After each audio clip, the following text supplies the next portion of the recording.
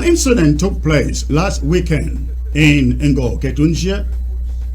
3 civilian-owned commercial vehicles, commercial trucks, were intercepted on the highway linking Ngoketunjia and Bamenda. They were intercepted by fighters under the command of General Sagon. But the problem isn't about the interception.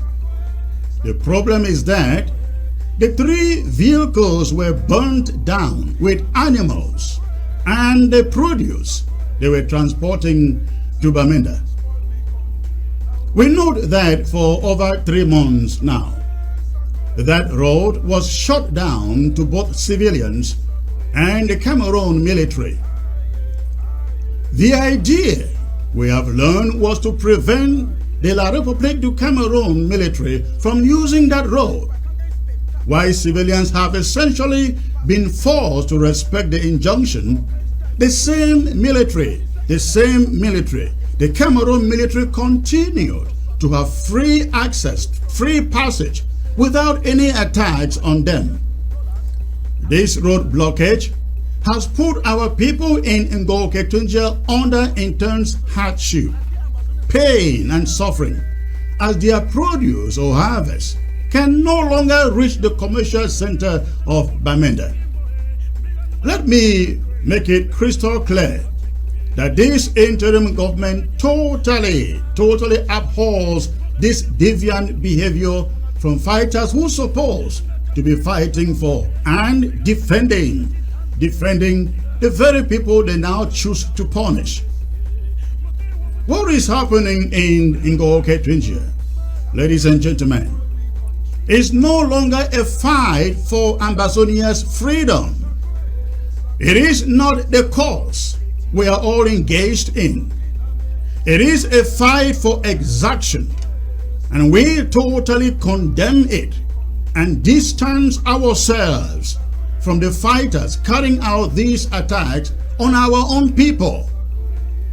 We ask these fighters under Saigon to immediately open up that stretch of the road to all civilians. We ask that with immediate effect, they should remove the blockage, reopen the road, and end the suffering of their own people in Ngoketunjia.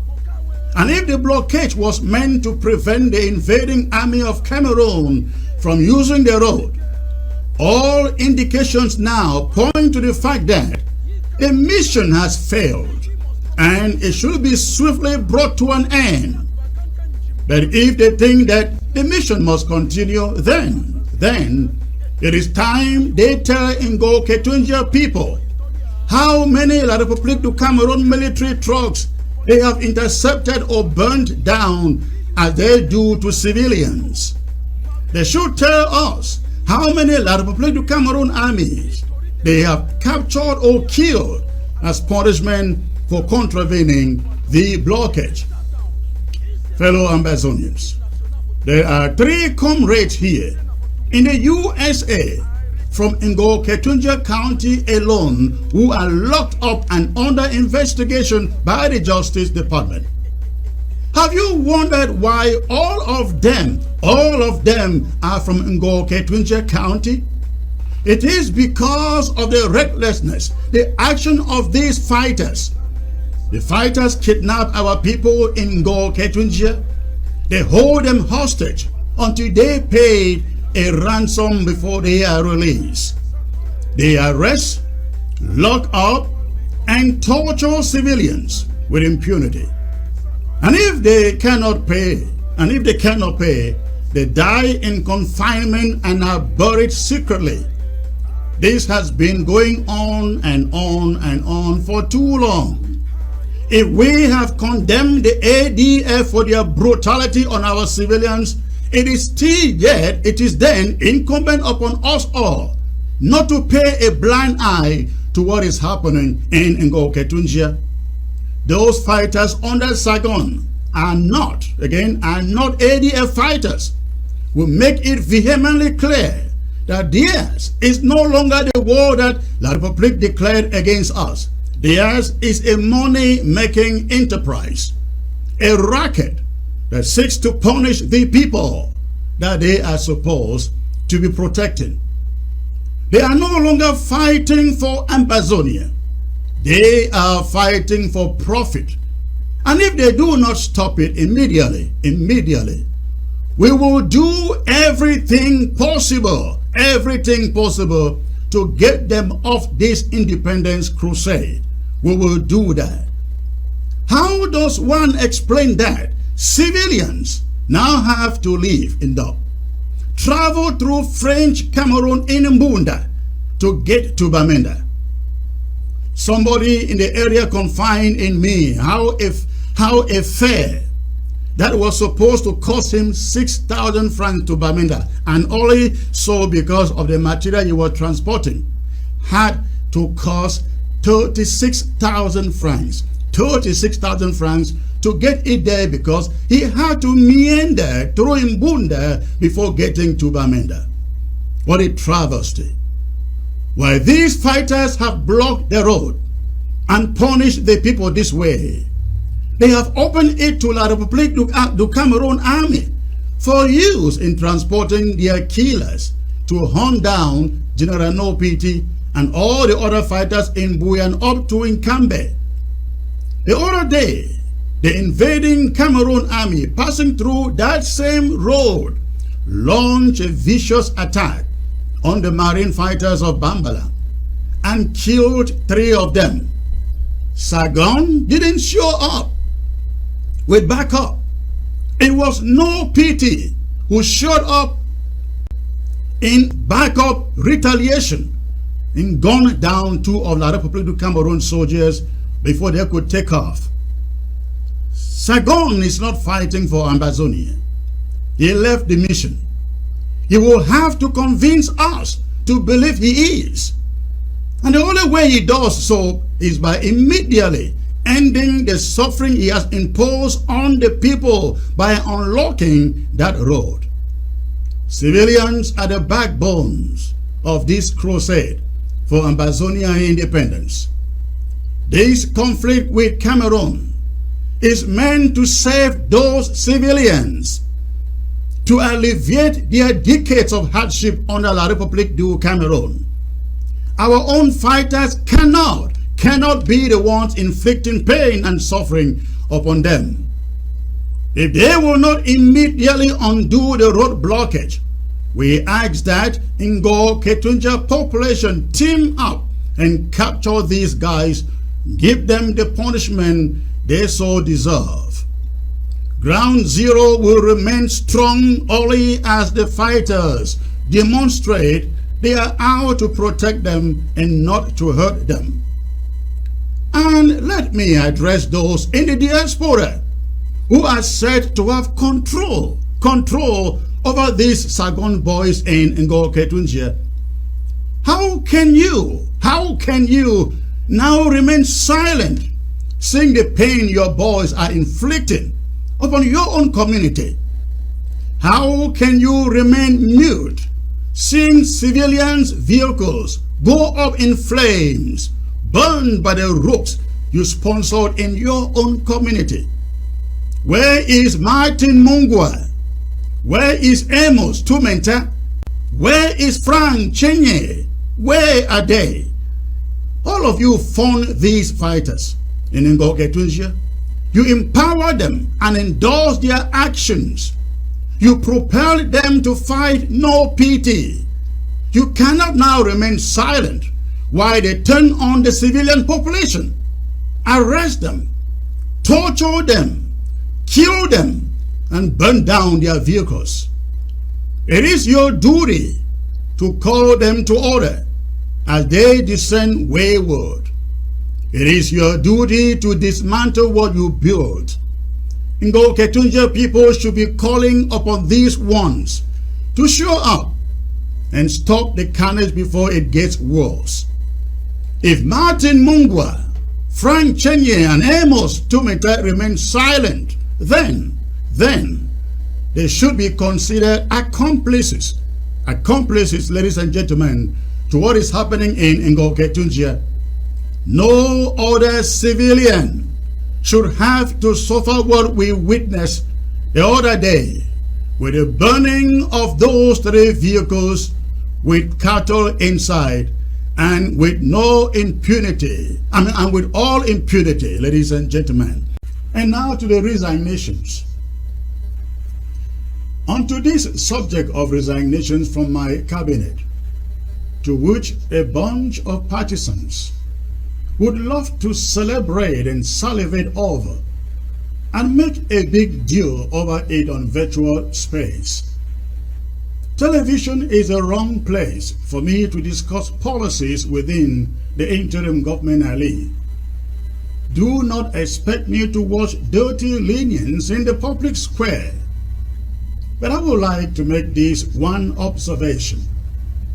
Comrades, resignations are to be expected in any and every establishment. They are norms that come with service. They have existed since the inception of democracy. Resignations are a measure of one's values system. It is also a test of one's capability to deliver or not to deliver. Resignations are also a test to one's integrity and democratic values.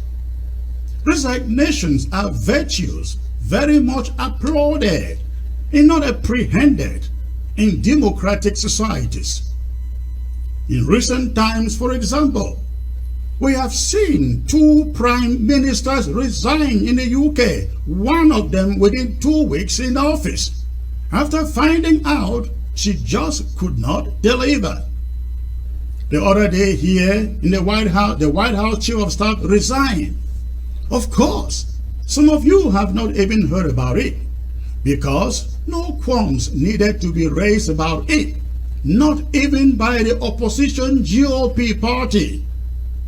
Comrades, listen to me.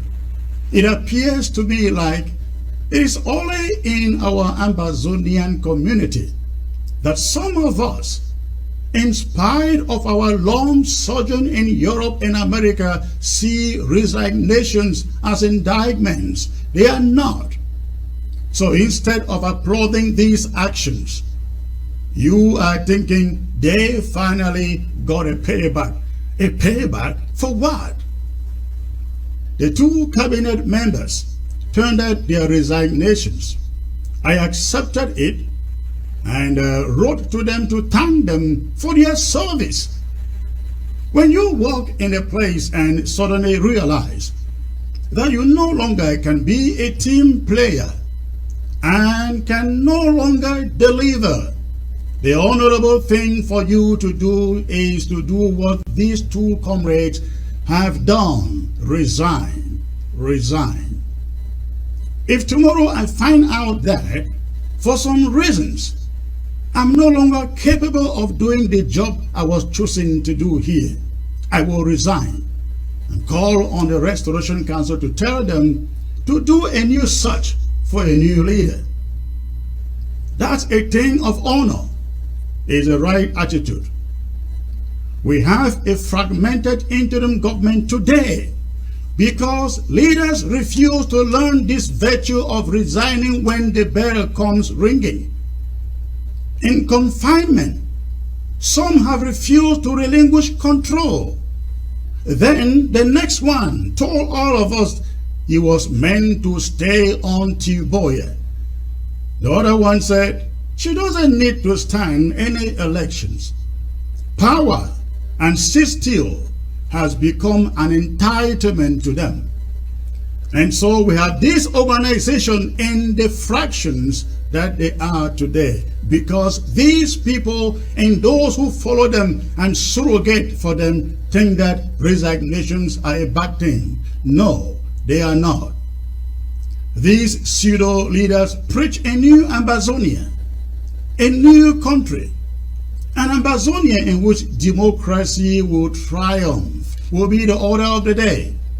But they sit just as tight as Paul Biya sits in Yaoundé. If without a country yet, leaders cannot humble themselves to leave, when the people want them to leave, or when they are removed or voted out or asked to leave. You think that you get them to leave? You think that you get them to Boya, they will ever leave after they start touching money? Of course not. Turn and look around you. Doesn't it concern you that the same names, the same old faces that we have seen all over the years are the same leaders we still have today?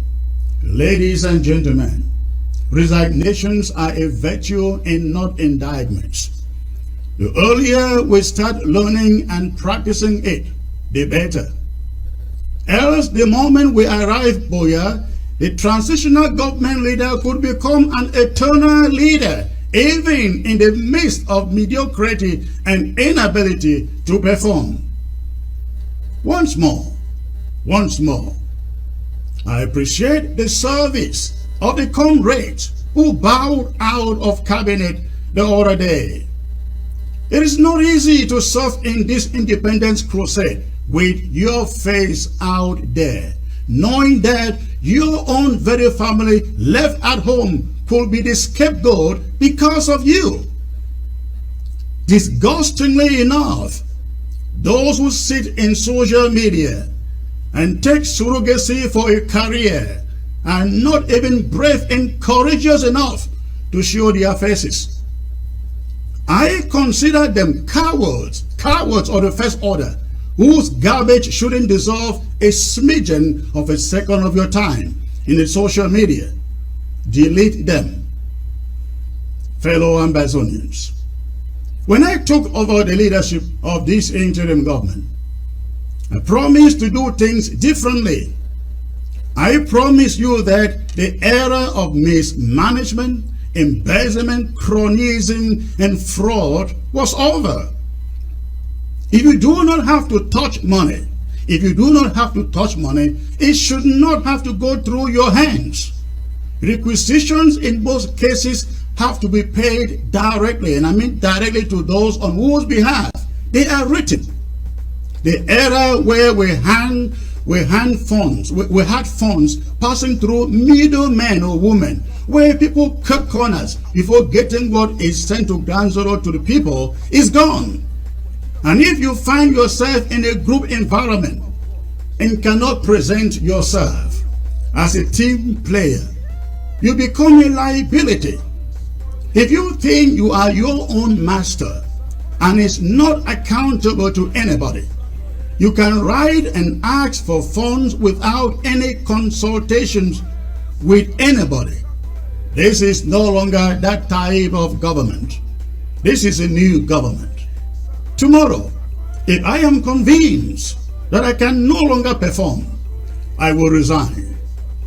But the way I approach it is very important.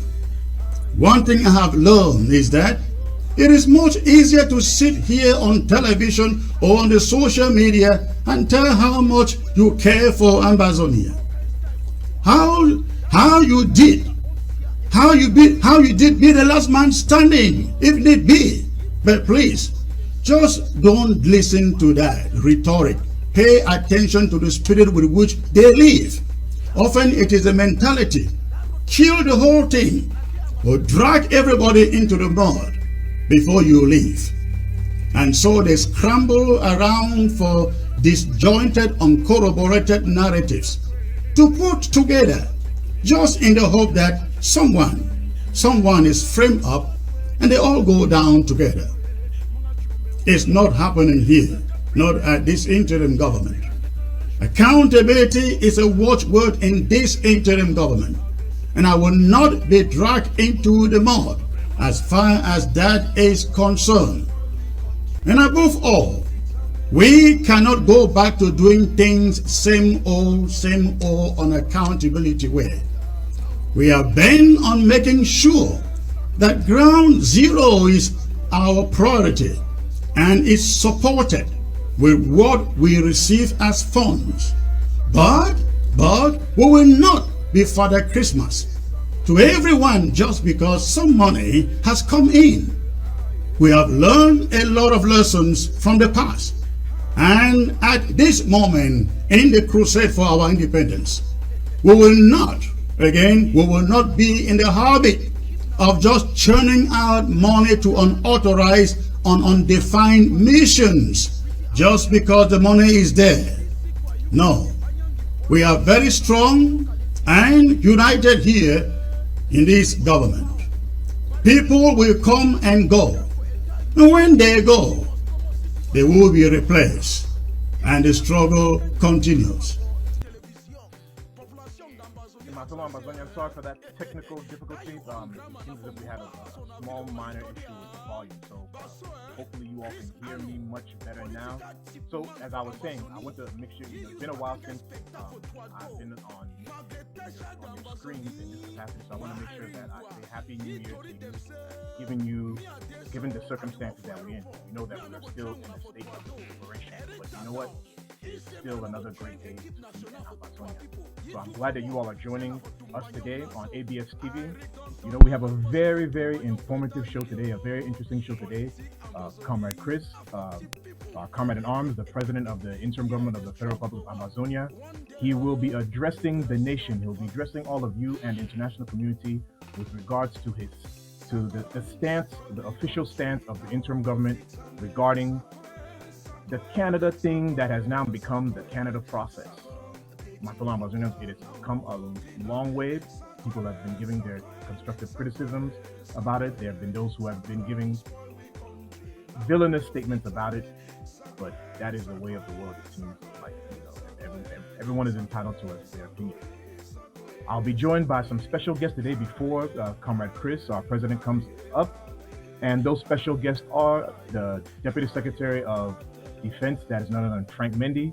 Our Press Secretary, Mike Fusi, will be joining us. And the SOS of Communications, he should be joining us today. I'm not sure if, I believe Frank should be on. Chairman Frank, he said, oh boy, you there?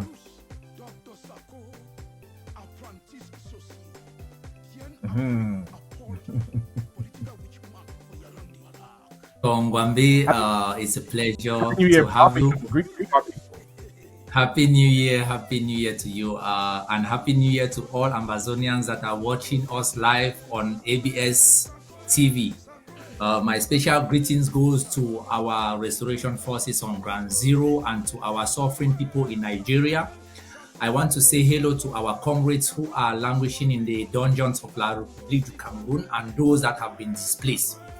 We say we are a people after the heart of God, and we trust God in what He has said, that Ambazonia shall be free. God has said it, no man can stop it. Thank you for having me.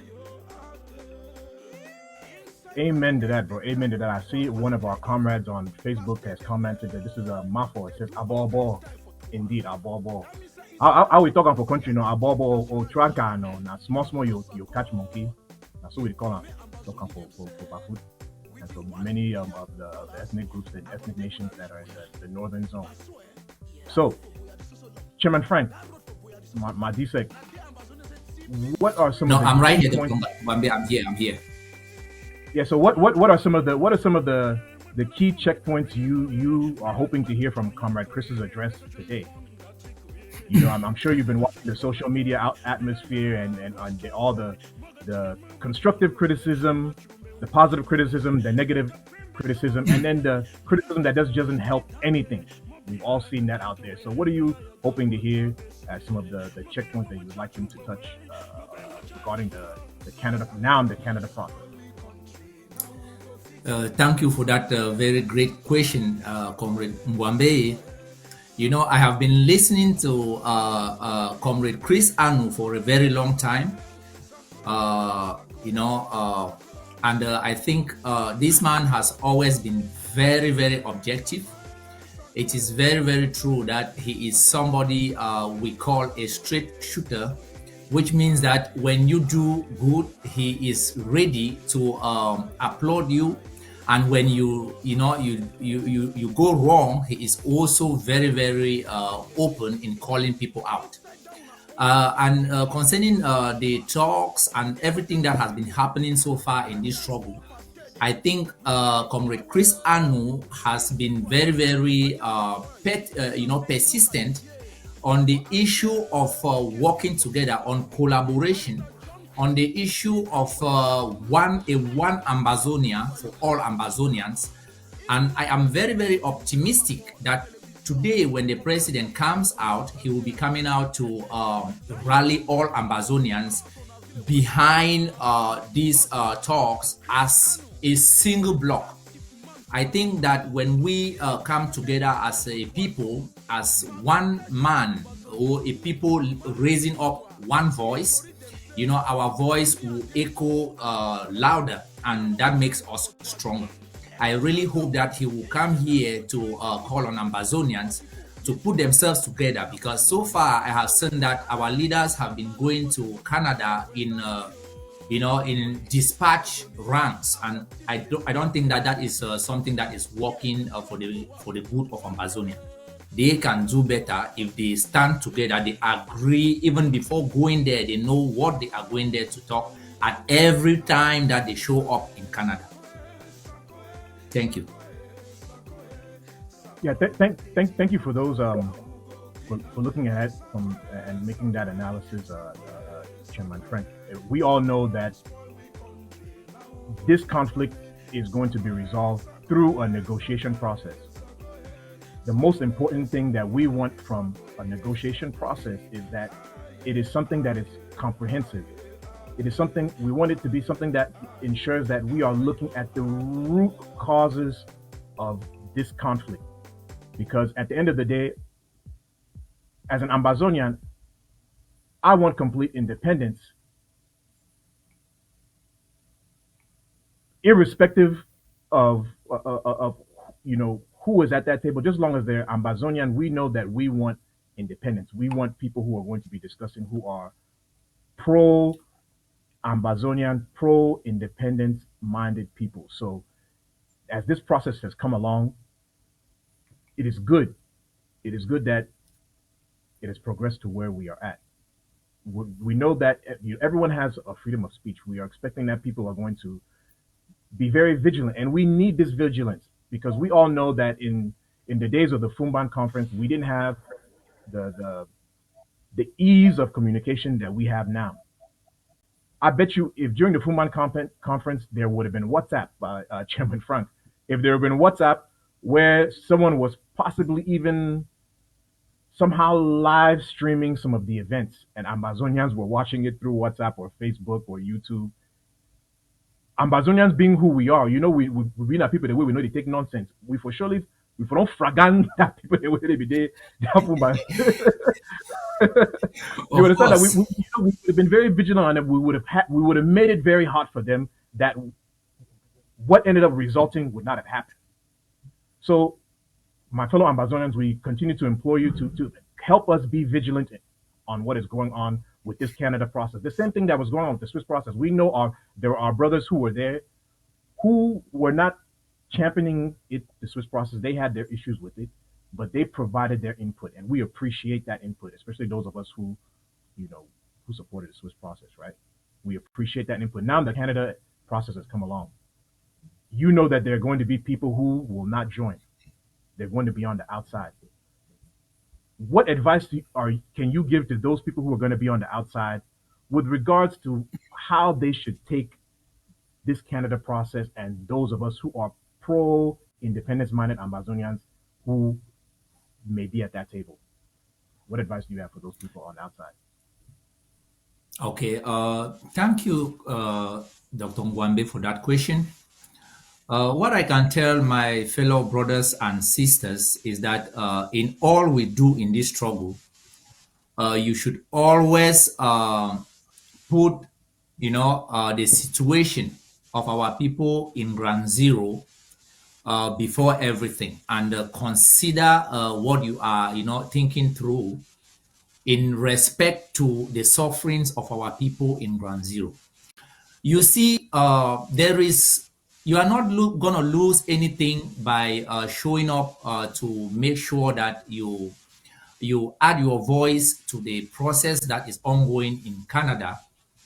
We only want to make sure that what comes out of that the talks or the process should be of the interest of the people of Ambazonia.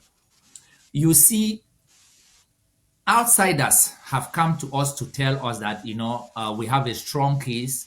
We just need to put ourselves together. And, we have a very, very clear case.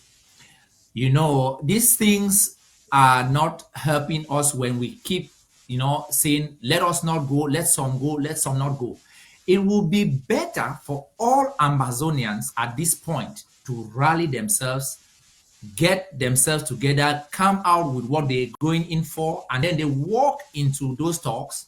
If we win, we are winning as a team. If we lose, we will come back with our heads, high, saying that we gave it a chance. We tried. It was not in the best interest of Ambazonia, so we back out.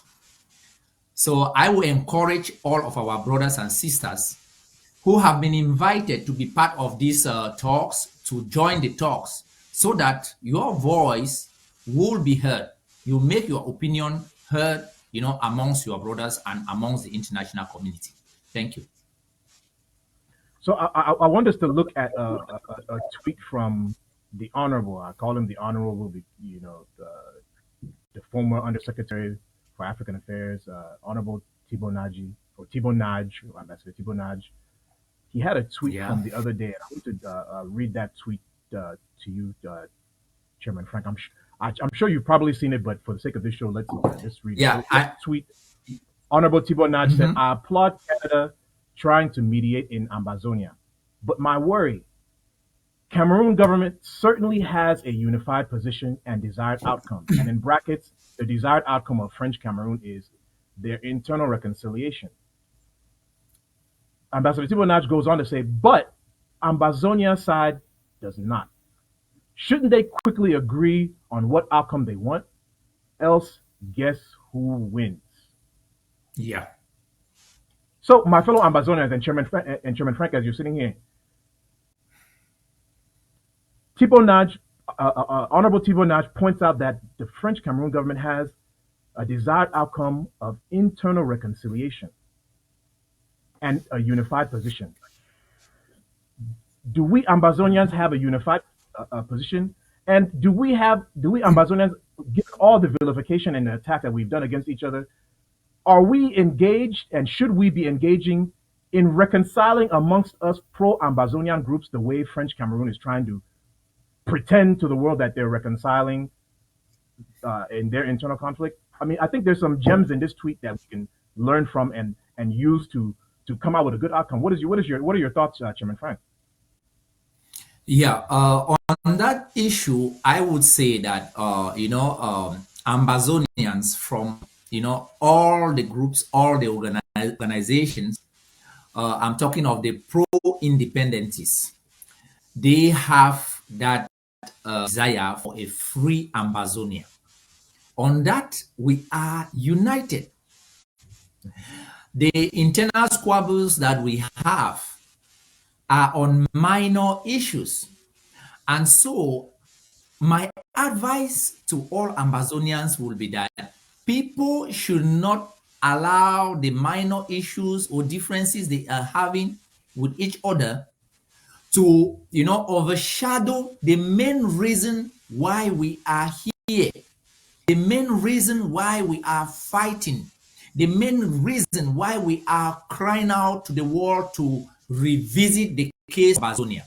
And so, because of that one Ambazonia that we have for all Ambazonians, all Ambazonian leaders who will be going to the talks should be able to meet. Every time they have to go, they have to be able to meet, come together, they meet and they talk about, what they should be going in there for. Because, of course, if we go in there as separate groups, I tell you, La République du Cameroun is a whimsical country, and France is a very, very manipulative nation that they can go around and buy individual leaders that are going there. They buy them off and they make people to sabotage our struggle. But if they come together and they are moving in their block, I tell you, the decisions that they will be taking there will be decisions that they must have talked about as Ambazonians, agreed upon, and then they walk in there, with a common goal. This would be for the interest of Ambazonia. This struggle is for posterity. Please, Ambazonians of this never again generation, do not repeat the mistakes of our forefathers that led us to where we are today. We have suffered for so long. I think, it is time for us to take what rightly belongs to us in the right way as a people. Thank you for those statements, Chairman Frank. Again, my fellow Ambazonians, please continue to stick with us in about 10 minutes, which will be the top of the hour, 9 p.m. Amba time. Our comrade in arms, President Chris Anu, will be giving his address and making his statements with regards to the official position of the interim government on the Canada process. I see one of our never again generation brothers has joined us, Comrade Mike Fusi. Ronano. So, Chairman Mike is here. The one and only. Yes, greetings to our fellow Ambazonians. Greetings to you, Chairman Frank, Dr. Ngwambe. As you can see, I'm just jumping out of work and I'm trying to at least say a few words before Comrade Chris comes on. I don't know if you have any question for me, but I think as Chairman Frank was saying, it is very important that at this point we are speaking with one voice, one purpose, one objective to achieve in Canada, regardless of what background we're coming from. So I think the most important background at this time is the background of being an Ambazonian. Nothing else should be more important than that. So anyone going to Canada, I should have that as the main motivation to fight for Ambazonia and nothing else. Anything else, whatever differences we have amongst ourselves, will be sorted after the talks are completed. And I think at that point, it won't just be up to the leaders deciding what happens. It will also be up to our people on the ground who will have to weigh in on the way forward. But at this point, the main animal that must be caught is to make sure that we all get what comes out of Canada to be in favor of our homeland, Ambazonia. We've been yearning for this moment for so long. We cannot afford to budget. So those are my first words. I don't know if you have another question for me. Thank you. So, Chairman Mike, bro, you know say La Republic na bad this thing say conning people then. Bad this thing say conning people. They have somehow agreed, based on the statements that we've seen, they have somehow agreed to finally be at a negotiating table. Knowing their track record of cutting, what do you have to tell our brothers of the Ambazonian Restoration Forces, the Ambazonian Defense Forces, the Southern Cameroon Defense Forces, the Ambazonian People's Liberation Movement Forces, all the various forces that we have on Ground Zero, knowing how cunning La Republic is? Just because they're at the table doesn't mean anything. What advice do you have? Dr. Gwambe, one very important thing that our RFs, our defense forces should understand is this. This is not the moment to relent. Very important. This is not the moment to relent. We don't have anything yet. Knowing the track record of La République du Cameroun, to our fighters on the ground, they should close their ears and even forget that anything is going on. That is the position. They should forget that there's anything happening in Canada. They should continue pursuing the war in the same manner as it's been done up to now. We are not relenting with our firepower on the ground. We are not relenting with how we engage La République because they are not relenting. Up to today, they are still pursuing our people and killing them. So whatever is happening in Canada is completely apart from what should be happening on the ground. Because we know these people, the moment we relent and we give them some breathing space and every catch their breath, they will come back at us and crush us, and we say they never signed onto anything. So this is not the moment for us to relent. We have to continue firing on and putting pressure on them so they are serious when we are talking to them. As a matter of fact, the backbone to our negotiators that will be going to Canada will be our ARFs on the ground. They are the ones that will determine how that outcome, whether the outcome favors us or not. I want this to be very clear. The ARFs on the ground will be the ones to decide what outcome we get from Canada by their actions on the ground.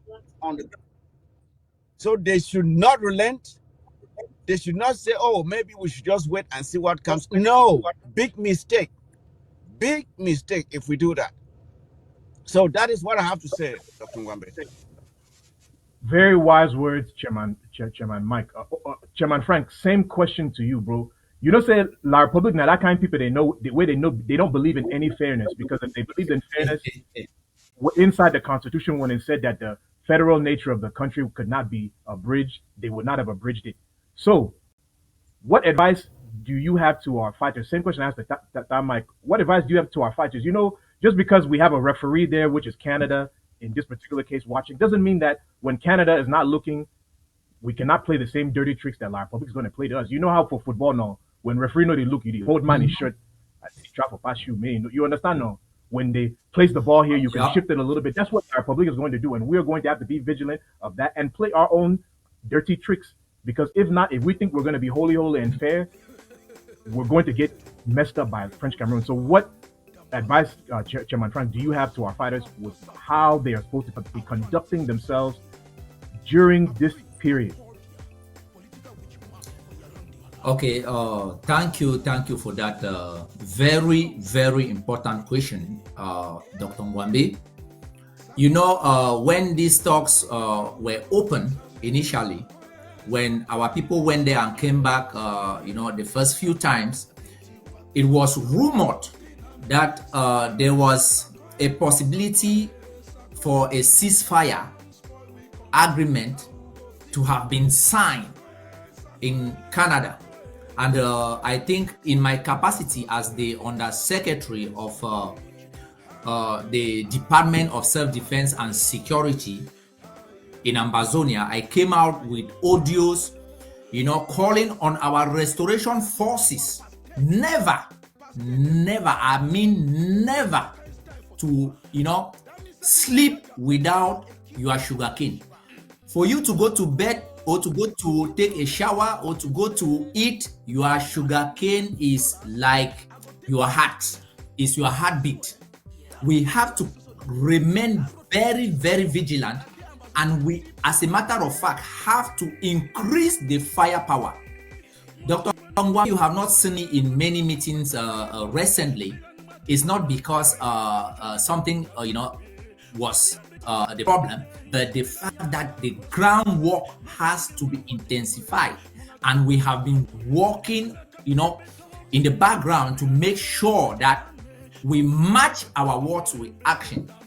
If you will permit me, you know, I will want to say here that the fundraiser of Friday, the 27th of January 2023, is meant to reignite the firepower on the ground. And if you want to listen to what our FMs, our generals, our colonels, our commanders, who are the freedom fighters of Ambazonia defending homeland and themselves, are saying, just take a listen to this audio. Commander, keep the affiliations of group aside. We will pray and say, may the leaders, will they be present for talk for Canada? May they be the people away. They will keep the group affiliations aside. They stand like the people of Ambazonia as a body. But if person talk say no, be so because na demanded or na demanded, you go play more in fighting. And some of our brothers where they get interesting, we did them on the ground. Now I know say that people are only for destroy the whole Ambazonia. Maybe pity the people who never go to school for over these 6 years. Maybe pity with mama them, with papa them, we never get access for anything inside the war for over 5 years. So we get for stand so strong, so that the neutral person don't start to recognize we get for support, and the support we all we the fight against the activity. I say me who are the power on the ground. Person way explosive counter. Person way get bullet made drone the attack. Like our brother transporter don't do for Kumba today. So all we get for stand on it. So I mean all the 13 states of Ambazonia may be active, so that this thing where we don't fight for 6 to 7 years so may go to an end, because we don't overstay for inside bush, and due to the man mentality where some way we get them.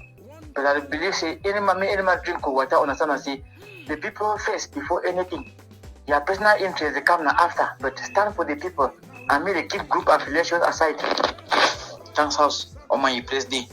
Shake no day because speaking with a compare canals with Bana, Hainia and far away, he die, he picking left back, he no get sense, he go follow the mama. So shake no day. Now go you one, he get power. Together we stand and divided we fall. I want we can have a year to away days house. Salama for all man. Okay, thank you very much, Dr. Ngwambe, fellow Ambazonians. This audio, we are one of the great freedom fighters in Mekam today. Now, one of the leaders for Ground Zero. And Chairman Frank, clearly, can yes. you hold on one second, because we are getting some breaking news that we're still digging deep into to find out some more information from it. But we're getting news that Renee Sadi was on CRTV, and apparently the Cameroon government is apparently distancing themselves from the Canada process. So my fellow Ambazonians, you all see the headlines that's come on the screen. We've just gotten this at our press desk. We're still trying to see if we can dig a little deeper into this to find out some information that we can come out and present directly to you with regards to the statements that are coming from the Cameroon government. But this would be an I want to say interesting, but it comes out to be, if we can 100% substantiate this, it's not going to be surprising. That's what I'll say. It will not be surprising if Cameroon government has done this. Comrade Chris, he'll be addressing this. Can I say something? These new statements after his speech. So, Comrade Frank, please come in. Yeah, look, don't be worried about what La République du Cameroun is doing or saying at this point in time. We are not going to Canada because La République du Cameroun is coming to Canada. We are going to Canada because as a people, we love peace. We will concentrate on the essential thing to do, and we will bleed La République du Cameroun to her knees. René Sadi, the Atangangis, the Ferdinand Gongo, and all of those guys sitting there, they will never, ever want this war to come to an end, because this war has opened up windows for them to be stealing and siphoning money from the Cameroon government. So do not expect anything. We will move on with our. You heard the general talking. He said the firepower should be increased. The firepower. He also talked about us, uniting and collaborating, keeping away all of our differences and always putting our people that have suffered for 6 years, and this is the 7th year and counting. So Dr. Ngwambe, if I just say one thing before the president comes on about that latest information you brought up there. Yeah, please come in. Bro, come in now. Yes. What I have to say is this. Like Chairman Frank has said, it is now an opportunity for us to show who is running away from the table. We know normally when there's a court case, the person that is not willing to come to court is normally the guilty one, right? So let us go to Canada and let the seat of La Republique remain empty. Whatever differences they have among themselves between John Good, the Sadi man, let them sort it amongst themselves. That is not our concern. When we go and sit there and they don't come, then we will know. You know, like you remember the story, the Bible's story of Solomon asking for a child to be divided, and one mother saying, "Than for you to divide." See, this is the time for us to show that we love Ambazonia so much, we are willing to sacrifice our own internal differences to come and sit down and talk. But since La Republique is the careless one, they want to tear everything apart. Let the world see it for themselves, how wrecked these people are. So we shouldn't worry about that. At the end of the day, we have a document being circulated that they signed on to end. Let Canada and the international community now deal with La Republique du Cameroon, and we will see how La Republique du Cameroon can thumb its nose at them, and they will continue to funnel resources to support La Republique after this. Let us wait and see. Let the story be true, that they are not willing to come, that they are beginning now to drag their feet because probably they've heard that Chris is coming. Now they don't want to come. Let us see what is going to happen in the days ahead. Whatever happens, it will be a win-win for us because it will show clearly who is a guilty party in this conflict. I don't want to take too much time from the Comrade Chris coming on. Thank you. Yeah, I'm still looking for the signal from the control desk with when he's going to come on. But yeah, I'm just going through the communique that is being shared around now. Again, my fellow Ambazonians, this is just coming in. We will dig a little, more into this to make sure that we substantiate this fully. But there is a communique out there with some of the seal from the Cameroon government on it that is being circulated now in the Ambazonian and French Cameroon social media space. So at the end of the day, I will not be surprised at all. I will not at all be surprised because I have always been very ambivalent about this whole thing. Why? Because those who are spearheading this thing are the young Gutes. I have not seen the hardliners within La Republique signing on to this deal because I have always said that the day La Republique comes and sits on the table, they are finished because there are only a few questions we need to ask them and they will not be able to answer. Let them come and sit down. If they know they have a clean case, let them come and sit down. Let them come and sit down. That's what we're waiting for. One thing that is for sure, Chairman Mike and Chairman Frank, is that I am eternally grateful to our heroes in Ground Zero who are making our strength be possible. In particular, I'm grateful to those who have performed actions this year. General Transporter, I hail you, my brother. Our brothers in my did some work recently.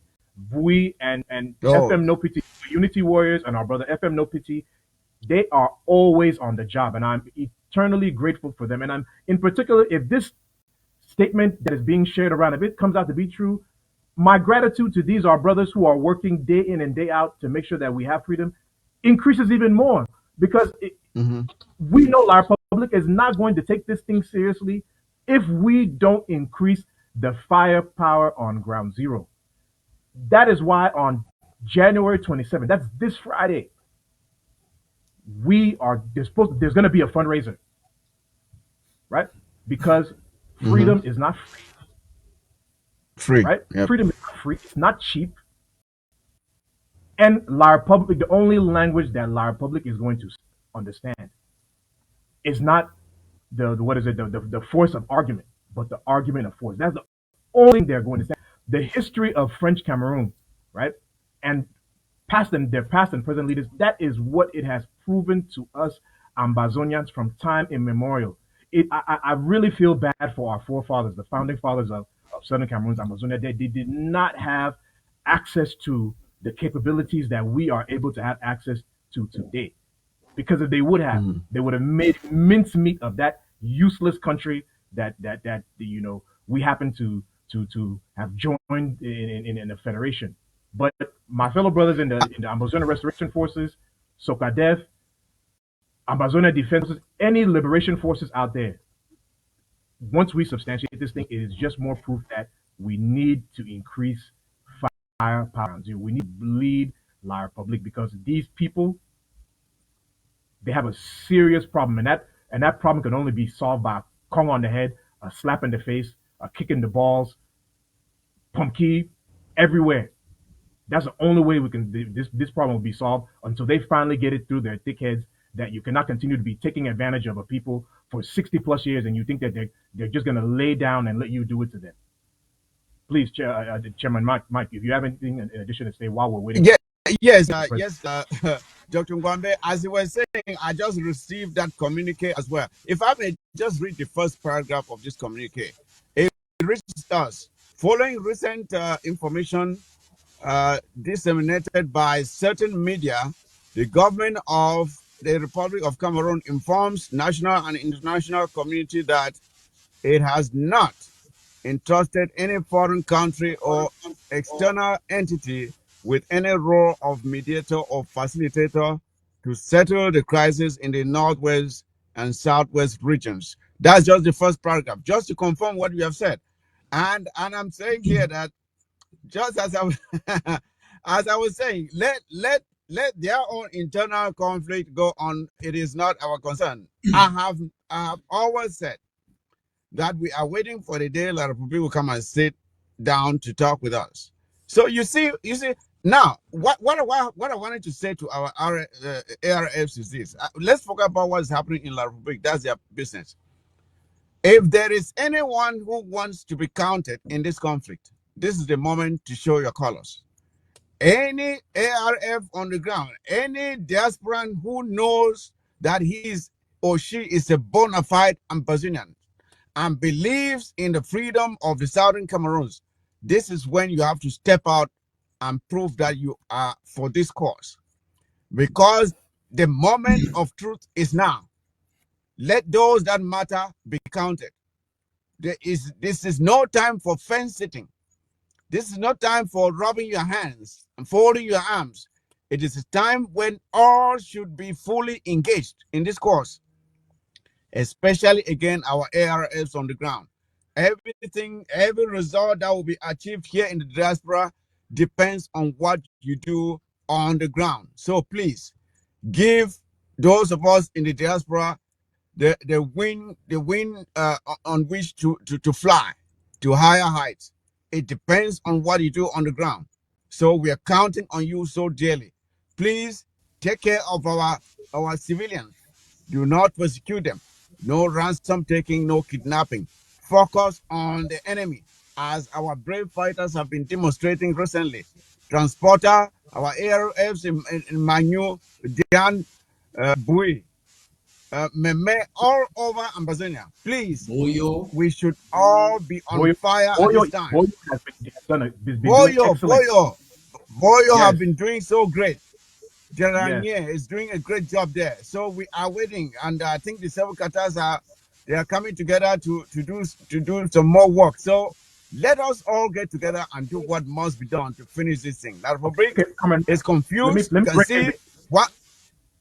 one day they Let are me break in, it. one day they are out. They are confused already. Yep. On my Media Prime, they just played it. They made the statement that the government is retracting its position, but my fellow Ambazonians, Comrade Chris, is not ready to make his presentation, so we are going over to him. Please stay with us as the analysis continues after the president's speech, please. Thank you.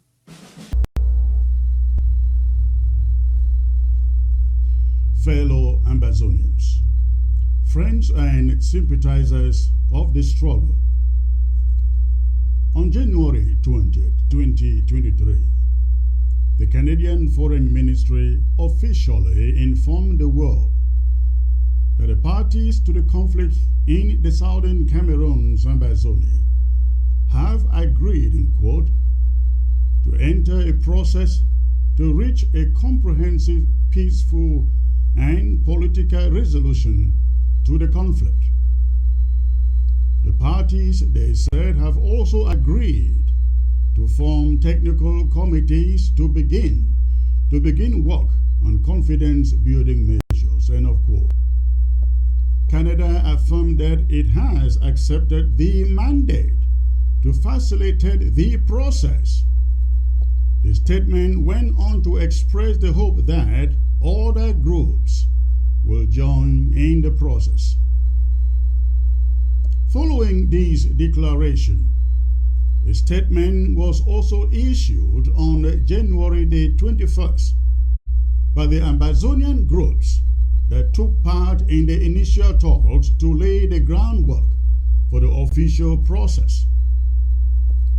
In this statement, they said that both parties have signed a joint declaration of commitment, committing to a mediated process from which a comprehensive negotiated settlement shall emanate, and mandated Canada as facilitator of the process.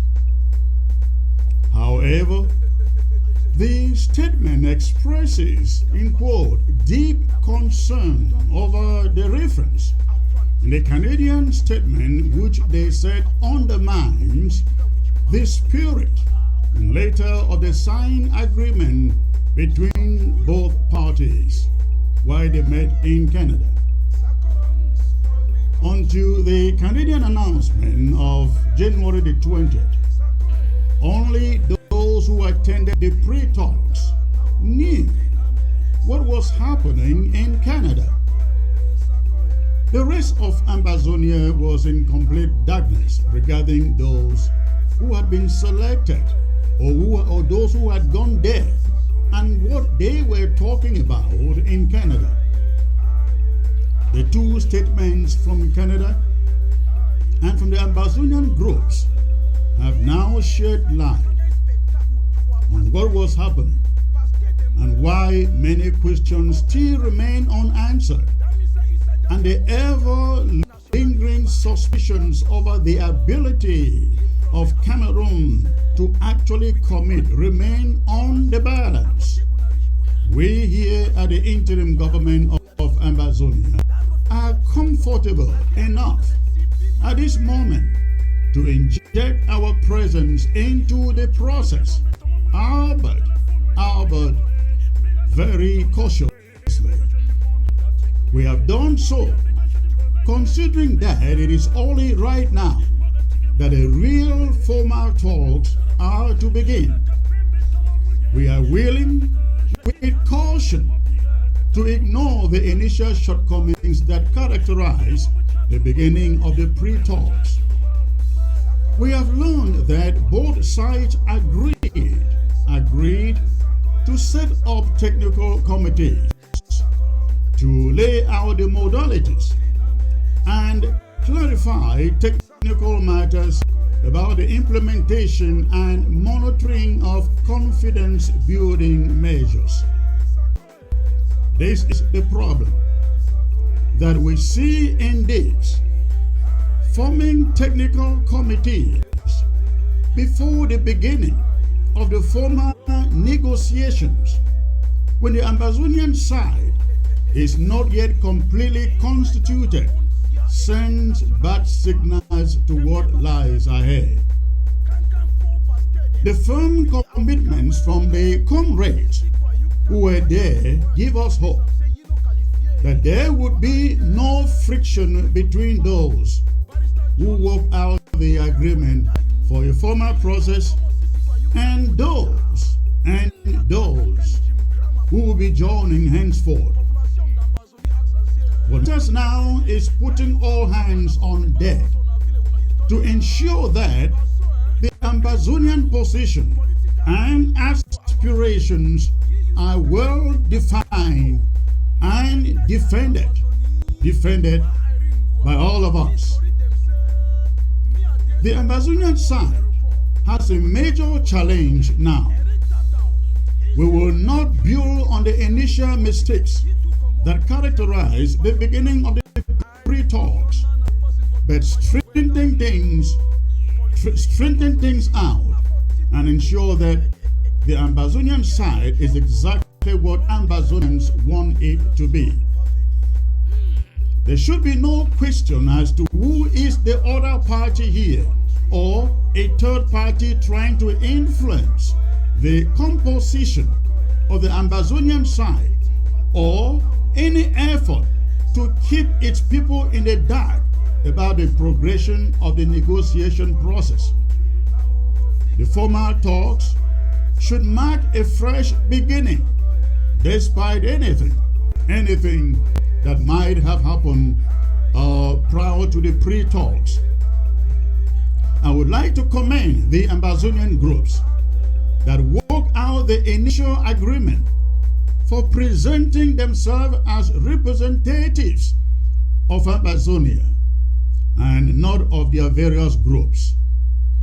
They have declared their willingness to make sure that the process is all-inclusive of all independence-leaning Ambazonians, and they are appealing to all other groups in Ambazonia to work together to support and to strengthen the process.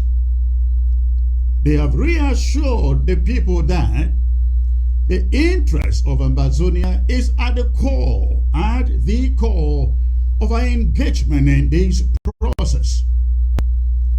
The need for Ambazonia to be seated in the negotiation process simply as one party, ladies and gentlemen, and not as individual groups that initially participated in the pre-talks, cannot be overemphasized here.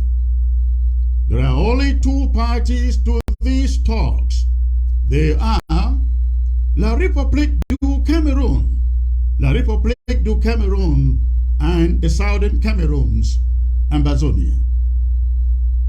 The Cameroon side is made up of every shade of opinion than independence, and the Southern Cameroon's Ambazonia side, in many groups, is made up of a united team with a united stance for a free and independent Southern Cameroons. People should be free to express themselves and be represented by any of the two parties, that is, La République du Cameroon and the Southern Cameroon's Ambazonia. Nothing like civil society groups or federalists and so on. They know their sides.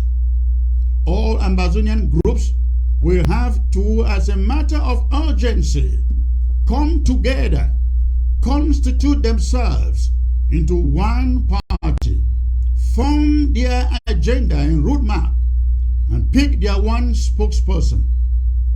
Although the Canadian announcement lists certain Ambazonian groups, such as the Ambazonia Governing Council and the Ambazonia Defense Force, the African People's Liberation Movement and the Southern Cameroon's Defense Force, the interim government, and the Ambazonia coalition team. It is noted that these groups may be parties to the pre-talks, or they may have been parties to the pre-talks agreement, but they are not. Again, they are not parties to the conflict. None of these groups has any conflict in their own standing with Cameroon, or in their own name with Cameroon. It is only Ambazonia, or the former United Nations territory of the British Southern Cameroons, that has a conflict with Cameroon, not the interim government, not AGOFC, not Maurice, not the SCNC, but Ambazonia. All the groups would have to represent and speak in the name of the territory, not in their own names, not as the interim government, APLM, SCNC, RUA, you can name the rest.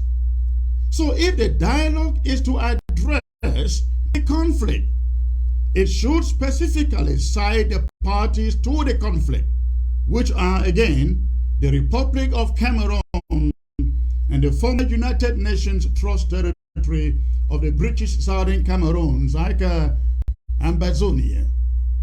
There will never be any possibility that each of our groups can sign a separate peace agreement with La République du Cameroon as if they own a territory or without reference to Ambazonia. It is now clear, ladies and gentlemen, therefore, that a formal process of dialogue is to begin, and that Canada will be the facilitator. The most critical conditions for dialogue to hold have been met. The need for dialogue to hold outside of Cameroon is met, and in a neutral country, and secondly, that the dialogue should take place before a third party, that one too, is met. Now that everything is in order, there is no longer any reason not to be there. We are therefore going to join our colleagues to ensure justice is done to the people of the southern Cameroons who have suffered undue injustices for decades. The question of the exactitude of the wording of the Canadian announcement is of secondary importance at this moment. Only the agenda, ladies and gentlemen, agreed upon by the two parties matters now. Whatever La République du Cameroun or Canada says does not prevent Ambazonia from coming up with its own agenda that will need to be discussed and agreed upon before the process begins. We should, at least for now, ignore the semantics and focus on the substance, which will depend on what we do from now, from today. I therefore, on behalf of the interim government, want to emphasize the urgency of Ambazonia to come up with its own team, not groups, and its own agenda before going to Canada. Ambazonia should not be seen in Canada in groups. It should be a team of well-vetted technocrats, experts, not representing the groups, but representing Ambazonia. The groups should form a council and remain in the background, giving counsel to the technocrats, the negotiation team. That's our position. The groups would have to come out only to endorse the final agreement if and when one is reached. In this regard, we will join and facilitate all efforts to rally all leaders so that we work out the specifics of our agenda and our team before the process starts. For as long as this is done, you can trust that the interim government will stay the course and render our best participation, ladies and gentlemen. But if people choose to go there in fractions or factions, in groups, we at this interim government will not hesitate to pull out. And I mean that. Lest we forget, this struggle isn't about groups. Groups have played very important roles. But right now, at this moment, it is about Ambazonia, and it must be about Ambazonia. If every Ambazonian agrees with this, then this is the moment you rise up like one man and exert the necessary pressure for Ambazonia leaders to sit on that process as a team and not as groups. Let's put grandstanding in politics aside. When you get to Boya, you will have enough time to do politics. But for now, let's unite and beat the hair out of the enemy and grab back our country. Let me assure our people that stopping the war is not the solution we want. Stopping the war indeed is not in our plan, not until our goals are attained during the process. We cannot talk about a ceasefire. We never open fire. We did not declare war. It was declared on us.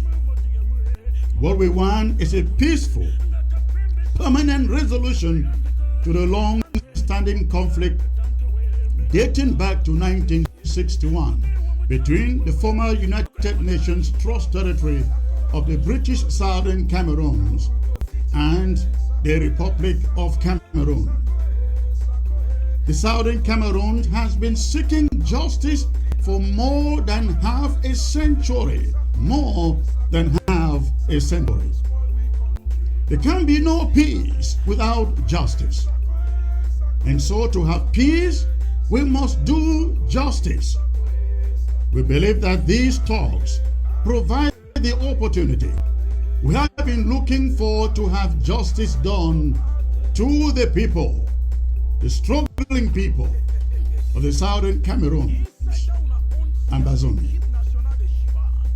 Beyond the incomprehensible differences between La République du Cameroun and the Southern Cameroon's Ambazonia, the two parties at war, let us remember that we are all Africans. How can the children of Africa be butchering each other? What is the reason behind the carnage in Ambazonia? Let us all look to the happy and prosperous future for these two peoples once they are liberated from the bondage of war and imposition. Ambazonia does not, again listen to the sound of my voice, Ambazonia does not and will never claim an inch of Cameroon territory or to take anything away from her. We seek only what is ours. Let there be justice to our people, and the sounds of the gun will be forgotten in memory.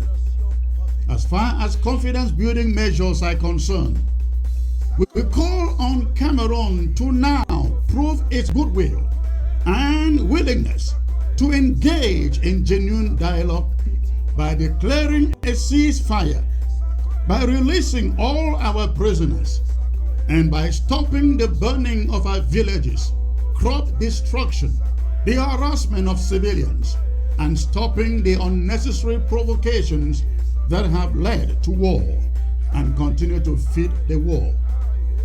If Cameroon declares a ceasefire today and releases all our prisoners, political prisoners, every Ambazonian in their gulags, that would be the end of the confrontation, because Ambazonian fighters do not go out to attack Cameroon soldiers unless their counties are attacked and their people tortured. Yes, there is no reason for the fighting to continue if Cameroon takes these needed steps to end it, even though that will not end the conflict. To our long-suffering people, civilians in the territory, we praise you for your endurance and sacrifices. We must right now renew our determination and sacrifices to see a free and independent Ambazonia. Nothing in the world is equal to the freedom God Himself has given us. I call on all Ambazonians today to please, to commit this period and the process to prayers. I urge us all to increase our funding for the liberation effort, because nothing, zero, is yet won. I exhort our fighters, all the Ambazonia restoration forces, to elevate their vigilance, knowing the country we are dealing with has never kept promises. The Ambazonia fighters should know that the battle is just beginning. No one should go to sleep. Ambazonia will only be liberated on the strength of our unflinching determination to spare no effort until we can breathe the air of freedom in a free and independent southern Cameroon's Ambazonia. Ghost towns will be intensified. We have since banned the celebration of 11 February and others. It stands. There is no better weapon we have at our disposal like firepower. Why we give Cameroon a chance with this Canadian process? We must elevate, we must intensify our fighting ability on the ground. We are not free, ladies and gentlemen, until we are free. I ask all of you Ambazonians and sympathizers to please, I'm begging you, join us. Join this interim government on Friday. Let's put our hands in our pocket. Put funds together to elevate firepower on the ground and stop their fraudulent 11 February celebrations in our territory. Imagine the kind of message we would have sent to Cameroon if we can put enough ammunition in the hands of Ambazonia restoration fighters to intensify ground zero action. Having said that, the interim government commends Cameroon for at least being willing to settle this matter on the table as it ought to have done from the very onset. Slaughtering Ambazonians is not the answer, will never be the answer to Cameroon's decades of occupation and oppression. We urge the international community to midwife this process patiently until it bears fruit. The international community cannot continue to act like harlots in this case. Yesterday it was the Swiss initiative and they all told us they were all in.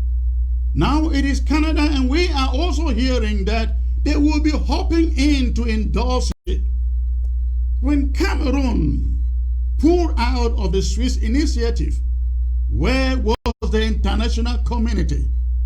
Not a single statement of condemnation came in from any one of them. We hope that when Cameroon, considering that keeping to promises has never been in our character, pulls out of Canada, that the international community will once and for all exercise the powers it has with drastic sanctions that compel Cameroon to respect engagements, international engagements. We thank the Canadian government and all international actors who have been supporting us, supporting the Ambazonian people for their untiring efforts to free our homeland. We know what we are fighting for, ladies and gentlemen. We know what our fighters have been killed for. We know what our towns and villages have been burned for. We know what our people have been incarcerated for all these years. We know why thousands of our people are in refugee centers across West Africa and the rest of the world. A free and independent Southern Cameroon's Ambazonia. Let the process begin. Long live the Federal Republic of Ambazonia. Short live the war.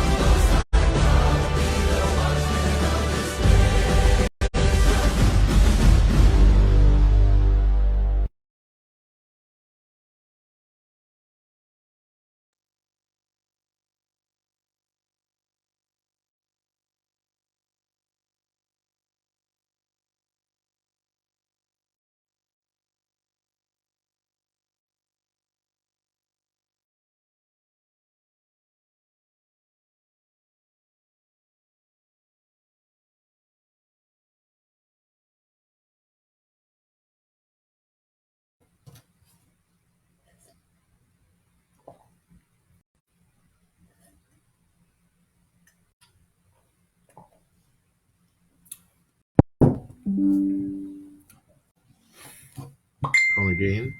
Are you there, Dr. Gombe?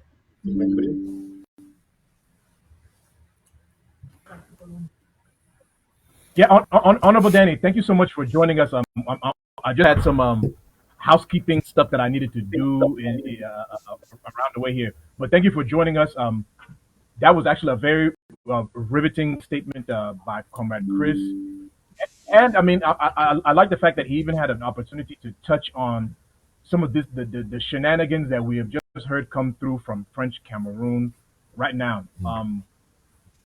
I believe I see Comrade Chairman Mike Fusi remained with us. I'm not sure if our brother Chairman Frank Mendy remained with us also, but I want us to go through and analyze the president's statements, and I also want to let Ambazonians know to stick around because our comrade in arms, that is Comrade President Chris Anu, he will be joining us to discuss these new statements that are coming out of French Cameroon. And my fellow Ambazonians, just to confirm that that statement from the government of French Cameroon that you all have been seeing in the social media space, it is a legit statement.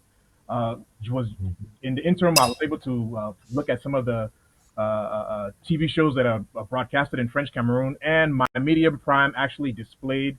They actually read the statement, so it is a legit statement. It's for the most part, it has been substantiated. So let's look at the president's statements made today. The first place that I really want to make sure that I appreciate the president for, and appreciate the movements, groups, organizations who were at the Canada process, is that I want to really applaud Comrade Chris for continuing with his conciliatory tone. I really want to thank, I don't know if you all, I'm going to start with SOS Danny, since he's the newcomer on the program. SOS Danny, I don't know if you took note of that, if you had a chance to hear it. Comrade Chris's conciliatory tone is his continued approach of extending a hand of fellowship to, our brother John Ba Akuro, Comrade Ayabacho, Comrade Dabney Yarima, and the other stakeholders who were engaged in the discussions behind the scenes that have led to what we're now referring to as the Canada process. What is your opinion of this conciliatory tone, and do you feel that is needed, especially since this coalition, there's a need for us to unite and operate as a coalition? What are your thoughts on the tone, Honorable Danny? Yeah, thank you very much, Dr. Ngwambe, for that question. That's a very important question. It takes unity for us to be able to achieve much more. Even the Bible says that one shall chase 1,000 and two 10,000. So the more we unite, the more we are able to achieve, our goal. And yes, not everyone might join as we wish, but at least once we have the majority and the most part of it, that helps to go a long way. I think our comrade President Chris has been very, very consistent in doing his best to make sure that we find a way to bring people together. And I think that's also the message of this interim government, where we've always done our best to see how we can unite.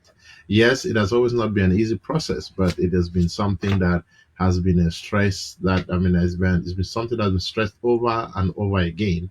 And the president has been really on the forefront trying to do that. We're not just saying these things because we want to say them or to feel good, but in practice, this is a reality that has been going on. And I think right from the time where the president was inaugurated up to this point, he's been consistent in calling out for unity, and calling out for us to come together. So yeah, that's a good question, and I think really that is what interim government stands for, and it's what we'll continue to stand for. So like somebody had said some time ago, that we should remember that there are people who are suffering ground zero. There's so much that's happening, and the earlier we unite ourselves together, the better for us to get to our destination. Thank you very much. Yes, I really want to make sure that we really entrench this train of thought. So I want to continue with this, talking about reconciliation, because we saw in Honorable Tibonaj's tweet that he spoke about how La Republic is engaged in its attempt to reconcile their own country. And then it makes you wonder why we Ambazonians are not finding a way to reconcile amongst ourselves and come up with a united approach, which was one of the things that Comrade Chris spoke about, and even Honorable Tibo Naj has been talking about. Many people have been talking about us, uniting. So over to you, Chairman Frank. What is your appraisal of the conciliatory tone, and why do you think it's necessary that the leaders continue to show that they are, to first of all speak that they are willing to make amends with each other and work each other, and then they have to start to do the work? Why do you think that is important? Let's talk about that, please. Okay, thank you very much for that question. I think the answer or answers to that question are pretty simple. Look, you are not a leader until you are serving a people. As a matter of fact, a leader is a servant. And at this point in time, the people of Ambazonia, from ground zero through the refugee camps in Nigeria to the diaspora, are crying, are literally begging on our leaders to unite and to collaborate. So it is incumbent on everybody who calls himself or herself a leader to listen to the voices of those that have mandated or given him or her that opportunity to lead. As a matter of fact, our leaders are our employees, we the people. In Ambazonia, power will be for the people, by the people. And so, just like Honorable Danny said, God says, one person can chase 1,000, but two can chase 10,000. This is an exponential growth. It is not multiplication. And we are talking here, like he said, Honorable Danny, not all Ambazonians will come on board, but at least for those of us who are claiming that we are fighting for the freedom of Ambazonia, we are already on the boat, we are on the waters. We should therefore leave our very, very little lifeboats and jump into the ship and sail, our country through this mess.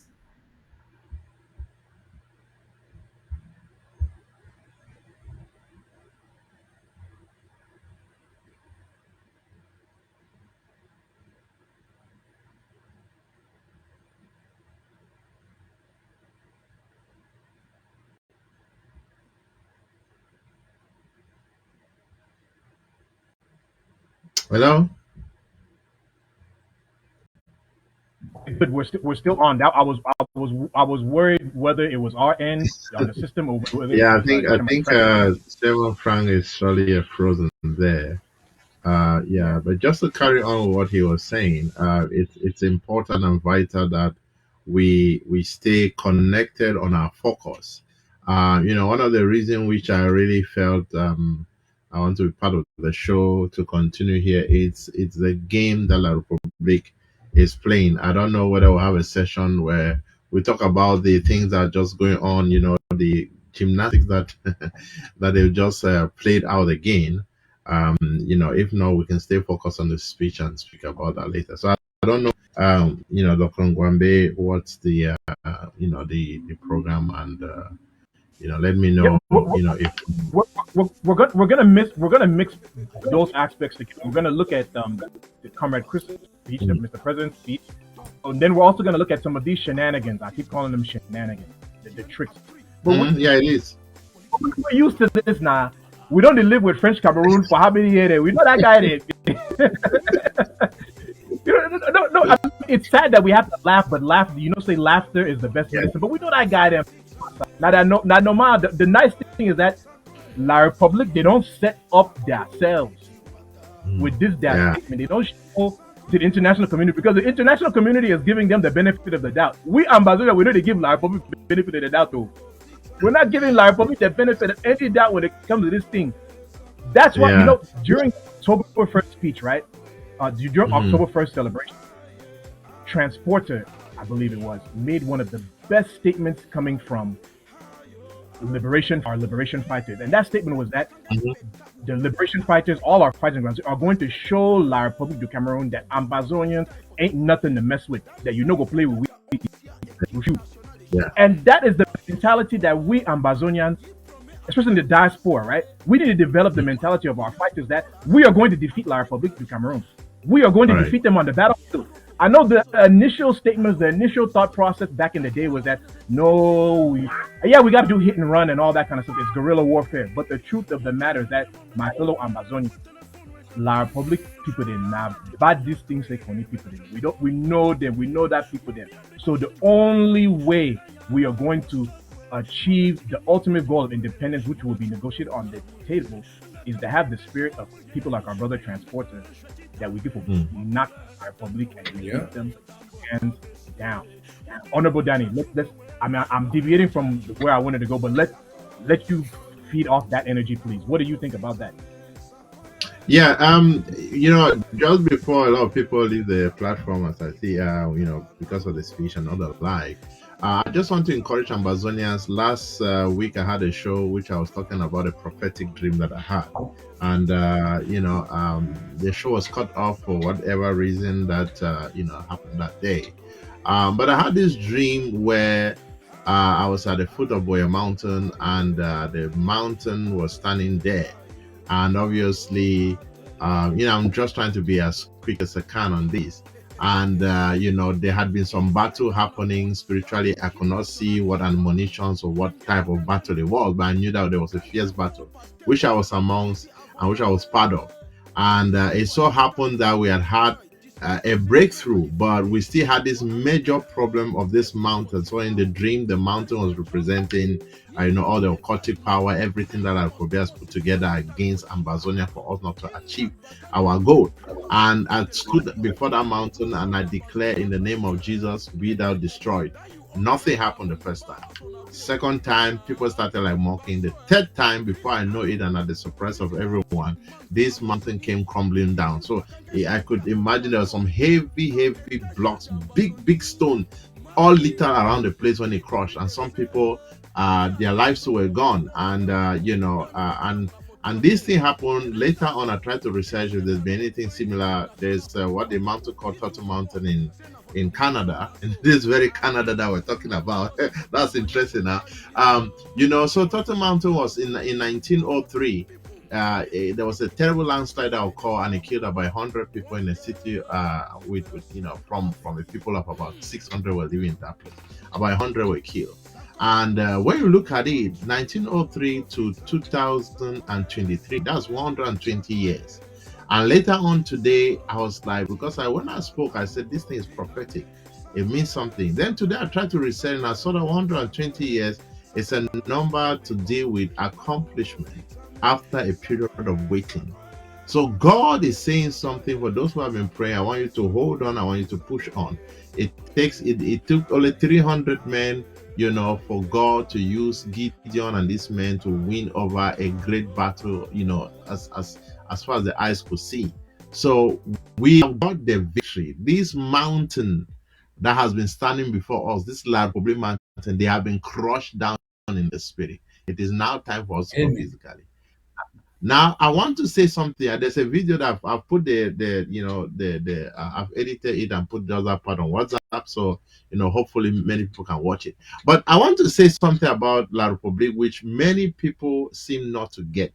They are masters of delaying tactics. In their football, they are masters of delaying tactics. You look at the Swiss talk, masters of delaying tactics.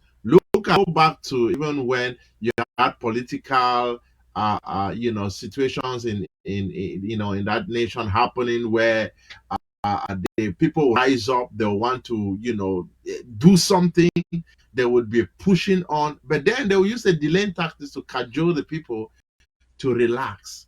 It's almost the same thing.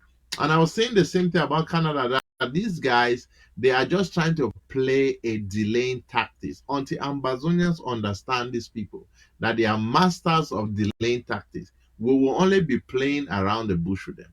Now, guess what? When did they leave the Swiss talk? Just around the time President Chris was inaugurated as president. That's the time that they left the system. Now that the interim government is now saying that, okay, let us now look into this matter of Canada. They now come very quickly, knowing this very day that he was going to come and do a talk. They came quickly and say, we withdraw. Not only withdrawing, but saying that nobody has been assigned, no country has been assigned to do peace talk. But that is not the story. And really, like you said, my brother, they have put themselves in some serious trouble. They don't even realize, because they think that this war is some joke. They don't know, they don't know before whom they are fighting. They don't know that Ambazonians have been ordained by God. These people that you have as Ambazonia, we, this generation, are those that God has ordained to take that nation. So whatever they do, they are just weak before us. Let me hand over to you before I continue, my brother. I mean, you raised some excellent points, and I don't know if I want us to switch over to Comrade Mike Fusi to see if he's still on, because I want to get back on the track with regards to um, this extending this hand of fellowship and making sure that you appreciate your fellow comrades in the other movements. Comrade Mike, Comrade Chris's statement today about the Canada process, he said that he commended the other movements, groups, and organizations for their efforts at the Canada process and them trying to function as one group. And he's encouraging that as we come together and function as one group. Comrade Mike, looking at what French Cameroon is doing to us, all their delayed tactics, what is the importance of our leadership, and even those of us who support the leadership, in us being conciliatory to each other, in us being able to talk and find ways to work to each other so that we can outsmart Cameroon. We know that French Cameroon has a habit of going to various groups, making deals with them to defeat the opposition parties in their country. Why can we, as Ambazonians, not why can we not engage the same kind of tactics so that we can build more unity amongst us, so that they will not be able to thwart us, so that we can outsmart them and take advantage of this thing that they've done by distancing themselves from the Canada process? What are your thoughts, please? Yes, Dr. Ngwambe, and I would like to, first of all, say this. I welcome the question that you have brought forth. And one thing I want to say, first of all, is this. I know that initially when this talk started, statements were made within this interim government as to the ambivalence about the commitment of La Republique to these talks. And I'm not saying we are not withdrawing our concern about their commitment, because I think it is beginning to show exactly what we were concerned about, that people cannot be trusted. But whatever criticism we had of our comrades there was to give them the spine to withstand and to make sure that they stand for the right thing, which at the end of the day, they did exactly that. So those criticisms were well formulated to achieve the desired result that we can now have. I just want to make that very clear. Now, in terms of the Comrade Chris's demeanor with vis-a-vis our comrades who were there negotiating on our behalf, I think this is something that he's demonstrated ever since he was elected to lead the mantle of leadership of the IG. It is nothing new. He has always stood for collaboration with others. The prime reason why he fell out with Dr. Sako initially, you remember. So it is nothing new. He has always wanted us to open the doors for others to come in so that we join hands and work together. And in terms of leadership, you have to, there's one characteristic of all great leaders in this world that I've known. If you look at the greatest leaders that we know in this world, they have one characteristic that defines them, and that is humility.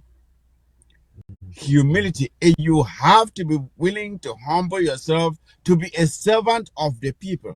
Because when you humble yourself to be a servant of the people exalt you, they lift you high. But when you exalt yourself, they bring you down. The Bible says even that. When you look at the example, I think one of the greatest leaders we've ever known is Jesus. Jesus was a great leader. He humbled himself. He bent down and washed the feet of his disciples. And that is why he was so revered. He was loved. If we look at even some of the leaders around, look at Nelson Mandela, a very humble man. Look at John Magufuli. He was humble. Look at Martin Luther King. He never beat his chest and said, me, me, me, me. No. When you want to be a great leader, you must be able to embrace this one virtue, humility. Humble yourself, be a true servant of the people, and you will be exalted. Now, when it comes to the behavior of La République de Cameroon, surprise, surprise. Are we really surprised that we are seeing this? No, I'm not. And I know many Ambazonians are not surprised either. Because this is and now this statement that is coming out, how embarrassing can it be?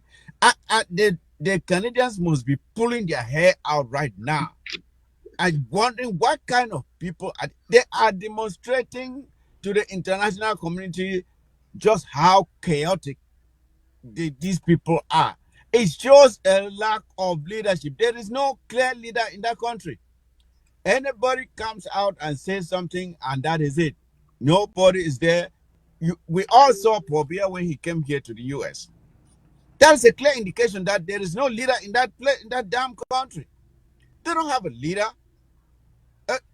Are you sure that there was a cabinet meeting that held before this so-called press release that we are talking about now was sent out? I can assure you that not everybody is in on this press release that has been sent out. Does John Gute know that this thing has been? Was he aware before this thing was sent out? I don't think so. And he is yet the prime minister. You can imagine the chaos. You can imagine the chaos going on in that place right now. Huh? Yeah, Chairman Frank, I'm going to bring you in. Just let me bring you in. Let me cue you, right? So, Chairman Frank, you've heard what our brother Mike said, and our brother Mike has made a very astute observation. And Mr. President, Comrade Chris, I see you in. We'll introduce you in just a second, please. You've seen the astute observation that our brother Mike has made. Just looking at the Washington summit, where Dictator Biya did not even know where the hell he is, did not know when he should speak. You see, he is essentially pre-programmed. So when you hear our brother Mike make this observation and you tie it into that, you realize that there is some very funny business going on at Etuti. Chairman Frank, we've heard the calls from our president, from Comrade Chris, with regards to us, the different movements, groups, organizations, IGs that are going to be going into this Canada process, right? Whatever is left of it. And the need for us to speak as one man. The actions of La Republique today, right? Which we already know. My parents used to say in those days, na ekonoma, na the economano, right? That we've seen the economa. Have the actions of La Republique today, are they supporting what Comrade Chris has called for with regards to unity, Chairman Frank? Us speaking with one voice, acting as one voice, having a council and a team of that's a council and another team of specialist negotiators. Are they in your mind? Are they supporting this push, these statements that Comrade Chris made during his speech? Yeah, thank you, Dr. Mwambe, for that question. Before I take that question, you heard me laugh when Chairman Mike said that when he asked that, does the Prime Minister know about the statement Rene Sadi just put out there? You know, I laugh because some years back when I was still working in Yaoundé, I used to frequent the office of the Prime Minister. At that time, it was Philemon Yang, and he had Mr. Gogumu as his, director of cabinet. So I used to meet with Mr. Gogumu all the times. You know, Rene Sadi at that time was the Secretary General at the Prime Ministry of La République du Cameroon. Will you imagine that the Prime Minister used to sign, communiques or document instructions when they go down to the Secretary's, the Secretary General's office for,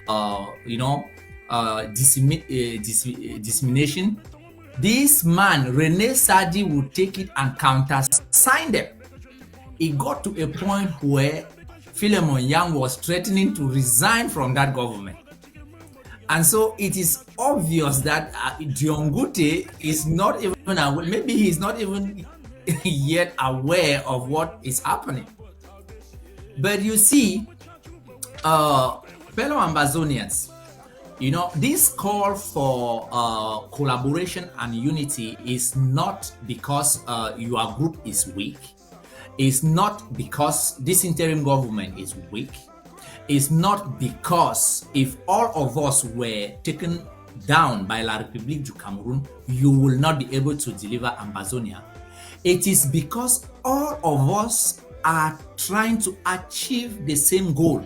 So why we still have this opportunity to achieve that goal, it naturally becomes a more pleasurable thing to do it together, and so we can dance, celebrate, and make merry together. It is very, very important, and we should know that La République du Cameroon will never want to see Ambazonia come together. But as you know, when we come together, this struggle will be, over in months if we can come together. So, I will do everything in my power to make sure that Ambazonians understand the strength in unity. Thank you very much. Yeah, thank you, Chairman Frank, for your statement and your analysis. Now on to the man of the hour. This is none other than our brother, our comrade in arms, Comrade Chris, Mr. President. We have this running joke where we call you our excellency, and what do you say? We thank the head of state and all those.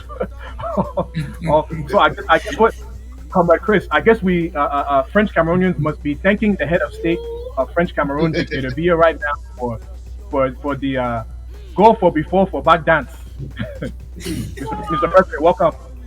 Thank you, gentlemen, and thank you for your commentary. It is rather unfortunate what we see coming out of La République du Cameroon. Unfortunately, my speech was recorded about 30 minutes before that statement from Cameroon came out, and so that was not conceivable.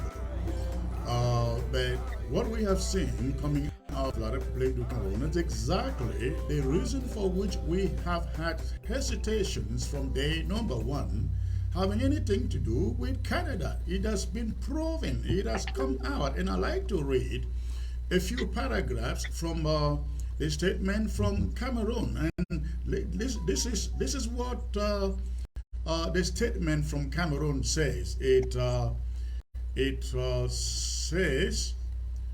says, following recent information disseminated by certain media, the government of the Republic of Cameroon informs national and international community that it has not entrusted any foreign country or external entity with any role of mediator or facilitator to settle the crisis in the Northwest and Southwest regions. I'm sure you guys are familiar with this terminology appellation of the Northwest and Southwest regions.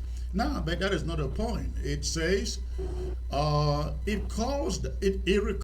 means Cameroon recalls that it is first and foremost up to the Cameroonian people, to the institutions and leaders that they have freely chosen, to seek appropriate ways and means to address problems facing our country, that is their country. So I guess it was an error.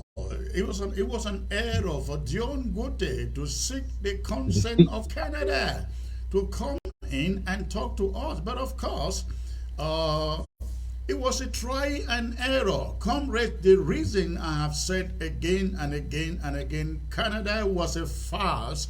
We are now seeing it is because they consider it the extension of their grand national dialogue, and reference is made to that in the statement that Cameroon has put out. And this is what it says. It says, the major national dialogue which was held in Yaoundé in 2019 was, they say, an opportunity for the sons and daughters of Cameroon to exchange freely and discuss prospects for a future of peace, security, and progress for our country, they say.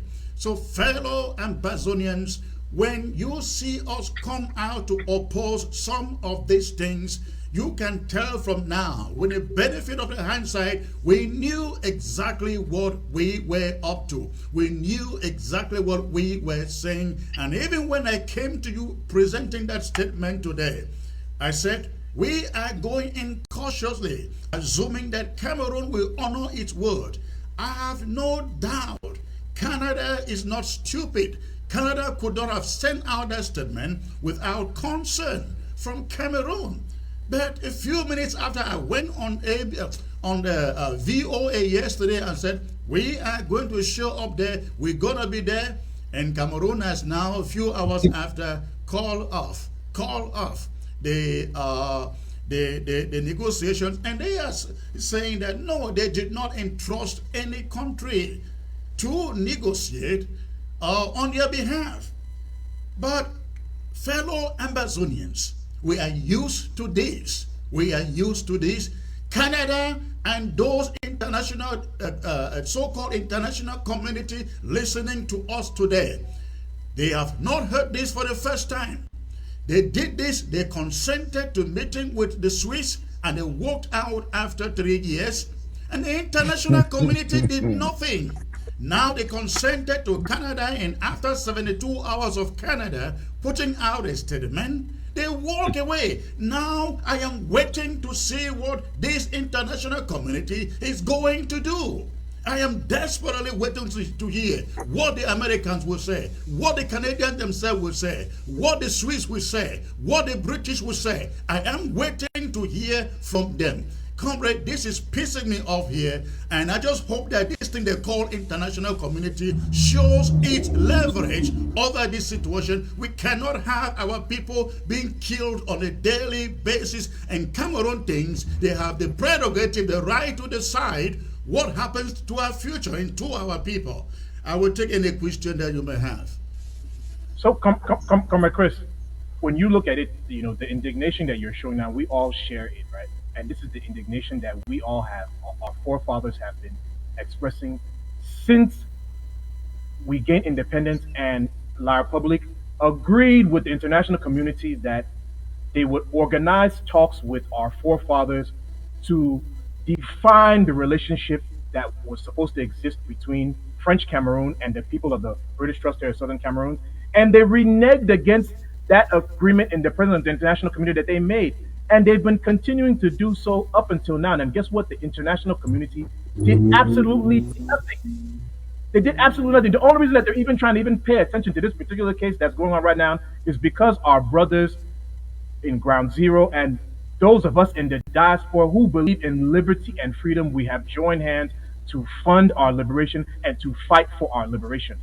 Comrade Chris, Mr. President. Well, that is the point that I have been making, comrade. That is the point that I have been making. This is very much known in the playbook of La République du Cameroon that they honor no agreements, they honor no engagements, starting from Fumban up to this day that we talk. They honor no agreements. But I think after 6 years of carnage and brutality on our people and abduction and imprisonment of our people have finally picked up arms to defend themselves. And I can assure Cameroon, for as long as some of us remain alive, no single stick will go down. We are going to resist the imperialism and annexation of La République du Cameroon till the last person standing in this country. And I am so excited today that the international community that continues to so-called believe in Cameroon for the second time only within a few months has seen that Cameroon is not ready to dialogue.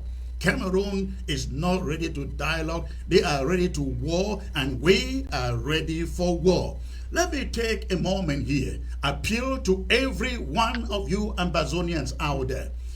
You know that we resisted these Canadian things for all these months, and finally we said we are going, and La République says no, they are not going. They want to continue killing our people, killing our parents, killing our brothers, shutting down our schools.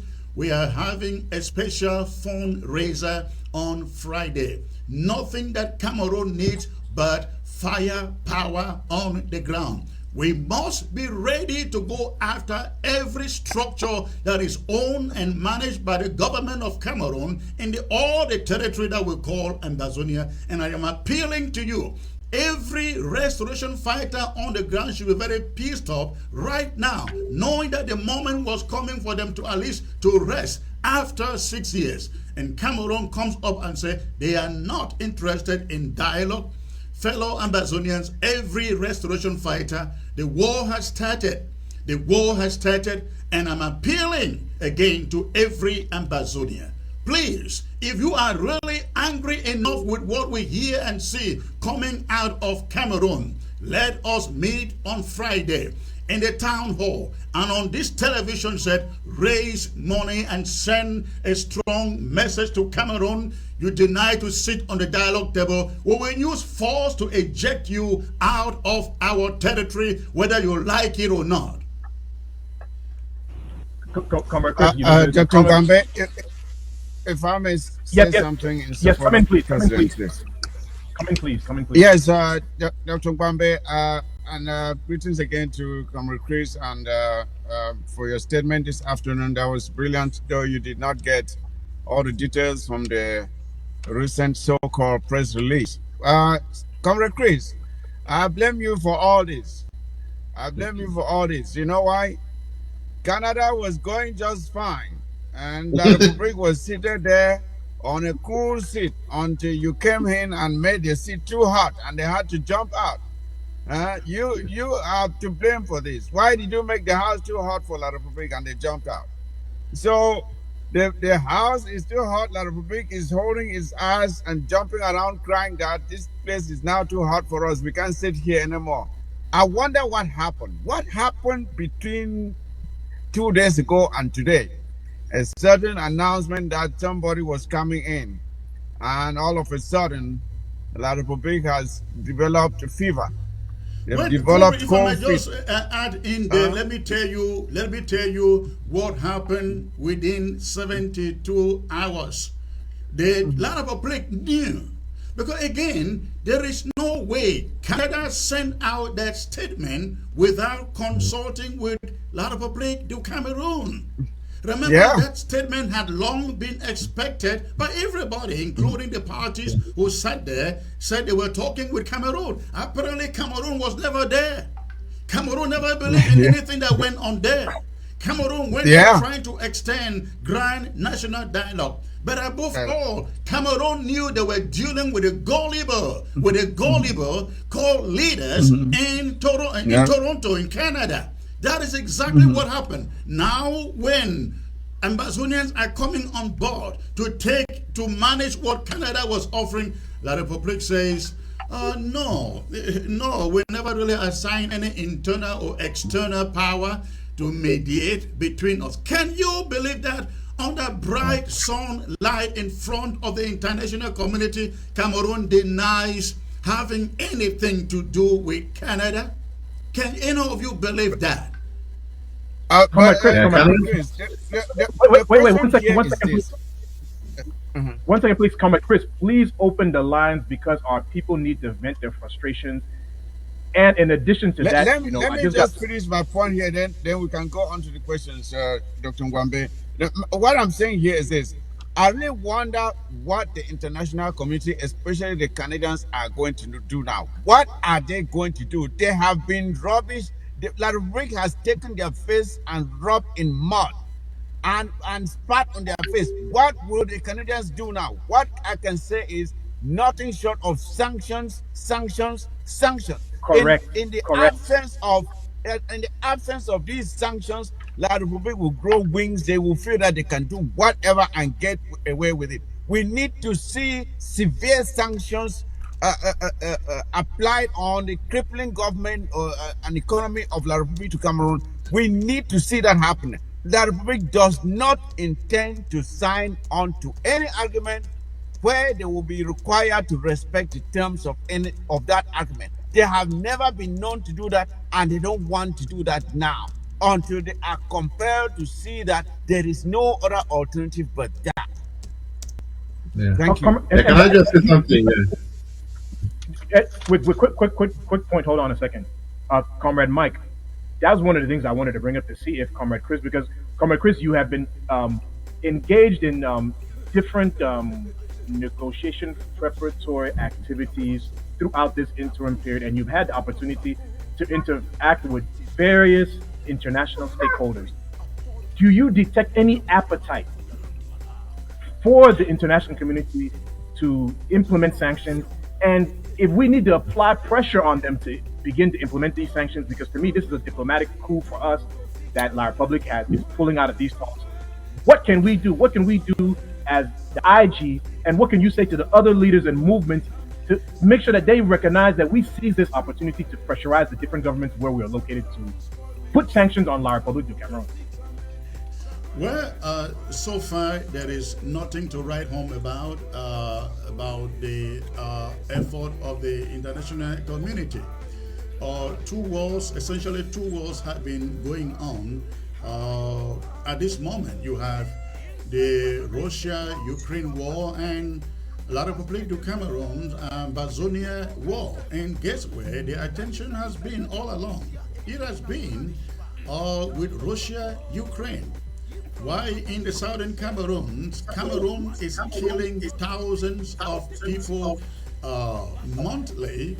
You know, the international community doesn't do anything. I use the word harlotry to refer to the actions, the conduct of the international community for as long as the war in Cameroon is concerned. You will recall that everybody that was known as the international community went running after the Swiss initiative to endorse it. Yet, when Cameroon, after sitting there for 3 years, walked away from the Canadian initiative, you think that the same international community will step out and say, Cameroon, what are you trying to do? You just want to keep on killing people's children, burning down villages and towns, shutting down schools and burning down hospitals. No, you did not get such a statement from anybody in the international community. Cameroon walked around to Canada like another harlot and told Canada, well, we trust you, you can do this for us. And we were all consulted by the Canadians. I told you guys in the cabinet meeting, this is what they said. I did not trust it. I did not believe them. We all agreed we were not going there. And after sitting there for 3 months with a gullible, some gullibles among us, now we see exactly what Cameroon plans is. They have walked away. They have walked out. Now, again, I am waiting to see what the international community will do Will they allow Biya and his government to continue to do this, believing they can kill all of us and take over our territory and take over our resources? You know, they don't care about us. They care about what we have. That is what they are interested in. And I am really waiting. Of course, we're going to engage the international community. But to our colleagues, our comrades who went to Canada, I will say this to them. You tried. You tried. They tried. They tried at least to get Cameroon to commit to something. Guess who is running from dialogue? It is not Ambazonia. It is the Republic of Cameroon that is running from dialogue. And so I give kudos to every one of those who went to Canada. We knew it wasn't going to work. We were skeptical about it. We stayed away from it. But I thank them anyways for what they did. I can only say now that the call for unity, for collaboration, if it has ever been heightened, this is the moment. No one group is going to confront the Republic of Cameroon and bring them down. It is now the moment for us to come together, sit down as a team, and figure out how we can effectively and efficiently confront the Republic of Cameroon, especially when firepower is concerned. Yeah. Thank Can I just say something? Thank you, Bill. Yeah. Come in, Honorable Danny. Please come in. Yeah. Thank you so much, Mr. President, for that elaborate explanation and also the emphasis that you put there. You know, there's something that we have to understand. What will cause La République so much that they are ready to look ridiculed in front of the international community, slap the Canadians on their face and stuff like that. That must pass a message. There is something so big that they are ready to forego all this, shall I say, this, prestige or reverence or their name, ready to rub their name in the mud, to forego so that they can achieve. And eventually, it is becoming more and more clear that they are afraid of Ambazonians when it comes to the real deal. Because it doesn't make sense. We all know they themselves have indicated through their prime minister, that they are coming for talks. So for them suddenly, to rush into this thing and cancel, and then on top of that, say that they have not assigned any person to talk on their behalf to engage the Ambazonia. That is even more alarming. Why? Because they know that the moment these Ambazonians that we're talking about, we the Ambazonians, sit on that table, they will not be able to stand because they have nothing to say. They know that will be victory coming. And just like I shared my dream, this is already their downfall that is coming. There's a song that God gave me in a dream when the revolution started. You are not the camo, they're not the cam. You are not the camo, they're not the cam. Country people stand your ground, though, they're not the cam. You are not the camo. Now, that dream, I've sung this, I've said it several times, and it boils down to one thing. We have to resist, we have to stand our ground. There needs to be firepower. And we will only continue to be stupid to think that this La République will just stroll and come and sit on the table, just as if they were ready for it ever since. No, we have to show the firepower. At the end of the day, it will take our resistance, our resilience, our persistence to bring these people to the table. They will have no choice. And we have the capacity, we have the ability to do just that. It cannot be our boys who are not even yet well equipped, who are not even anywhere. They can't even touch them. Then imagine when we unite ourselves and put our forces and resources together in different aspects, in the defense and diplomatic, in every aspect, then our republic will not be able to stand. And victory, my brothers and sisters, our freedom is what we are fighting for. So it is high time that we put up all those egos, put them aside. This is an opportunity for us to take down La République. It is an opportunity.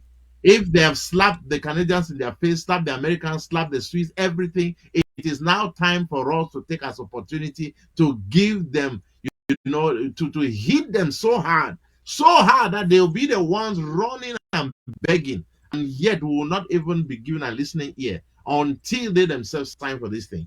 So I just want to encourage you, fellow Ambazonia. You've heard the president say over and over, support. We have amberjuice.com.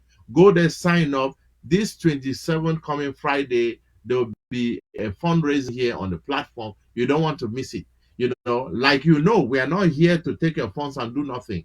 I think it's high time that if something has not made you so angry, so angry, that you want to just sell everything you have and support, then I think you've not reached that point of anger that Ambazonians are waiting, that the freedom is demanding. It will take our sacrifice to get to where we want to, and that is our total liberation, our total independence. Thank you very much.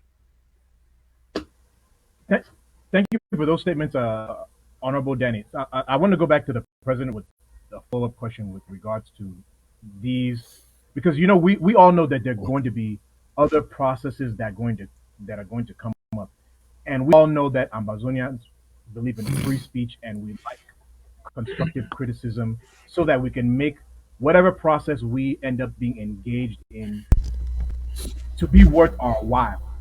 So the question that I want to ask to you, Comrade Chris,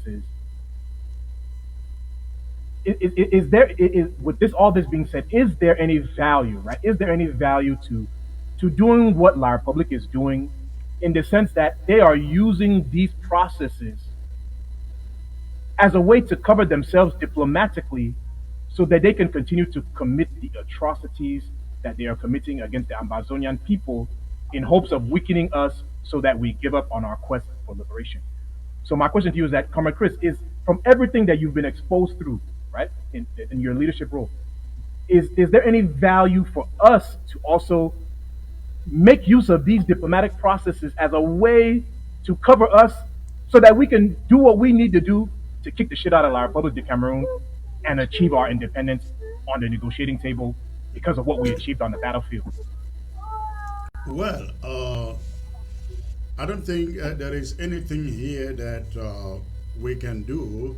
I think we have proven to the international community, by virtue of the fact that we were very much prepared to meet with Cameroon on the negotiation table. We've proven that we are not intransigent. We want solutions. We want dialogue. We want negotiations. We are not running away from it. Cameroon is the one running away from it. There was never Canada in the first place, and that is a message I put out again and again and again and again. However, I guess Canada hasn't known the playbook of La République du Cameroun for all these years. Cameroon told the Swiss they were coming on board. They were on board negotiations. The Swiss made many trips to La République right up to the presidency, had audiences with the head of state, and the head of state promised they are on board. Let Canada go on. Let Switzerland go on with the preparations. They went on. 3 years after, they pulled out. And in 2 weeks after pulling out, they approached Canada. When they approached Canada, only 2 weeks after pulling out of Switzerland, we knew that Canada was a play. They hoped that they were going to come there to discuss grand national dialogue. That was what we were told. We were told Cameroon was going to Canada to discuss about the form of state. The form of state, their 10-state federation, and they equated it to the Canadian example, which of course they now found out from the comrades that went there, their feet were held on the fire, or maybe until I show up to come on board, whatever they agreed there, because I could see the exhilaration in our comrades who went there. You saw the statement out there, the salivation and the excitement, how finally these 4 groups have brought us what we needed. Well, again, they did their best, but I think they were very naive in thinking that Cameroon is about to go sit with them on the table and discuss the root causes of this conflict. I knew Cameroon was not ready. They were looking for something else. So, If anybody should learn anything here, I think it is the Canadians. I think they should be very ashamed, very frustrated right now with what Cameroon has done. Call their bluff in their face and say they did not give Canada any right to mediate on their behalf. So all those people who went and sat there, faceless people, nameless people, of course, no doubt we now know why everything was faceless. Have any of you ever known who sat there and represented Cameroon in Canada? Nobody knows. If you do not even know who represented your side, our side, how do you know who represented Cameroon? And I am very much amazed when our people say the United Nations was represented there. Where is the United Nations? Comrade, the United Nations was never there. A little guy, there is a guy there from one affiliate organization to the United Nations who was not representing the United Nations in any case, but our people want us to believe the United Nations was there. No, it wasn't. Only Canada was there. But again, I must give credit to our guys who tried their best to bring Cameroon to the table. We must come together. The key is in our hands. The key is in our hands. We must come together and tell Cameroon we are not blinking. We must put fire, power on the ground. The language that we speak now should be fire, power, 24/7. Fire, power, 24/7. That should be our language.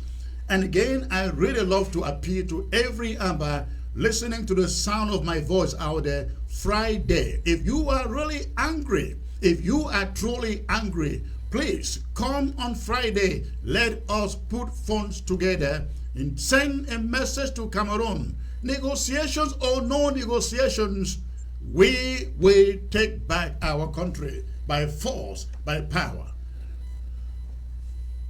I don't know if any of the other panelists, if you all had any statements that you wanted to make or any other questions that you had for Comrade Chris before I proceed. Chairman Frank, anything you wanted to discuss with Comrade Chris, or should I proceed? No, as a matter of fact, I don't have any questions for Comrade Chris at this moment. Thank you. Well, one thing that I would like to point out is that we're just getting a report in that our brothers back home, our brave heroes who are boring the land with their blood, who are running towards the danger and securing our freedom, they are not resting. In Mamfe, I'm getting a report that in Mamfe, a particular activity just occurred, economic sabotage on a Total station. So I'm glad to see that the liberation forces, that the restoration forces recognize that you cannot stop working, because they're not stopping their work.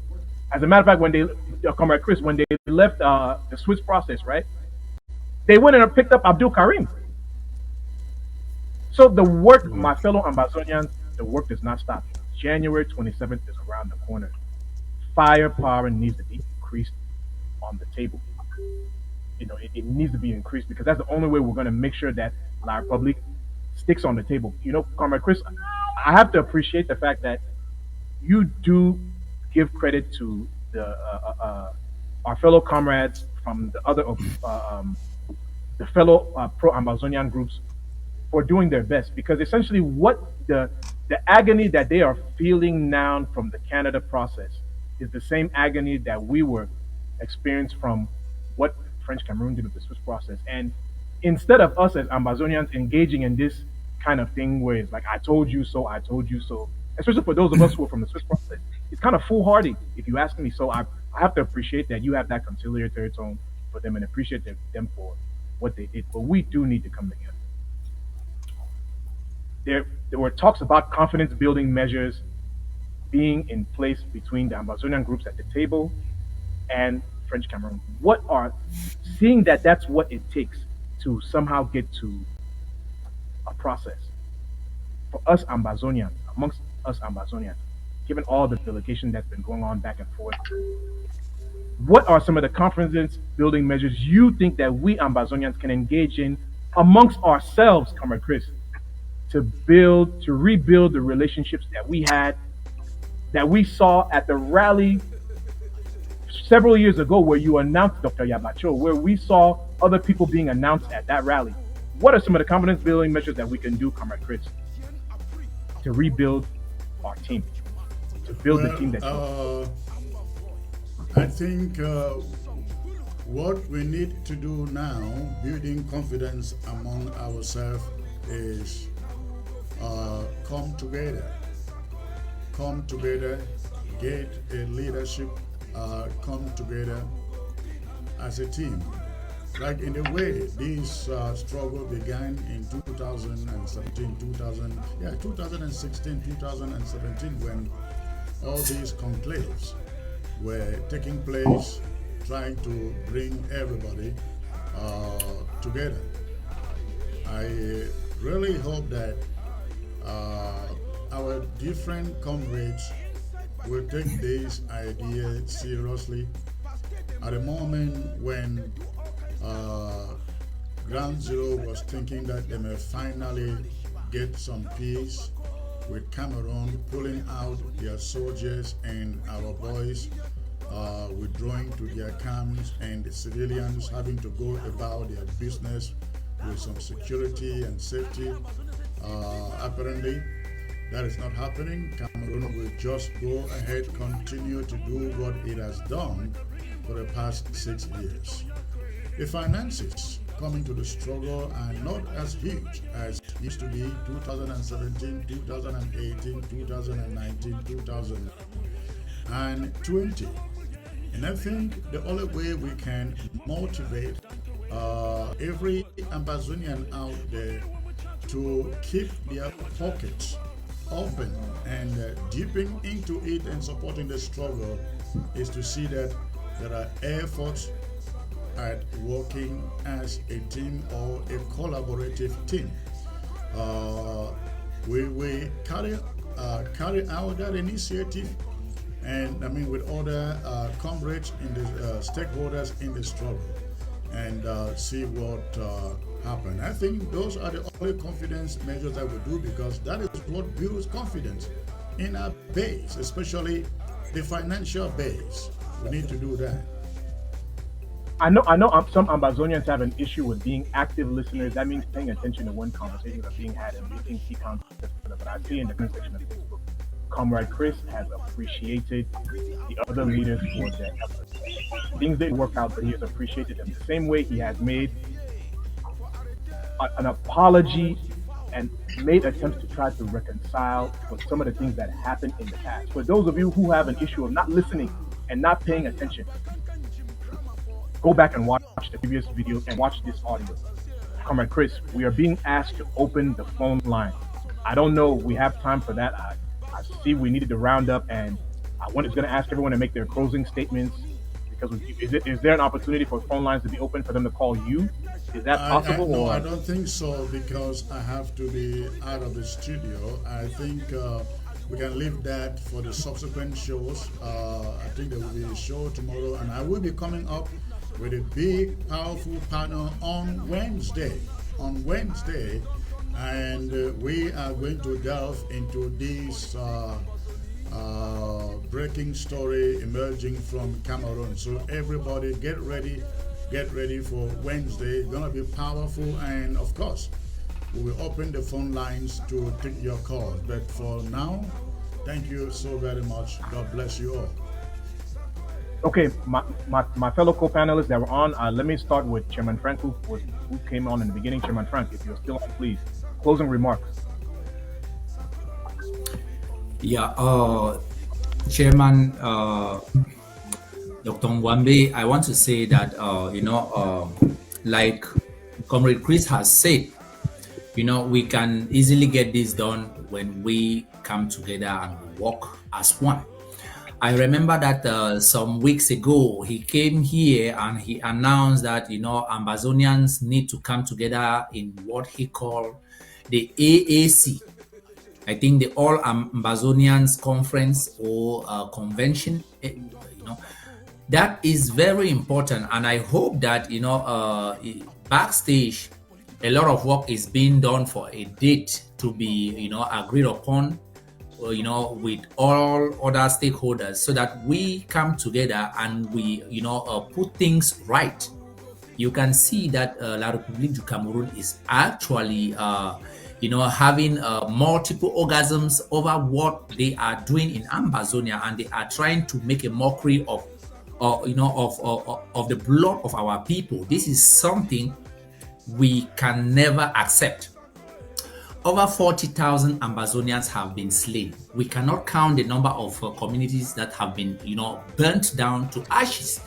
Our mothers being burnt in their sleep, babies being shot, and the atrocities are just too much for anybody to, even in their dreams, to, to think that we can have anything to do with La République du Cameroon.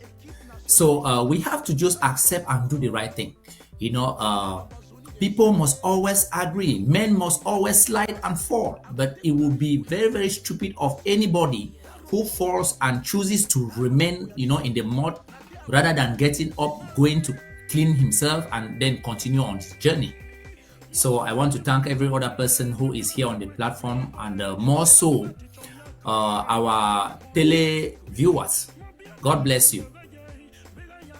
Chairman Frank, thank you so much for joining us on such short notice, bro. I really appreciate you for this. Next on the list is my brother Mike Fusi. Bro, you stay there on a bit. Closing remarks. Now, Mike.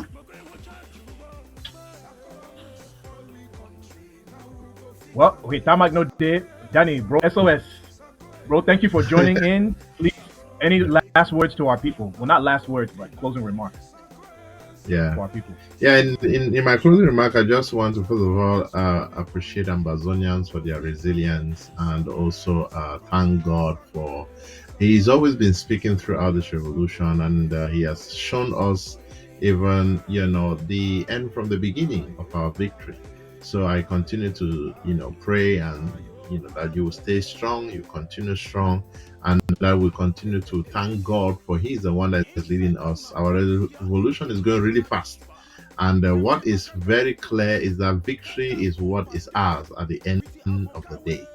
I think the Republic has no idea of what they are really getting themselves into, thinking that things will just go as usual in their way that they've always been playing their game. Their playbook will soon burn, and they'll have no more tricks under their sleeves. So it's a win-win situation for us. They know that we have won. They are just playing delaying tactics because that's what they are good at.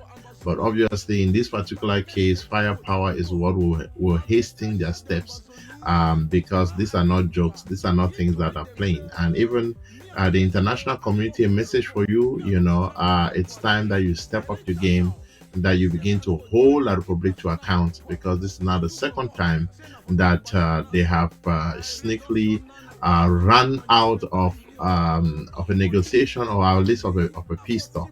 Worst of all, in this case, behaving as if they never signed up onto the peace talk in the first place, which is absolutely not true. So, fellow Ambazonians, thank you for watching. Thank you for being part of us. And may the Lord continue to strengthen you. God bless you. Thank you again, Honorable Danny, for joining the show today. And, blessed with your opinion today. Thank you. I'm going to give my closing remarks, and then I want Comrade Chris to close off the show as our special guest of honor. So, my fellow Ambazonians, thank you for joining us tonight and taking the opportunity to listen to us. I want to also join in, as Comrade Chris and others have done, to thank those who did their best at the Canada process, right, to get it to where it was at. Dr. Ebenezer Akwanga, Dr. Yabacho, Dabney Yerima, and any other individual that was at the Canada process. We thank you for your best efforts. But now, La Republique, we know them. The only, as you all have heard, the best thing that we can do now is to find a way to come together, coalesce our efforts, and increase the firepower on the ground.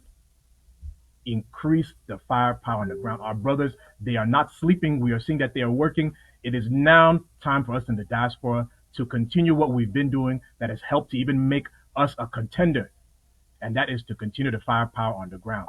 On January 27th, Friday, January 27th at 7 p.m., yours truly, Dr. Mwambe, my brother Comrade Chris, our president, Mike Fusi, Honorable Danny, Chairman Frank Meni, Ma Franca, Ma Rose, everyone who loves Ambazonia is going to be at our fundraiser on January 27th, Friday at 7 p.m., so that we can make sure that our brothers, our brave heroes, FM No Pity, General Ni, General Transporter, Seven Kata, if there's as they're stepping up, our brothers in Mamfe, all over Ambazonia, anyone who is doing work to make sure that we will have freedom, we are coming together this Friday, January 27th, to make sure you have what you need. And I'm inviting you, my fellow Ambazonians, you who love freedom, please join me there. Please join me there. Let us support our liberation struggle. Freedom is not free. God bless you, Ambazonia. Comrade Chris. Fellow Ambazonians, good evening, good evening. It's nice to have you here on the set of the War Zone with me this beautiful Tuesday, February the 21st, 2023. You're on the set of the War Zone, and it's a pleasure having you with me today. I have a program that is jam-packed with some really exciting information, and especially with the interviews that I will be conducting here with none other than the recently elected chair lady of the Restoration Council. I'm here referring to Honorable Nkunda. So she will be joining me on the set of the War Zone today. But before we get to that, I would like for you to share the link again, please. Can you please do me a favor and share the link and bring in as many people watching? So before I can start the show, I have a lot of exciting information to bring to you, but I don't want you to be the only ones benefiting from it. So do me a favor and share the link so we can get more people watching. So right now I see who is watching here. Let me see who is watching. I see Jolie, Jojo, you're always here. Nice to see you, Jolie. Willow, Sharp, is that Willow Sharp? That's the other person watching there. And of course, I see Amber Truth, or is it Amberman Wonja? Amberman Wonja is watching. Please share the link so we can get the numbers jumping. As I said, there are quite a few things I would like for us to talk about. We will talk about the recent march on Boya by some really courageous women to release their children who were picked up at, I think, a football match they were playing, and taken to Boya and locked up for no good reason. And these women said, no, this is not happening. We are going after whoever did this. And they were able to secure the release of their children. That's a lesson we're going to learn from these women. Of course, we also saw during the week a certain grandpa of Pinyin, surrendering himself to the so-called DDR center. What to make of it? What to make of it? Was that a good deal on his part, or was it like a chicken offering itself to be eaten? We are going to take a look at that as well. Of course, we're going to have an interview with Honorable Anne, the chair lady of the Restoration Council, and we're going to also get some advice to our ARFs. They've been making some mistakes on the ground and putting themselves in compromising situations where they get trapped and killed because of the carelessness with the use of their electronic devices. We're going to take a look at that. And we will also take a look at traditional leaders, our traditional leaders who are now being converted into politicians. Is that a favorable situation with regards to our traditional leaders? Is that something they should be doing? Can a traditional leader also be a politician at the same time and be able to separate both functions? Is that possible? that's something we're going to take a look at. So again, I see the numbers. Atem FC, nice to see you watching. Checkum Fantoma, nice to see you watching. Please, Hans Orok, I also see you. I also see you. Nice to see you watching. Please let the numbers keep jumping. Let the numbers keep jumping. Yeah, they're climbing, but not at a very fast pace. And I need to see them climbing much faster than that. So maybe we are going to, before I go ahead, I have to, first of all, again, as always, I would like to really thank our ARFs for standing their ground, for defending our territory, defending our mothers, our fathers, brothers and sisters, and telling La Republique, the occultic homosexual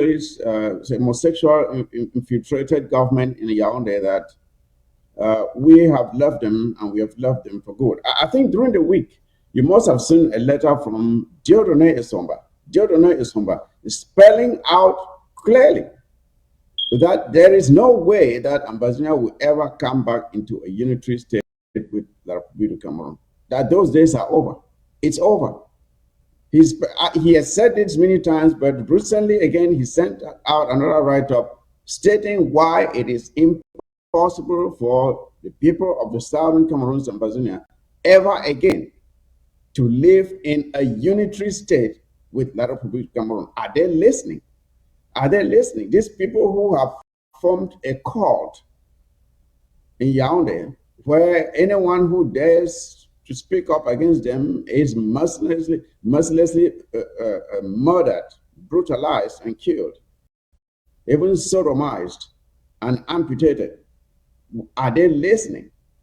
His words seem to be falling on a duck's back, as they say. So we will see what happens. But as far as the people of the southern Cameroon and Ambazonia are concerned, we are determined, and we have taken back our freedom, and we will fight until it is restored. So, fellow Ambazonians, like I said, I have a lot to deal with today, so I will not want to keep Honorable Anne waiting for too long. So let me just go through some of the items I want to bring to you today. Being, first of all, I would like for us to listen to some advice from a fellow fighter who is giving some advice to our ARFs with regards to the use of their electronic devices. So I'd like for us to listen. It is none other than Malam Alaji, who sent out this audio. Let's listen to it, then I can make some comments after that. Good afternoon, House Revolutionary Greetings. 21 gun salute to all of our fighters, generals, foot soldiers defending the homeland. Yes, for here, na allergy. Yes, I choose this house, this training house, for make this audio, for educate our fighters, we are generals them, and we are commanders. Yes. First about the first thing where these soldiers, these fighters, then get to understand, these forums, them where when they create them, they talk about the struggle that La Republique, with the enablers, them easily infiltrate those forums. Yes, they easily infiltrate those forums. And for their way, some of them they get one this thing, one numbers. Yes, because I don't notice some say, don't talk with some man we call yourself say be fighter. I don't turn around and go say I told them I'm not a fighter. Yes, not a fighter. So some person like this one fit easily infiltrate forums like one way we are fighters, then we are royal fighters, then they inside. Yes. And this tracking of funds, where they talk about natural. Yes, la Republic fit drag. Even you fighter, if you get good phone, you fit drag your friendly phone. They will work. Yes, technology don't over go around now. So, for my own advice, if me I be general for ground, I'm not going to enter for no forum. Yes, and now my body can't go to hold my phone, especially generals them like Grandpa, King Machano PT, and all others, the strong generals with the handle this the struggle with the Republic, they find them day and night. See, these fighters when I get to understand. See, if when I get inside forums then, where said they call someone Ground Zero Forum or just La Republic, they infiltrate those forums them easily. And anything where when I talk up for inside that forum, when I talk up now for here for La Republic, yes, I get intelligent for this one now. So any person when you get inside this forum, if you go out and you change your number immediately. Yes. Because La Republic will surprise you at any time. Yes, this is the first advice where I want to make we are fighters them get for no. And I really beg say make the work upon it. If I say for these forums for diaspora, because the administration for diaspora, if they don't know you, they don't really know you, they're not gonna put you inside forum. But for when I down this Ground Zero forum or some way when I declare them for down way when I talk say on the soldiers them they inside. Yes, someone to call yourself. You never go see, you don't see Barak. He the talk say he be soldier, he the focus, he the call in them say he there for so place. You don't know your intention. Yes, you don't know your intention. So these forums say when I declare them, if they betray where fighters, it makes it the good generals them fall. Yes. That's the first advice that we are selling inside this hall. All right, fellow Ambazonians, you've heard it for yourself. And let me break this in pidgin so that it will sink into our restoration fire. So we ARFs, when I don't hear the top way, when I fellow ARF too, he too now person way don't hold stick. So he did talk from experience. I did tell when I said this one way when I don't dare for down now. When I reform group them enter there. La Republic thing where La Republic don't do and I said they don't find way now for the infiltrate all the groups the way when I get and when I put fighters, they talk say, oh now group for fighters, they go find their own black legs. When I hear the audio where one of the enablers them, the black legs, it talks they inside all of that when I forum them. They listen anything when I talk, any strategy when I get them, when I discuss them, they pick them. The worst thing where they do, I say they take all our numbers, then they use them now for track down. That thing where you make them when I see they track down fighters for ground now very easily. Because they don't enter all the Unafora where when I get them. They take all una number them. They get them now, they follow one by one, they pick una. All the enabler like Aladi talk for here. When I did some man would just say, me, I be general this. You don't know that person.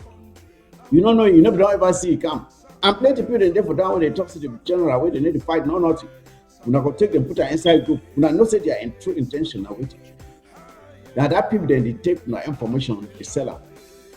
Also, when we're not there for inside there, we are there for you for southern zone, the other person there northern zone. You don't know whether they don't catch some person for northern zone where if they inside that group, they don't seize the phone.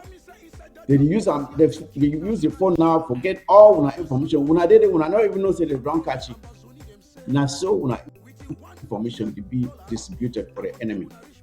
So the best thing I say, make una come out inside all that forum the way una did it.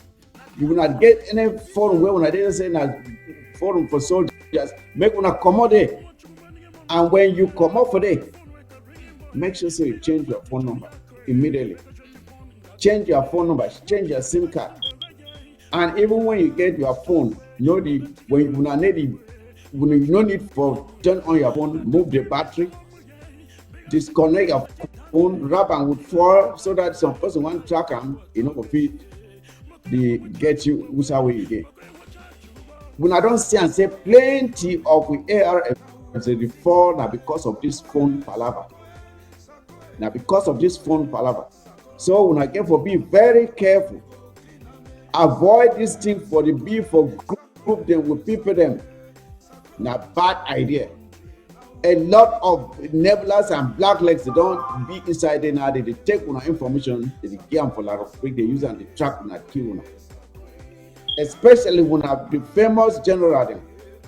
When I get for the change phone every 2 weeks, 3 weeks, 1 month, you change your phone number. You don't get for keep the phone number. And me, a phone number only been for people the way you trust them. Only for people where you trust them. No take your phone number again for any kind of person. Now for the way they use them for following. So now the information, first information that way I want to make when I get them today. So the next thing I would like to discuss now this one way, this man way we say be grandpa for pinging, we carry self with jam for lot of. I don't know which way to be the thing, but some people they don't lost sense or how I don't know. But watch the video. How it go give itself in first. Then we will comment on that behavior where it do one. If you watch the video for that grandpa, where we carry itself, go here and say you go for DDR center. A foolish act. Any man will carry itself again for DDR center. It's just really far away. It don't take itself, jump, go interport, say cook me. Now far away, don't jump, go interport, say I want me, you chop me. Now exactly the thing that when you carry yourself go for DDR center, that means they want me like a big chop you. Because it not gonna chop you right away. It go first use you. It will use you well. When they don't say and say you're not getting used again, they just disappear you. After all, who they follow you and who will not say they don't kill you? Some people they'll sit there and say they did the art center where they don't finish your things, go dump them somewhere. I think that will happen, Una. Now it is more watch them. To explain us why you decide to come out from the bush. Right?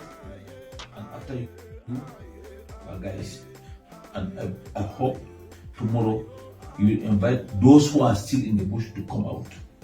You have the floor. Yes, my name is Grandpa. No, speak loud. My name is Grandpa. Yes. I thank the President of the state to give this opportunity for us.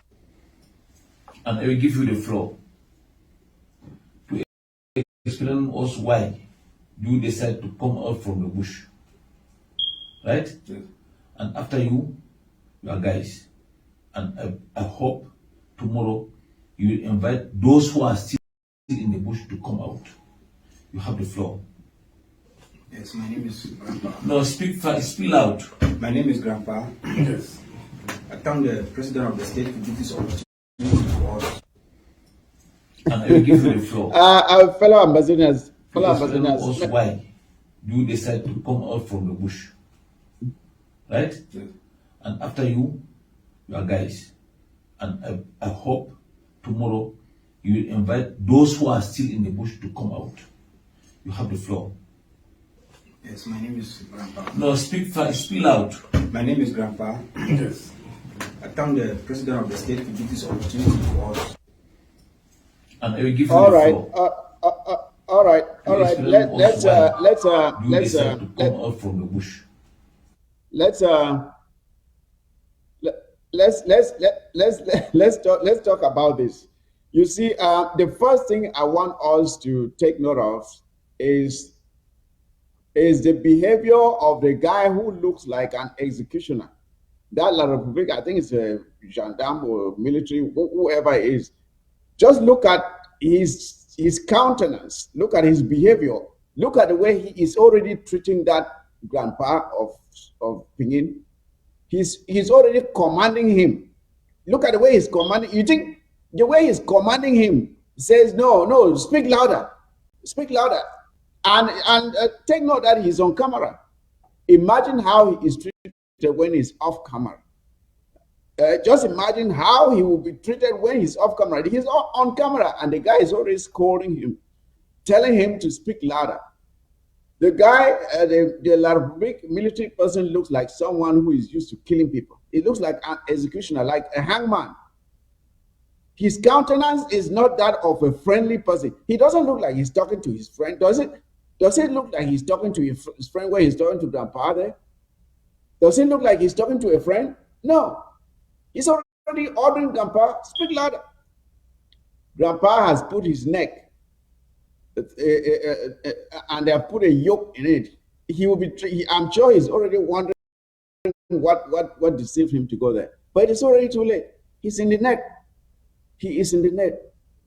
And take note, first of all, fellow Ambazonians, this guy was never a fighter.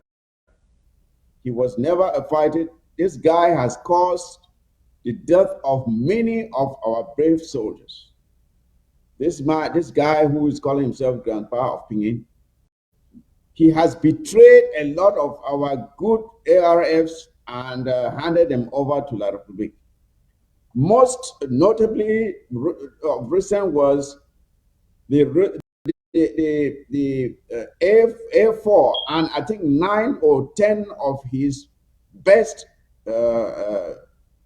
comrades were lured into a net, in a trap up somewhere in Santa, and they were rounded up and later slaughtered and their bodies dumped all over the territory.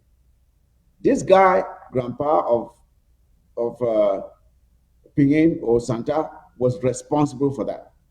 He was responsible for that. He deceived them, then tipped the Dio of Santa, and he informed the La Republique military, and they came and rounded them up. Just rounded them up like chicken.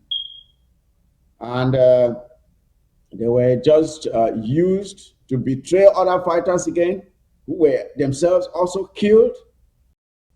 And then at the end, when they had used them, when they had completely used them, they were all slaughtered. This guy has put himself in a pot, and he will face the very penalty that he caused unto others. He was never a fighter. He has always been betraying our ARF. So getting out and to the DDR center, whatever it is a good thing for us. The people of Santa will be very happy that this burden has been removed from them, because he was never a fighter. He was a liability to this struggle. So it is a good riddance to have him gone. Good riddance to have him gone. So that is it for that, ladies and gentlemen. And to those of you out there, fellow Arabs, who think that going to the DDR center is a good thing, ask yourself, why those who have been sent to the DDR center up to now are not being trained for any job opportunities? Why are they not being trained for any job opportunities? Why are they not being sent to school?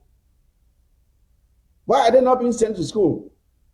How do you think they just kept there? They are kept there in prison. They don't have any freedom to leave the DDR center to go and maybe do their shopping or do whatever around. No, they are in prison. They are in prison. So when you're going there, don't think you're going there to be free. No, you are detained because they don't want you to escape, because at the end, they will do to you whatever they want. And the reason they are not investing in you, because they know that at the end, you'll be eliminated. So why should they spend money on something that will be gotten rid of? So it is the dumbest thing for anyone to go and submit himself to be taken into the DDR center. If you're tired, just get away. Don't go and give yourself to be used and later killed. Because that's exactly what's going to happen to them. Some have even been killed because they are taken again to the war front because they want them to go and show where their comrades are, and some of them get killed. You got out because you say you don't want to fight, but then you end up again in the field and you get killed. So what's the point? It's the dumbest thing for anyone to do, to go to the DDR center. That is the stupidest thing for anyone to do. Don't mind this stupid boy who calls himself Clovis and the other one. They think they are living a high life. Just wait till the war is over. That's when you know what will happen to them. Wait till the war is over. They will all be eliminated. Now let's go to the next story, which is, of course, the bravery of the women of Ekona. Ekona women have said, "You don't mess with us. Don't mess with us. Don't touch our children. If you touch our children, we're coming for you." And I tell you,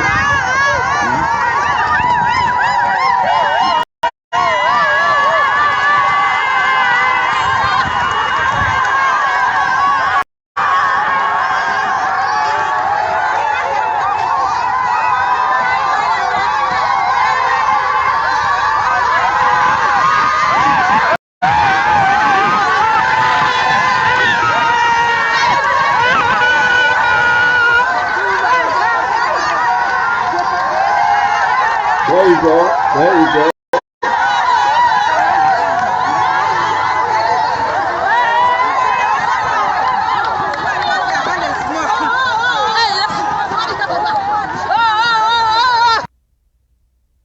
You know,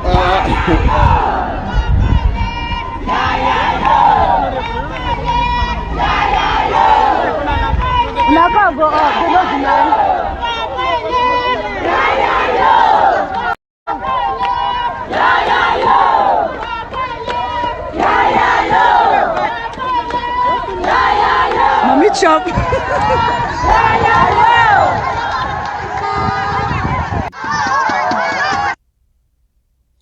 yes, so fellow Ambazonians,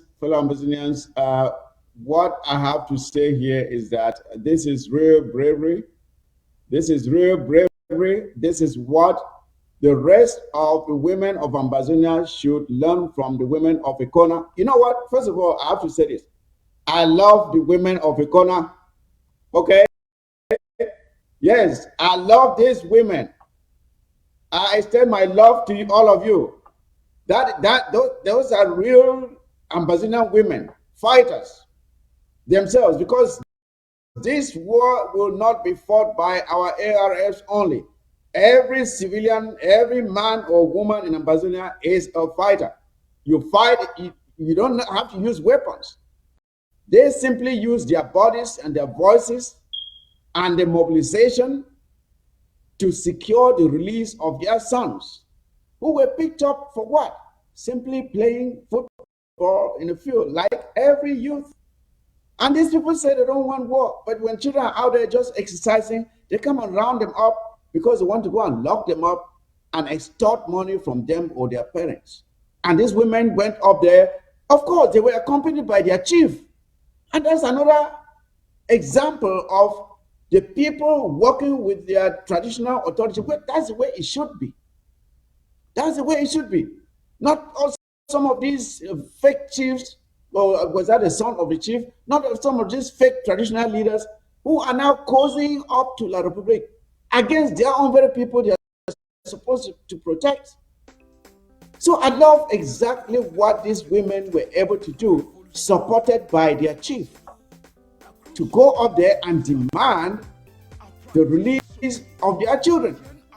So as I was saying, this is like a mother hen who will go after the hawk and say, "You are not taking my chicks. I won't let you get away with my chicks."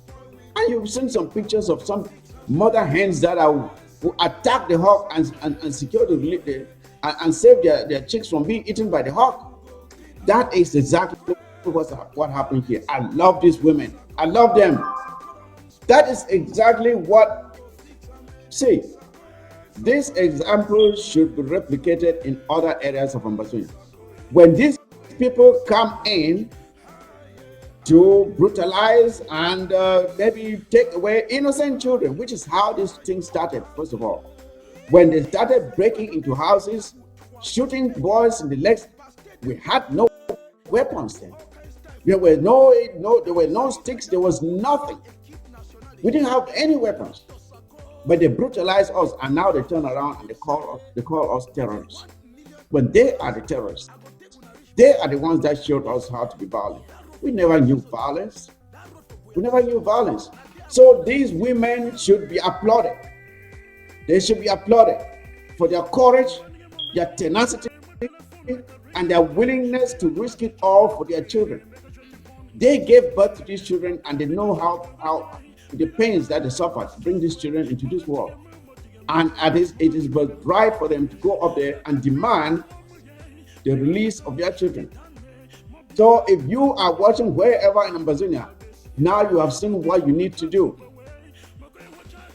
As they are doing that, the men should form their own vigilantes to watch out for these criminals who come in and steal and kill and maim our people. So when they come in, you deal with them accordingly. So that is a good one there for the Ekona women. I just want to say kudos to them. May this example be replicated all over Ambazonia so that our children can be saved from these anarchists, these murderers from the Republic of Cameroon who have no regard for human life. I think that story should be it for now. I don't know if Honorable Anne is in. I know she's been waiting for a while. I don't want to keep her waiting for any much longer. I would like to see if Honorable Anne is here. Then we can bring her in. Honorable Anne, are you there? Are you there, ma'am, Madam Chair? Yes, nice to see you. Looking good as usual. Thank you, Chairman Mike. Okay, that's good to see you. And of course, you were recently elected to take the helm of the Ambazonia Restoration Council, which is our executive. Our legislative body in Ambazonia, in this interim government, the legislative body. And you are now taking over from Honorable former Chairman Kometa, who has been there for a while. But I think he's setting a pace, setting an example which has eluded us for quite some time now, for a peaceful transfer of power from one leader to the other, which we will get into that. But first of all, Honorable Anne, I would like for you to say something to Ambazonians before we start this interview. Thank you once more, Comrade Mike. Fellow Ambazonians, all of you watching, I want to sincerely thank you for still standing tall. For those who have not given up, you are great patriots. For those who were about to give up, please, freedom is not free. There is always a price, and we all have to pay that price to get a free homeland for our children. And these children are looking up to us. We should not chicken out. We should stay put, because this revolution cannot last forever. Time to go to Boya is soon, and it is only sooner if all of you get on board. So I want to thank you once more for coming. Stay tuned till the end of the program. Thank you. All right, thank you, Madam Chair. Thank you. Now, Madam Chair, you are known to be honorable, and tell us about yourself. Who is and how did you get here? How did you get here? Can you tell us a little bit about yourself and how you got to where you are today? Thank you once more. Yeah, I am a wife, a mother, and above all, a freedom fighter. before this revolution started, my husband used to be so vocal with SCNC in Brussels. So I knew Pa from Galanfor when he used to visit Brussels, and my family will host him. He will go out for diplomatic missions around Brussels, accompanied by my husband. And that is how I got involved in with SCNC. When this revolution started, I took it as something normal. But when I saw our girls caged on the backs of lorries after being maimed, tortured, and raped by La République military forces, I could not stay out of it. So I decided to fight for what is right, to be sure that no woman will undergo that type of torture while we live in a free homeland again, because this was an abuse of human rights. And this was worse because this is what every society, whether it is civilized or not, should have respect for people who protest. But our own people were denied that right just because they were Anglophones, as we were popularly called. So I decided that every woman, even if you are here watching today, please listen. Don't stay back, because if you stay back, you are guilty of being an accomplice to those people who tortured and raped our children, our sisters, our mothers, our wives before this revolution escalated to this level. We also lawyers. My husband happens to be a member of the Cameroon Bar Association. So imagine his own colleagues were tortured, brutalized by people who did not even have that basic training to work in law firms. So you see the abuse of power. So I could not stand aside and watch. So I became very vocal in Brussels. I was in the communications department, and recently, before the creation of the Restoration Council, I was one of the most vocal women, and at that time, they needed women at the level of the Restoration Council to represent their counties. So by then, the LGA by LGA and county by county was not yet in place.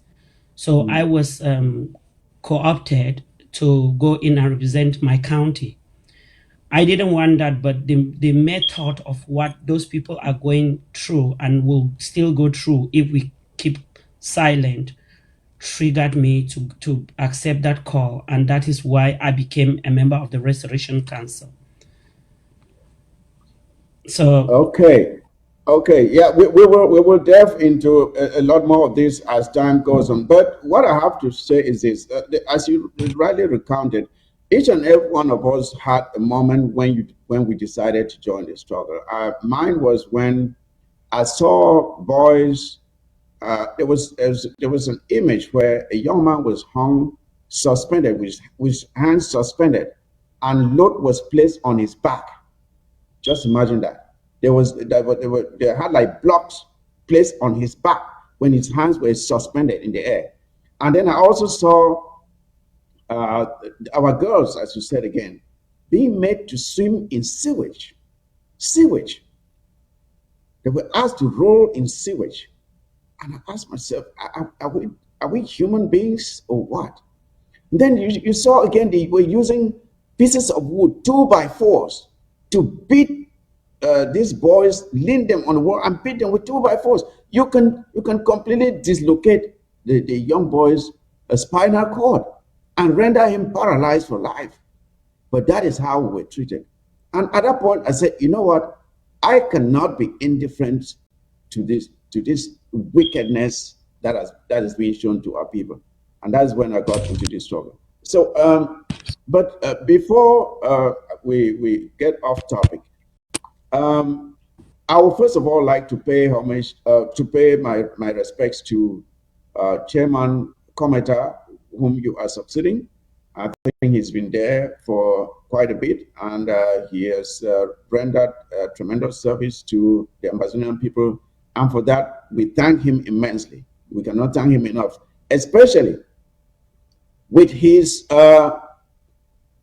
patriotic willingness to step aside. Unlike others who cling on to power, he willingly, without compulsion, stepped aside and said, you know what? I have given it my all.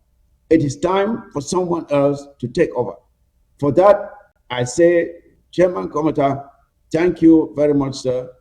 My respects to you. Honorable Anne, is there anything you want to say to Chairman Komata?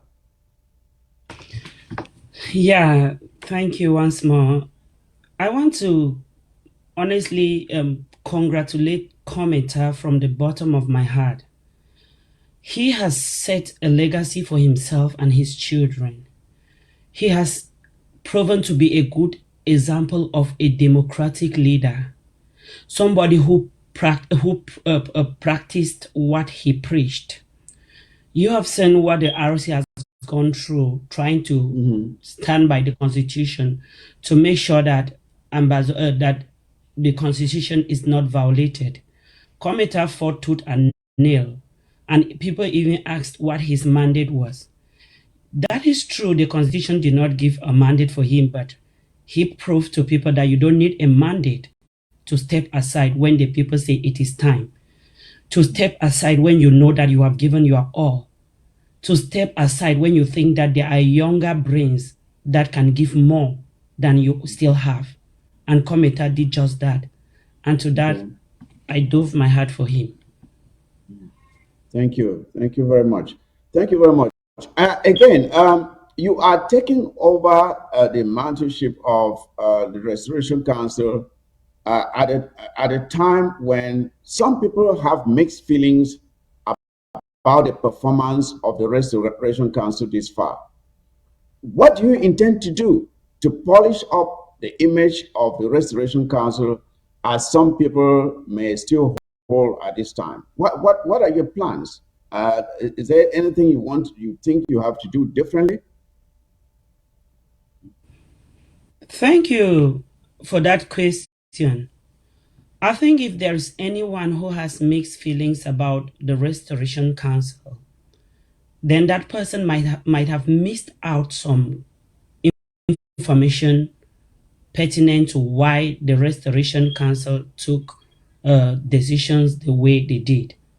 Those people might have been misinformed or might have misunderstood some decisions taken at the level of the Restoration Council. Everything the Restoration Council does is guided by the Constitution of the Federal Republic of Ambazonia. The Restoration Council had as a right to ensure that everything, be it funds raised for this revolution, were actually used for the revolution. But if individuals were manipulated and they accepted, they have come to realize that the Restoration Council was only doing what it did to protect this revolution. And everybody watching now who was with that opinion will agree with me that the Restoration Council has been steadfast. We don't have any reason or individual reasons for telling an individual that what you are doing now is no longer in the favor of Ambazonians. So as the new head of the Restoration Council, there is one thing I want to say to Ambazonians. I am just the head of the Restoration Council, but I am not going to be the one to decide for the Restoration Council.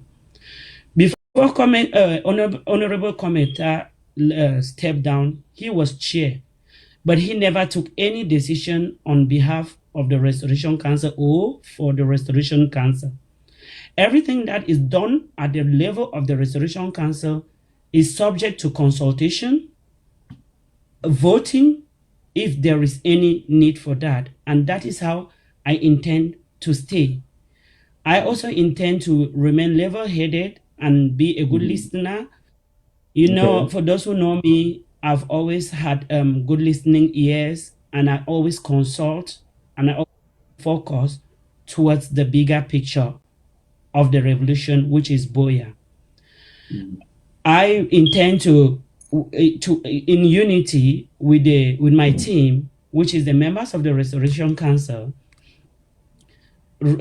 facilitate the building of bridges for genuine, effective, and efficient partnerships and collaborations or unity, because that is what we need now to go to Boya. As the newly elected chair of the Restoration Council, my goal is to work closely with the executive, the judiciary, and the treasury to ensure that whatever thing we had in the past should not repeat itself again. Okay. Let everybody who is on board have one focus.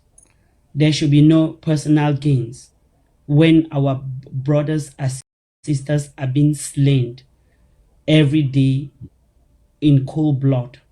So at the moment, the Restoration Council is very ready to work. The committees of the Restoration Council are now fully set up and fully constituted. That is the last thing Honorable Commenter made sure was done before he stepped aside.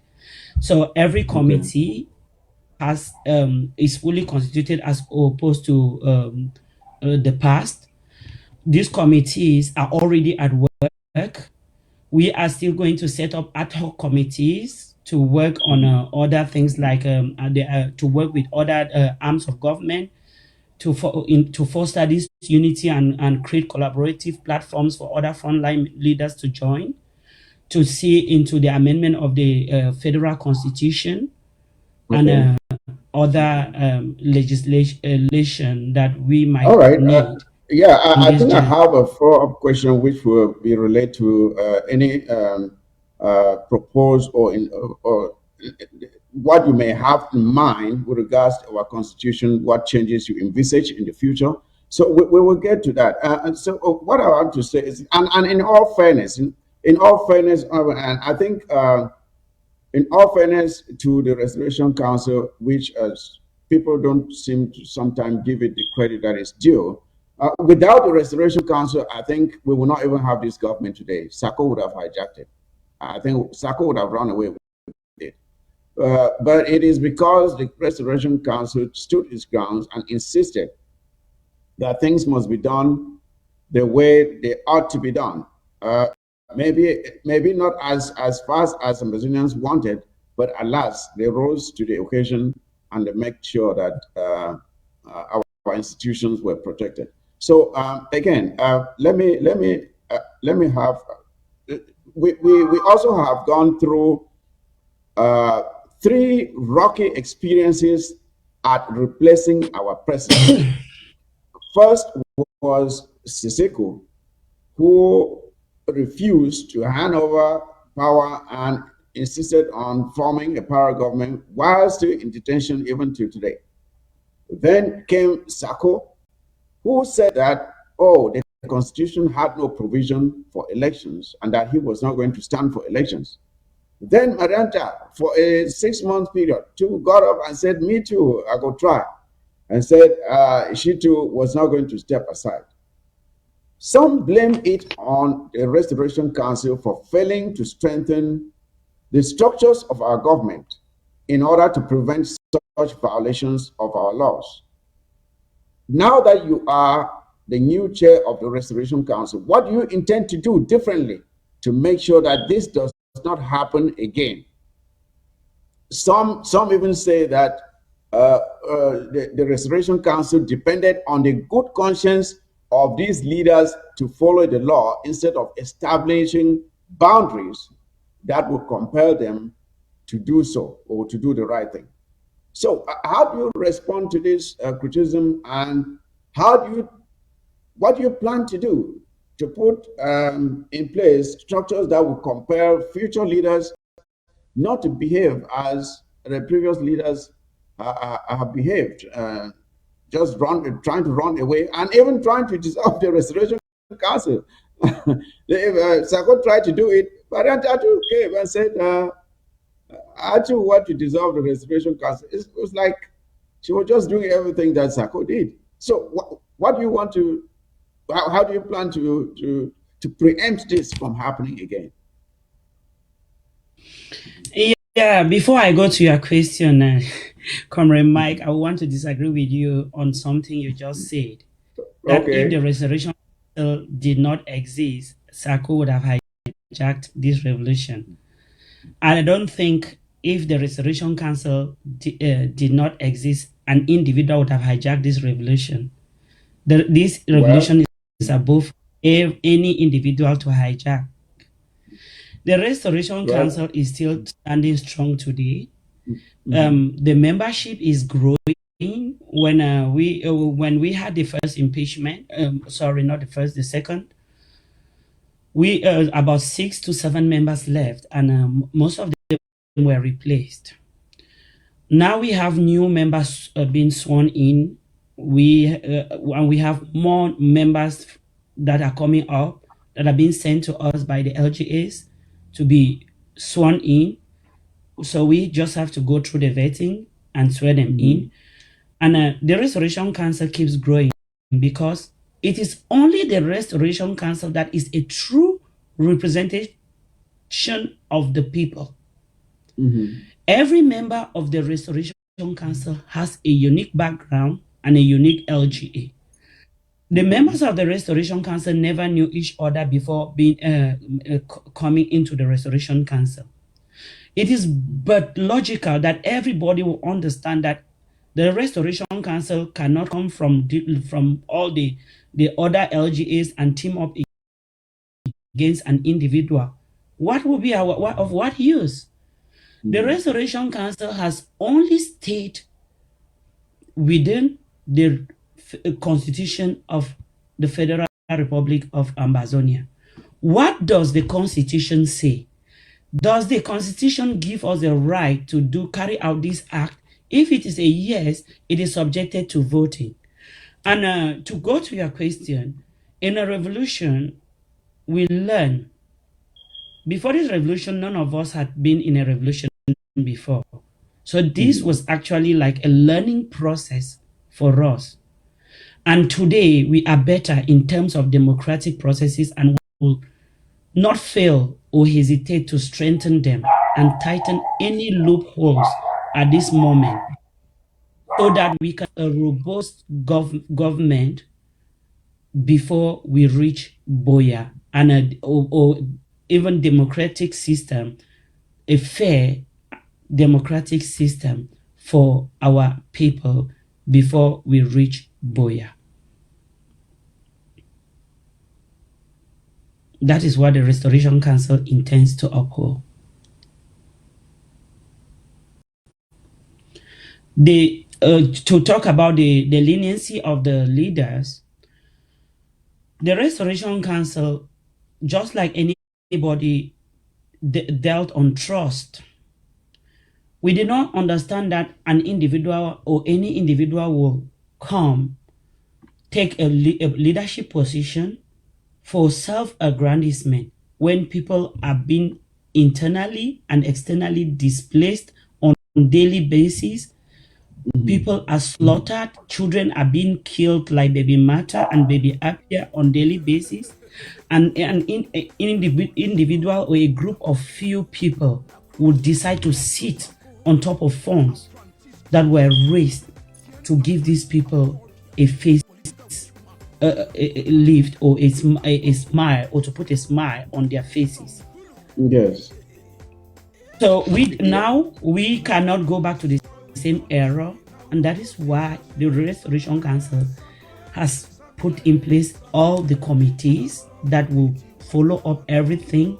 In the days ahead, the Restoration Council will be announcing a lot of changes and actions we intend to carry to make sure that we focus on diplomacy, we focus on building bridges, collaboration, bringing everybody on board,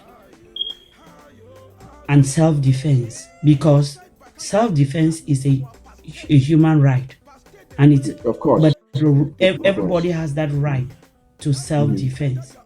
It is only bad if you go out to go and look for trouble where you are not supposed to go. If you sit in your house and somebody comes to attack you and you defend yourself, you are totally right. That is your right. You have to do that. And we are going to support those who are doing that. Okay. All right. Honorable Ann, following question. Following up on the questions above, one of Sarko's claims for clinging on to power was that our constitution does not spell out the procedure for the election of our presidents. Do you now intend to amend the constitution to fill in this loophole? Let me start to be let me clarify this. Ambazonians need to know that the ROC as a legislative body has no right to single-handedly amend the constitution. Okay. But we at the moment, we are, like I already said, we are going to set up an ad hoc committee that will work together with other arms of government, the executive and the judiciary, and even independent Ambazonians who do not belong here, to see that the constitution is amended. And let me be honest, except a constitution is carved on a stone, it is subject to amendment. Of course. A lot of constitutions in the world have been amended, including that of the greatest democracy in the world, like you say, which is America. I think that's where you live. So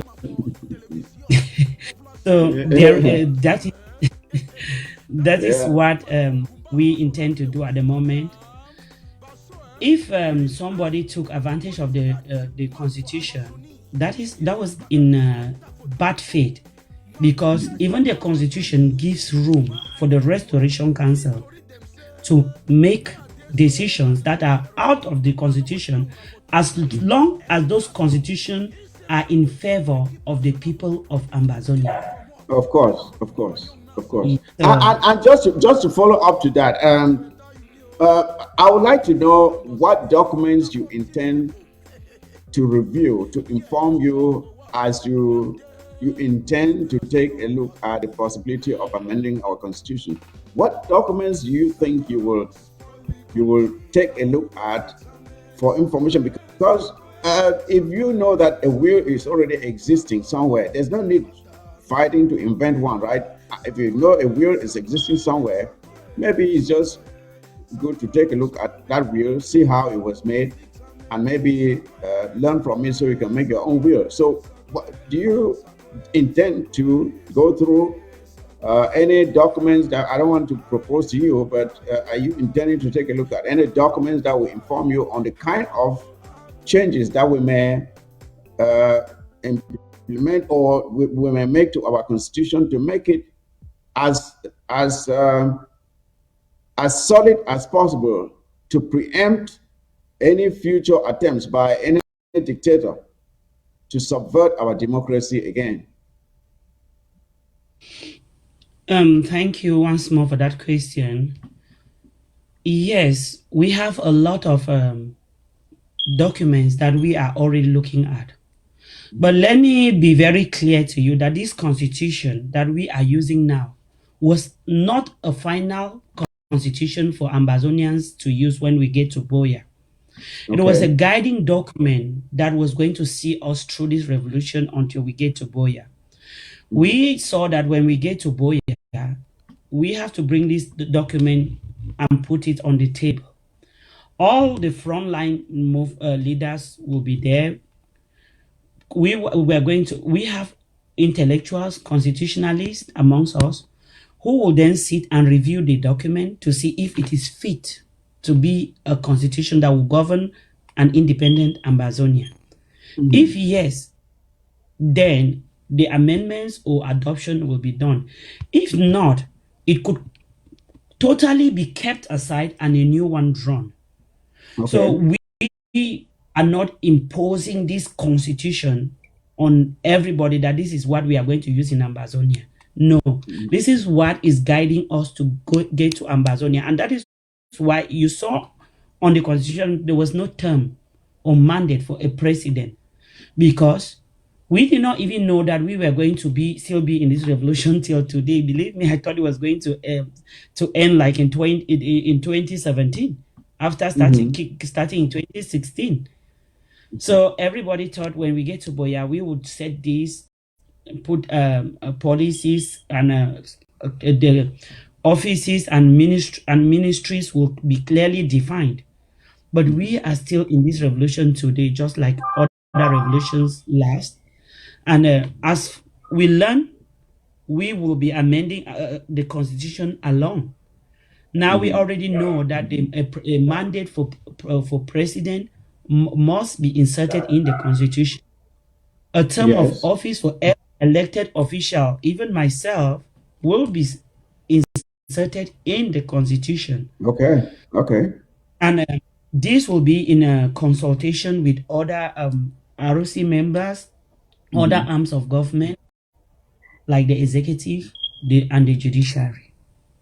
All right, I think that is positive news. I'm sure many Ambazonians will be happy to hear you say those things, because those are things that people have been looking forward to, and they're saying, okay, but what is it? Was the period of service for this official or that official? If those things are clearly spelled out, I think that would be a good thing. And in all fairness, again, to the Restoration Council, we understand that we are working in a virtual environment where the implementation of laws and the application of penalties tends to be very difficult when we are working in a virtual environment where we don't have any law enforcement mechanism to hold people to account, which is why we find these rogue elements doing what they are doing.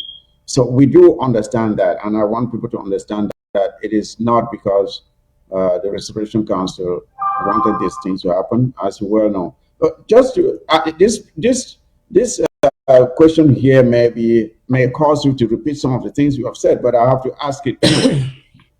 There is the opinion out there from some Ambazonians that our constitution is incomplete. What other provisions of the constitution do you intend to take a look at? I think you said a lot of the things previously, especially the statement you just made that may have addressed this, but I had to ask a question anyway because I had it ready already. Yeah, that's a good question. So, like I already said, the term of office of all elected officials will be taken a look at, because even Honorable Kometa decided to step down on his own. There was no provision for the chair of the Restoration Council. I don't want to preach what I cannot practice, just like one of my favorite icons, Martin Luther King Jr. once said that it is not possible to be in favor of justice for some people and not be in favor of justice for all the people. I would also like that I have a mandate. I don't want to be chair forever. No matter how good I am, I need to be sure that I am being re-elected if the constitution gives that room for re-elections. I don't want to go and sit tight and ask other people to leave their positions. So that that will be taken care of. The membership or how the organizations of LGAs and counties never existed in the constitution. We need to work on that as well, and to make sure that the people know that the Restoration Council, the members of the Restoration Council per se, receive their power from the people they are representing, and not the other way around. So we at the Restoration Council are representing the people, which means that if an election takes place in the Restoration Council and the member of your LGA votes, it means your LGA has voted because you people had that confidence and that assurance for that person before sending that person to come and represent you at the level of the Restoration Council. So every decision that person takes at the level of the Restoration Council is binding on your LGA because you people empower that person. I don't want a situation where they will say, why are Restoration Council members voting and LGA or county chairs not voting? How can you send somebody to go and represent you at the Restoration Council and still condemn the person if the person takes a decision on your behalf? So we have to make to clearly distinguish between these powers, so that people should know exactly who has what right and what limit as far as being in any office is concerned, and many more that I cannot summarize Of here. course. I know you can. It will be difficult to put everything out here. I really appreciate you sticking through with me on these questions, because I believe Ambazonians want to know exactly what direction you want to take the Restoration Council. I have just two more questions for you, and we'll be over with this series. So, my next question goes thus: how do you intend to improve the working relationship between the Restoration Council and other arms of government while still holding them accountable? Because I ask this question because there may be a situation where it may be misinterpreted that just because you are having a good working relationship with maybe this or that arm of government, maybe the executive or the judiciary, that you now have to be lenient in holding them accountable. How do you intend to collaborate with them while still holding them accountable? I like that question. I believe that the Restoration Council works hand in glove with other arms of government, and we act as checks and balances of one another. There is nothing that if you are working or collaborating with this person, you cannot hold the person accountable. I believe that question must have been answered by the past decisions at the level of the Restoration Council that created the mixed feelings, like you actually said. If the Restoration Council was working hand with all the previous leaders before they getting them impeached, we only lost their trust and saw that their actions might have been compromised or not for the interest of the majority. And we could not stand and watch that happen when people are suffering. So we at the Restoration Council already host inter-arm meetings on a monthly basis. These meetings are meant for each arm to understand what the other arm is doing. We have to question the executive, find out what they are doing, why they are doing this, and they have the right to question us as well. It means even I am indispensable. I have to be questioned. And that is how we intend to do it, to make sure that this collaboration and stays and misunderstandings is kicked out of this revolution, because there's been a lot of misunderstanding, misrepresentation, manipulation that has taken place in the past because we have been collaborating with our eyes closed. So at this moment, our eyes are supposed to remain open, wide open. And we believe that everybody's eye, be it a genuine Ambazonian just watching, has the eyes open on us, the Restoration Council, on the National Treasury, and on the President. So it is not going to be a ride on the park as usual. The game is changing, and this is the time. And I would just like to conclude this question by quoting what Thomas Jefferson once said: it takes time to persuade men to do even what is for their own good. So the Restoration Council is there, and okay, we are calling on everybody not to relent. Stay put. Give us your best, have trust and faith in us, because the past errors cannot repeat itself. We are the never again generation, and we are going to be sure that Boya is clearly ours, and what is meant for the ground goes to the ground. Thank you. All right. Thank you. And my very last question is this: what kind of leader are you? Are you a dictator? Are you a passive leader? Are you a Democrat? What kind of leader? What kind of leadership should we expect from Honorable Anne? Thank you for that leg pulling question. Yeah, you took me unaware with that question, but I want to say that this is not the first leadership position I've been holding in this revolution. Okay. Before being elected the chair of the Restoration Council, I was the chair of the Government Affairs Committee. I am a people-centered leader. You yourself know, you have attended meetings with me. I have chaired meetings, and I have people at the center of every meeting, because I am there to listen to what the people are saying, and that is me. I am going to be a visionary leader. My leadership is, before I go that far, I am going to let Ambazonians know that I am a leader just by name. I am just the figurehead. I think at the level of the Restoration Council, only my signature will be needed after decisions are taken. I cannot take any decision on my own. Why? Because I am going to share the leadership. Every member of the Restoration Council is a leader.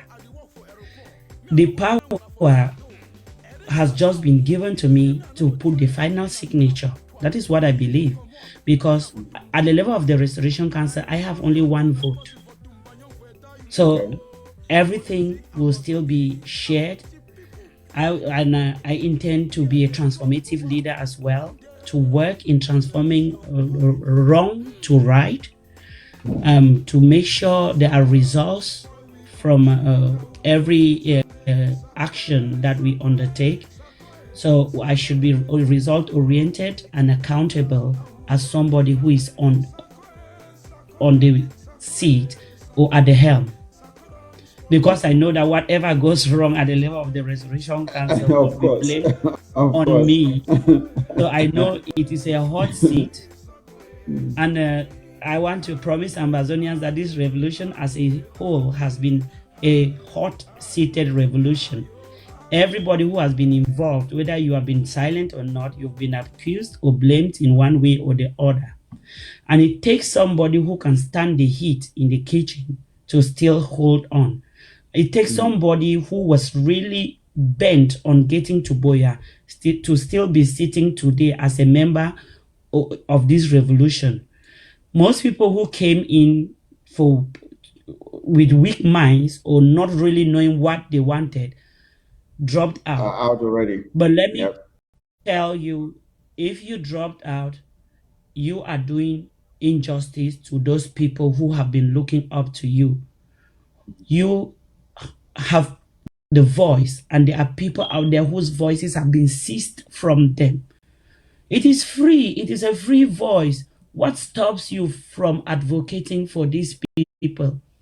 We all should be advocates for the right thing, for peace, for freedom, which is a fundamental human right.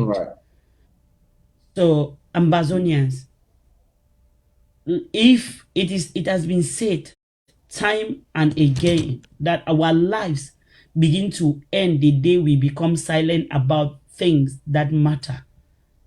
So if you are still sitting there, if you are not on board and you think that you are actually living, then it is a lie. So we should stop existing as Ambazonians and start living like Ambazonians. That is what a wise man once told me. Thank you. Exactly. Well said. Well said, Honorable Anne. And I want to say here that I would like to congratulate you, Madam Chair, for your election to the helm of the Restoration Council, and I wish you luck in your new assignment. I know it is not an easy task, but I know you are up to the task. You will do your best to make Ambazonia proud. I would like for you to sit tight and hold on. I have to bring up this discussion about our traditional leaders that have fast been transformed into politicians. And I want you to just sit tight there. And after this short monologue, I would like for you to have this exchange with me, analyze this topic, and see the ramification. Let us share ideas on the ramifications of this phenomenon that has been introduced in our society by a lot of people to Cameroon. And it is completely eroding our cultural values and the respect that we have for our traditional leaders. So just sit tight there. After this monologue, we are going to discuss that. So, traditional leadership and politics. Our traditional leaders are the custodians of our traditions and customs. Owing to the respect that we have reserved for our traditional leaders, La République du Cameroon has chosen to exploit it for political gain. This has led to the erosion of the respect and honor that has been reserved for our traditional leaders. Some have had to abandon their chiefdoms and palaces as they escape from the same people they are supposed to lead. Our traditional leaders have been turned into political pawns. Traditional leadership and politics do not mix properly. We all know that. They are like oil and water. When you pour oil and water together, the oil will always rise to the top. So our leaders have been turned into political pawns, and this phenomenon of mixing politics and tradition is eroding our cultural values. When you mix water and oil, one will rise above the other. And most often, politics rises above tradition and culture. La République du Cameroon has weaponized our traditional cultural associations. Most of them have become an extension of the CPDM, where the leadership of these traditional or cultural associations are now being pushed to be CPDM sympathizers. And the agenda of these cultural associations is pro-CPDM. They openly advocate for the criminal regime at the detriment of those they are supposed to serve. A traditional leader who chooses to accept a political position in any political party loses the respect and honor that comes with being a traditional leader. The two functions are incompatible. You either have one or the other. The two functions cannot be combined. A traditional leader is supposed to be the father to all of his subjects.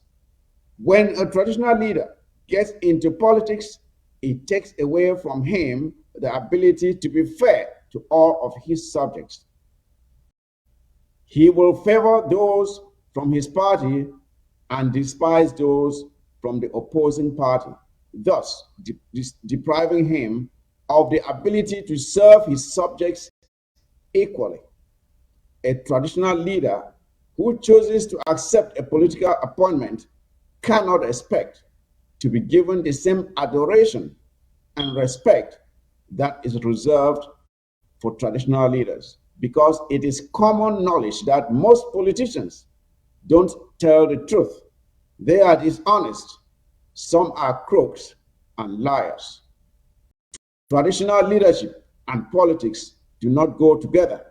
When a traditional leader decides to be a politician, you lose the respect of your people as a traditional leader, and rightly so. So, Honorable Anne, I don't know what your take is on this phenomenon, because we have seen it used by a lot of people to Cameroon because they came into our society. First of all, they come from a society where traditional leadership is a strange idea. They don't have any respect for their chiefs. In their own area, you can walk into a bar and sit there, and a chief is sitting there. You are drinking a beer. He too is drinking a beer. The chief talks trash. You can slap him in the head. That is how they view their traditional leaders. They have no respect for them. So when they came to us, they saw the adoration we have for our leaders, of our traditional leaders, our chiefs, our farms. And they saw this as now something they could exploit. That's given the fact that we respect them so much that if something should come from these traditional leaders, then the people will most certainly respect. And they came in now and they started corrupting these leaders, these traditional leaders. And today, you find traditional leaders who are at the same time politicians. An impossibility. Because you cannot be a good traditional leader and be a politician at the same time. Because being a politician means you are choosing one side against the other. But as a traditional leader, every subject of your society is yours and is supposed to be cared for and protected by you. So these two functions are incompatible. So, Honorable Anne, on a summary, just give me your appraisal of this phenomenon that has been introduced by La Republique, and it is currently eroding our cultural and traditional values in the southern Cameroon, Ambazonia.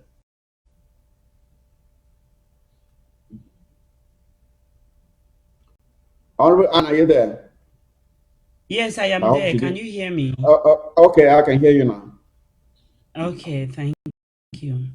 I want to say that, to be honest, we are already aware of the plans La République de Cameroon had for the southern Cameroons, and that was assimilation. We have been opportune to be out of the country. We are talking here I am sitting here free in my house and talking because I am not on the ground. I want to advise that we should not be so harsh on these traditional leaders because they don't take these decisions on their own. Okay. These traditional leaders might be undergoing what we don't see. They have been threatened, intimidated, coerced into doing all these things. Some of them are going there not because they want to go. There are traditional leaders who still fit or who still work with our restoration forces on the background because we don't have that, an army that can defend these traditional leaders. Yes. Until we get to Boya and put these traditional leaders on the ground, we cannot know for certain what they are going through. And as somebody who doesn't look just at the surface meaning of things, I will want us to bear in mind that these traditional leaders are not completely sell out. Some of them might have been corrupted. Some of them might have been coerced into becoming dictators over their subjects. But why?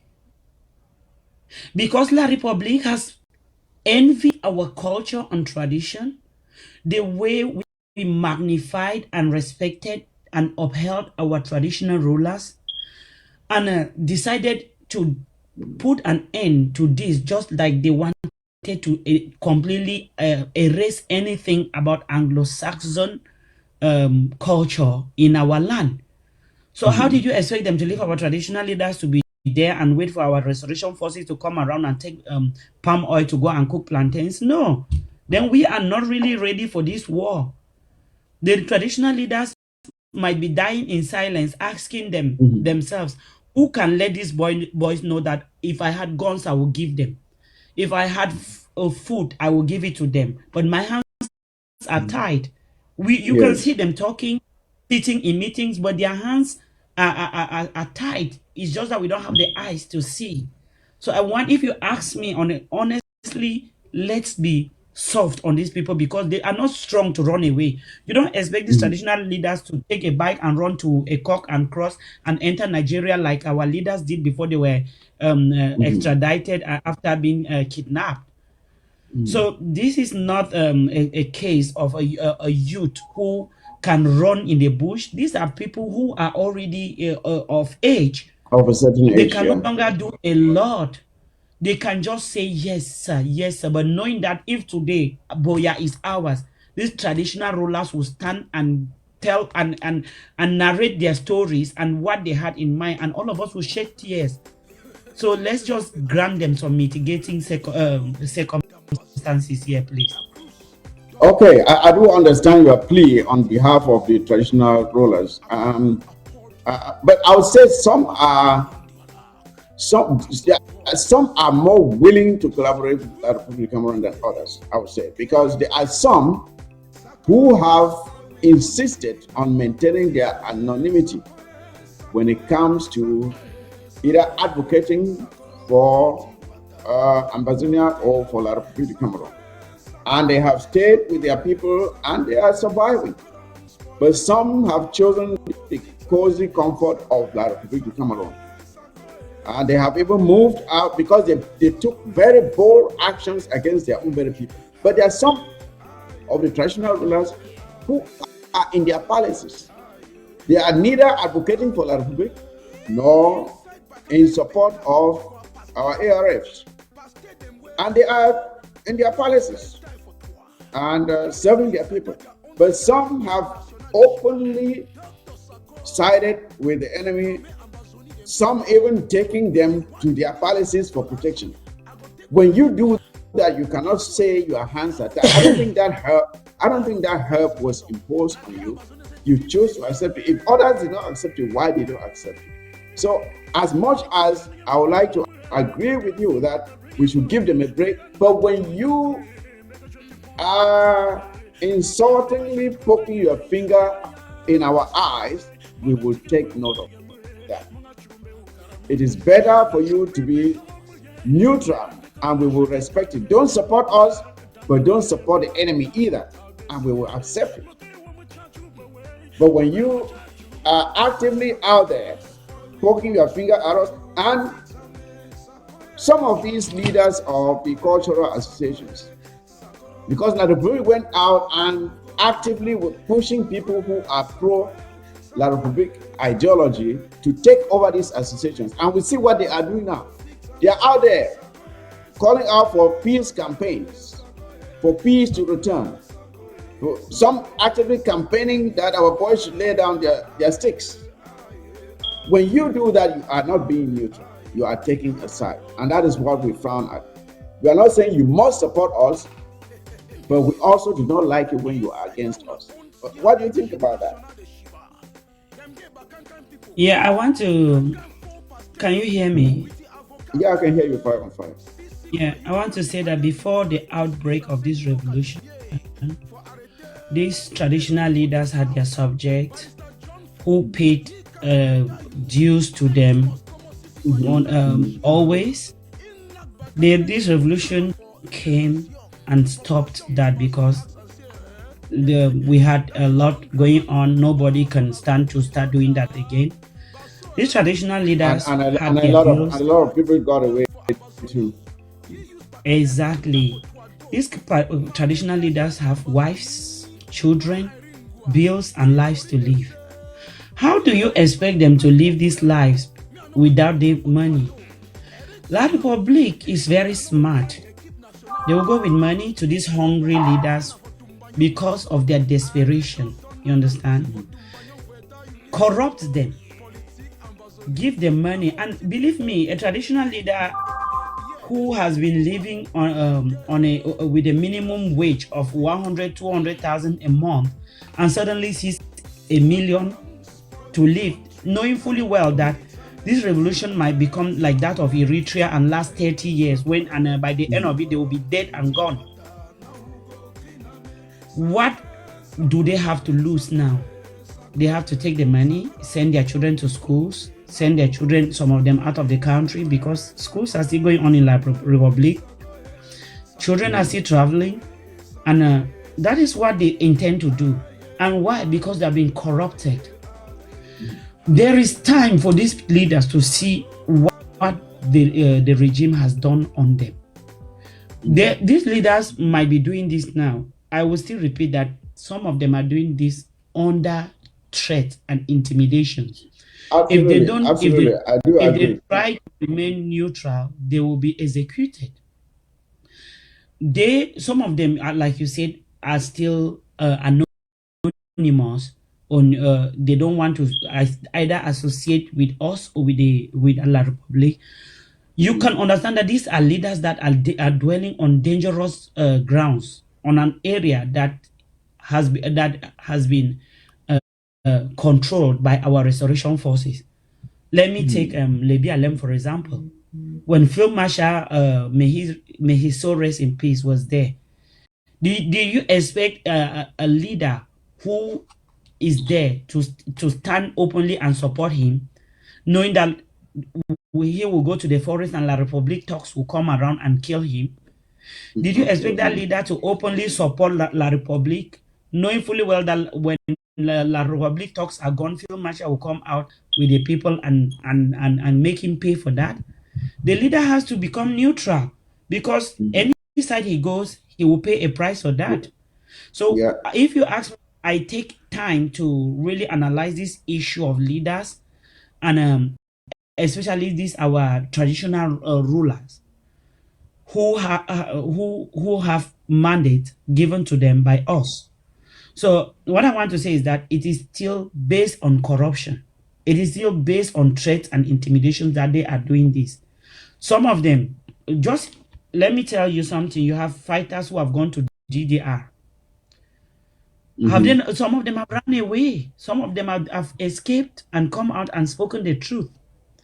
How they were coerced. You just showed a video of a grandpa who is claiming that he voluntarily dropped his arms and joined the GDR center. But just seeing the way he was being commanded, does that look real? Don't you think it's their mission to make you appear as if you are the one taking these decisions? Surrendering yourself. Yeah, that is the only way that they have given you a life to you.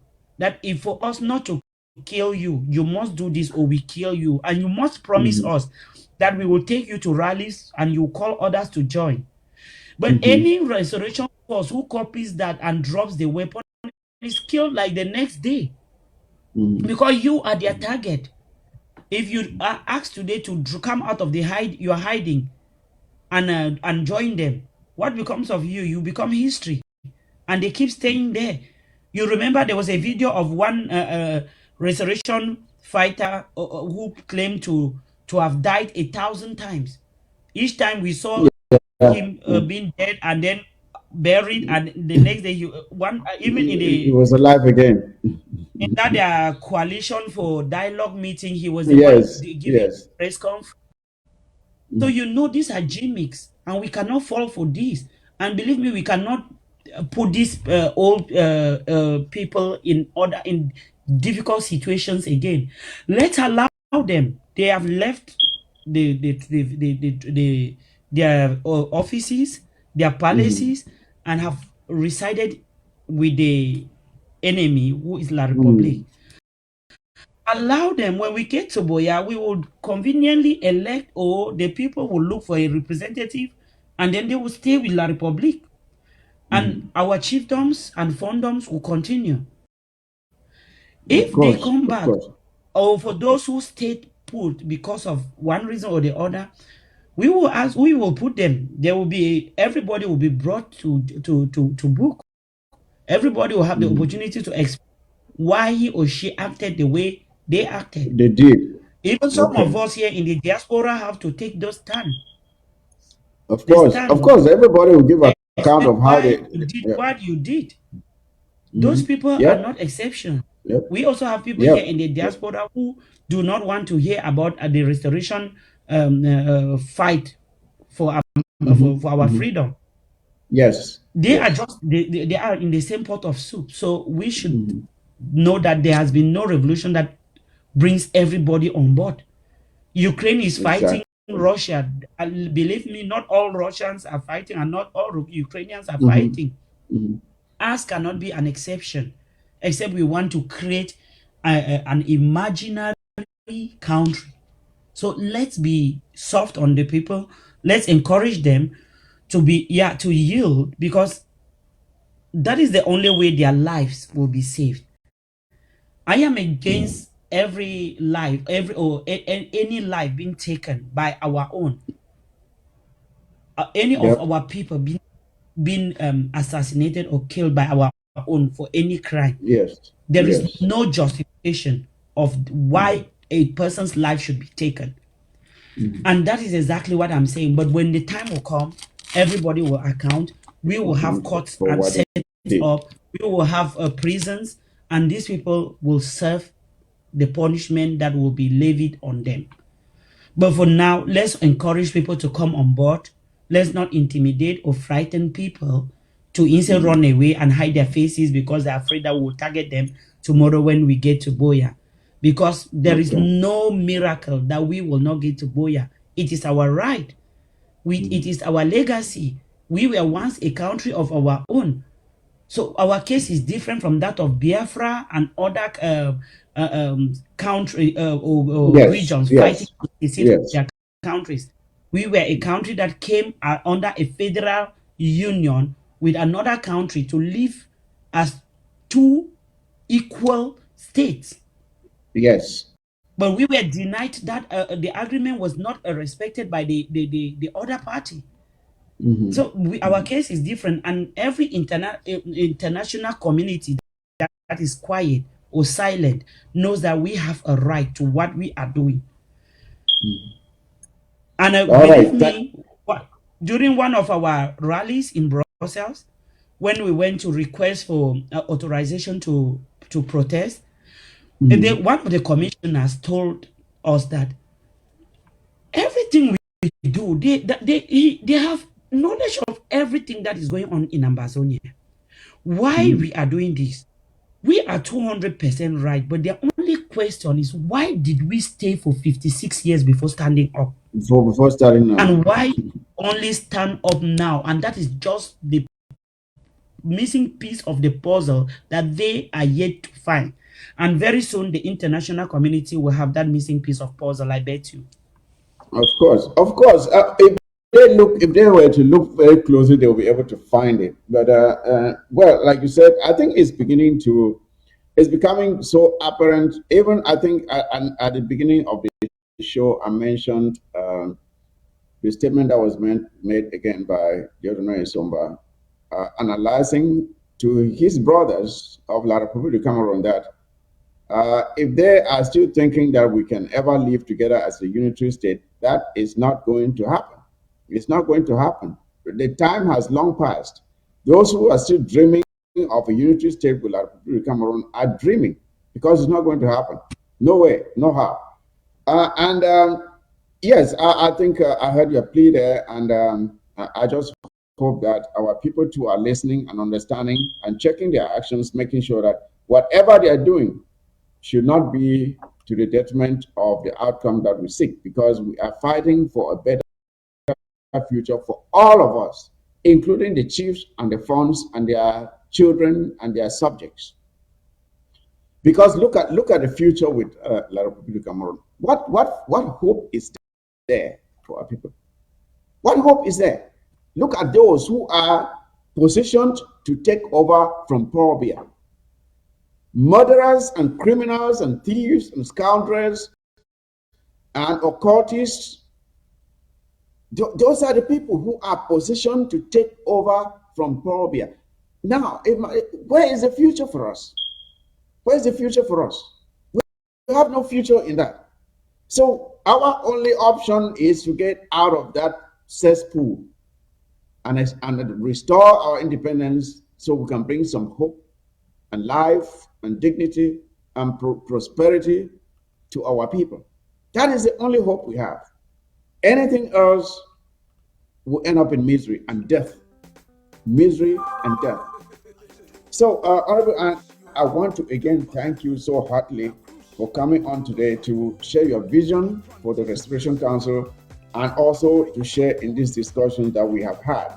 But before you go, there is something we like to do here to encourage our ARFs, to let them know that we do appreciate what they are doing for Ambazonia, and that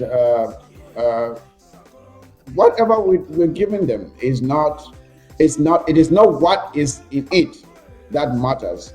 It is the intention behind it that matters. And we give them a recognition for their bravery and their great work. So every month we put something together which is called the Most Productive Group Award, the Most Productive Group Award, where we give them a trophy, which is right here. I'm sure you've seen it before. This is a trophy, and we are going to award this trophy now. It is actually engraved here. Beautiful trophy, I must say. A gold trophy. Someone is going to win this trophy today. So I want you to stay put with me and let us see who this winner will be today. We assess, first of all, before let me put it where it can be visible. Before we award this trophy, we have to say that this trophy takes into consideration not just the military prowess of the group on the ground, but also their conduct, how they treat our civilians. Are they taking care of our civilians? Are they molesting our civilians? Are they extorting from our civilians? Are they taking ransoms? Are they doing kidnappings? So we put all of that together, and then we determine the winner for each month. Several groups have won already. I think the first group was Indian, I think, and then the Bali Buffaloes won. The Black Shoes of Oku won. Boyo has won. I forget which other one again. No Pities Unity Warriors won, of course. No Pities Unity Warriors won. And today it's going to someone else. We don't know who that person is until we open the envelope. So, Honorable Anne, unfortunately, you are very far away from me. I would have given you the pride of place to open it, but I have to open it.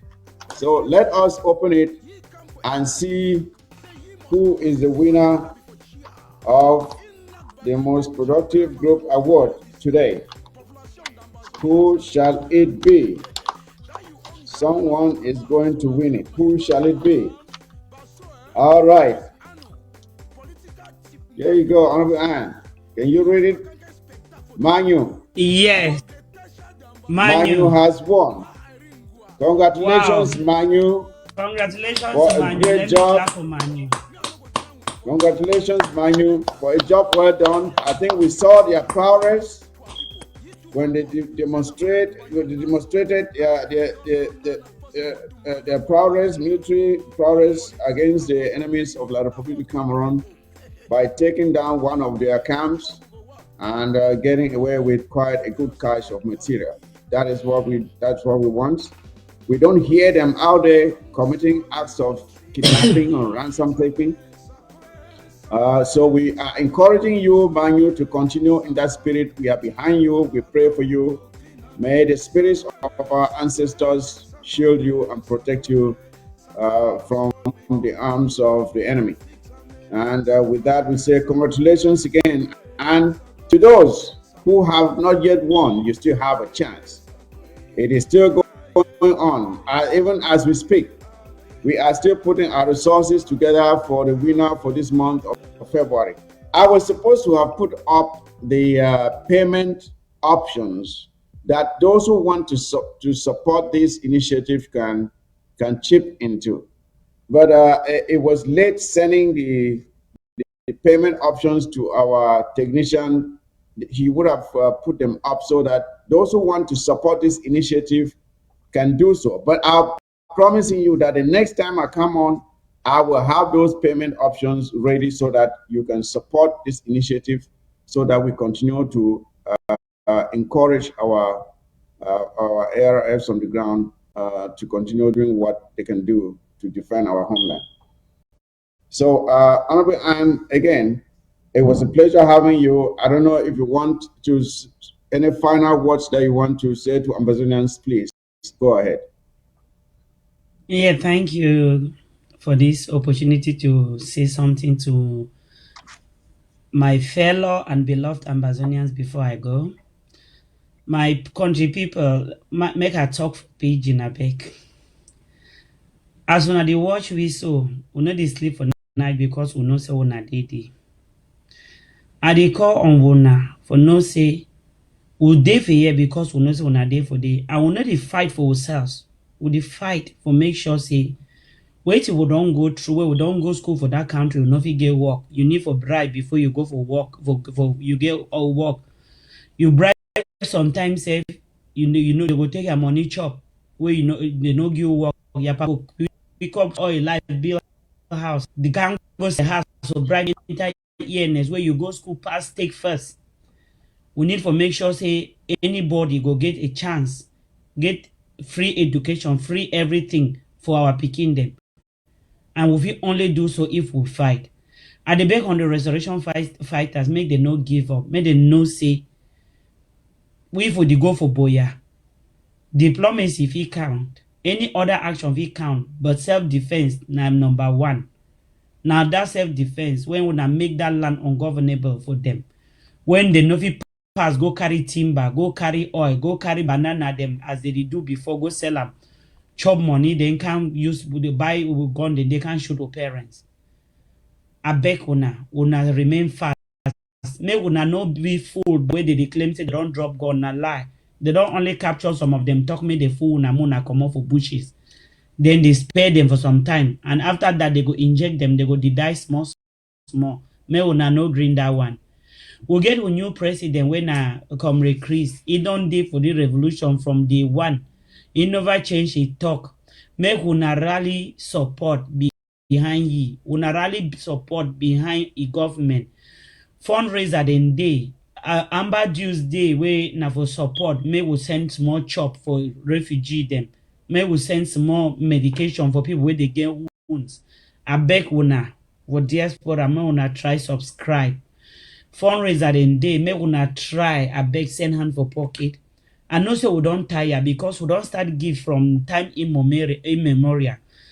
Some people they don't take them, they not even send them for the side where you go, where it discourage some people. But I want to tell when I say this time around, no be business again. Now, boya. So anything now where una the moment una know say I then they on top more than 100. Where before it be the enter pocket, no man no see them. May una no fear for send hand now. May una no tire, I beg una. If una tire, we brothers and sisters where they for bushes don't finish. If their blood go climb for una head, make una gear.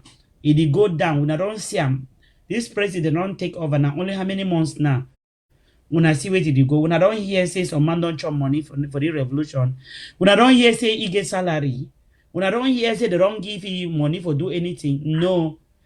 Una never see say he says the struggle for go go find your own money, go for that ground, go get. Now TV, this what they use and for years, so we need to pay. No be government they pay. It is struggle for still pay the TV for get news for una. I beg una 7 hand for pocket. Una know say even me what they talk for years, so my idea on that money or I never ever touch money for the revolution. I don't fire and fight for social media because I know say some man don't chop money. Restoration Council no dey touch money. Restoration Council if fight never make me no man no touch money. And now we don't wear eyeglasses all we. Even at €1, it go for ground. So me una give am now with confidence. If before you be think say you go give only €50 every month, I beg, may this talk make you double them to 100. Make you give them no say if anything go wrong, you quote the day. No go wrong because now everything don't change. A lot of different turn don't take place where we no go live that kind of thing. And luckily we get president where he don't always be steadfast. He don't fight that corruption. He says from. So una no believe say go fight corruption, can't stand be corrupt. I beg una make una believe in ye. Now only una believe, una see the way they fight for unity. Make una, if you there for different group where you come watch here today like observer, make you tell your frontline leader for reach out. If it deny, una drop it, you let new one bring and quick because the unity. Now only ye now so you go take we go boya. Una see say time where he say they go Canada. You know go as ye one way some people then run go stand for they say the one sign document.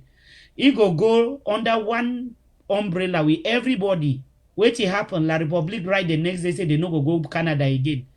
You see say unity na the weapon way they fear. Exactly. Make una join platform, more una unite, whether you be which group for here. Call your leader, ask you whether they already did for under unity. If you say they never reach out to ye, una all get President Chris in number, all man get them for the outside, even La Republic. If una no get them, una come for ABS platform, una go get them. Una call ye, ask you say you don't reach out for the leader.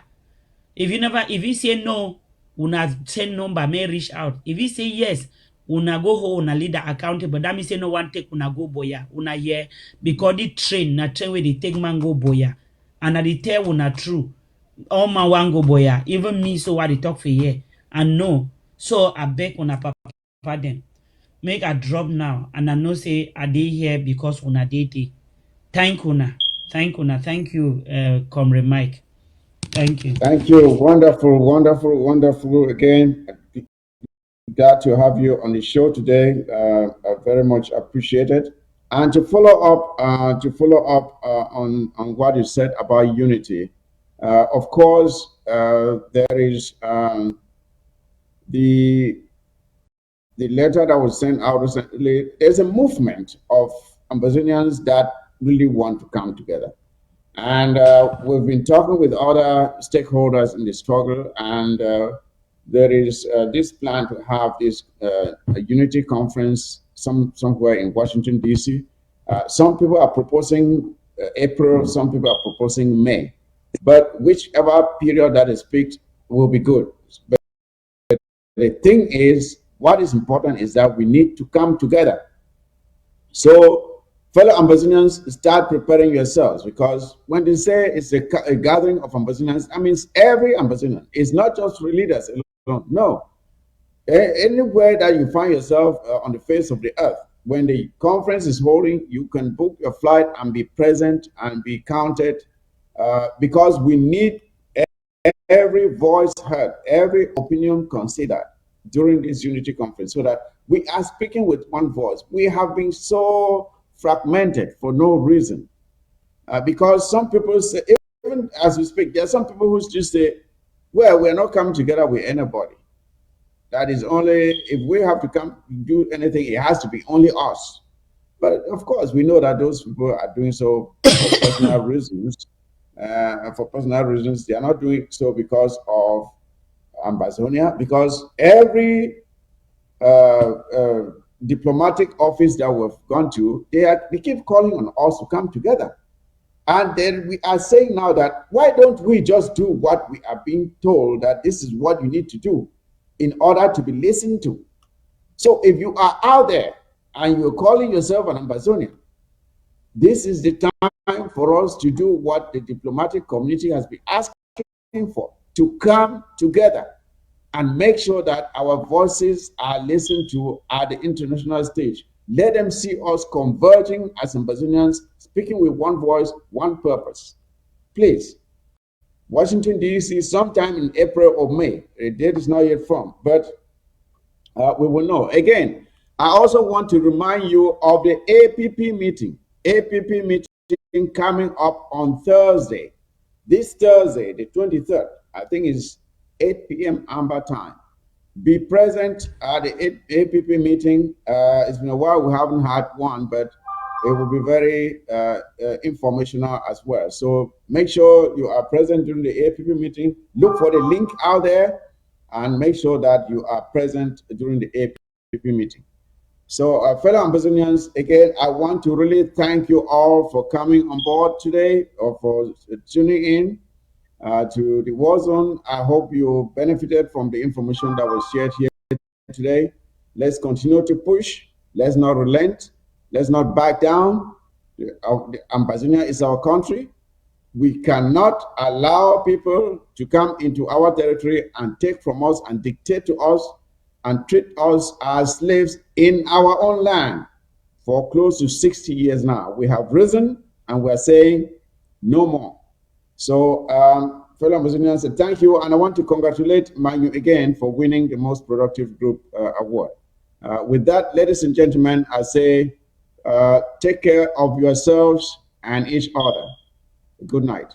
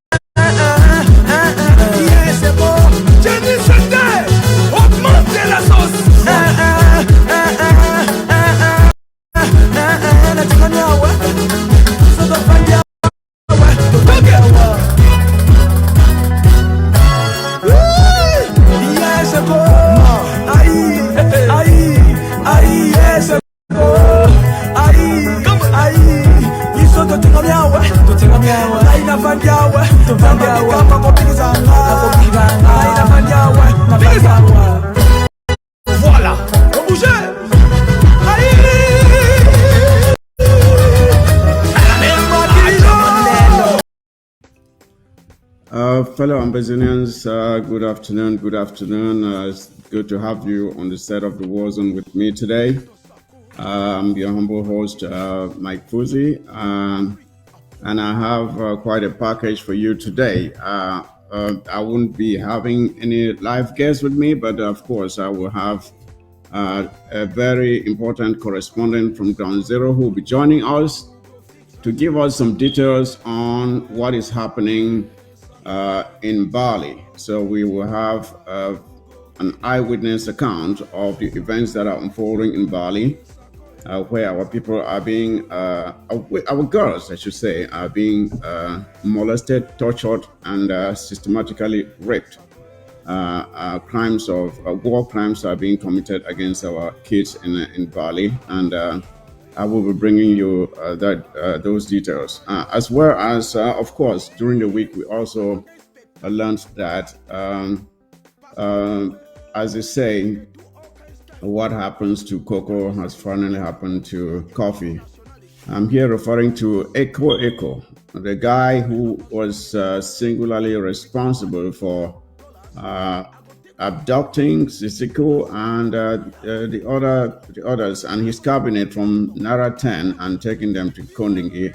He himself has just been welcomed in Kondingi. Kondingi is now his home, and I hope he enjoys it. So I will be bringing you that detail as well. Again, one other thing we'll be talking about too will be the evils of colonial France, And when we go through these discussions, fellow Ambazonians, you will understand what is at stake in this struggle. When we get through these discussions, you will understand why it is very important that we sever all ties with the Republic of Cameroon, because anything that still links us with France can only mean eternal misery for us as a people. you will see the wickedness of France as will be portrayed in the presentation that I will bring to you today. So I would like for you to stay tuned.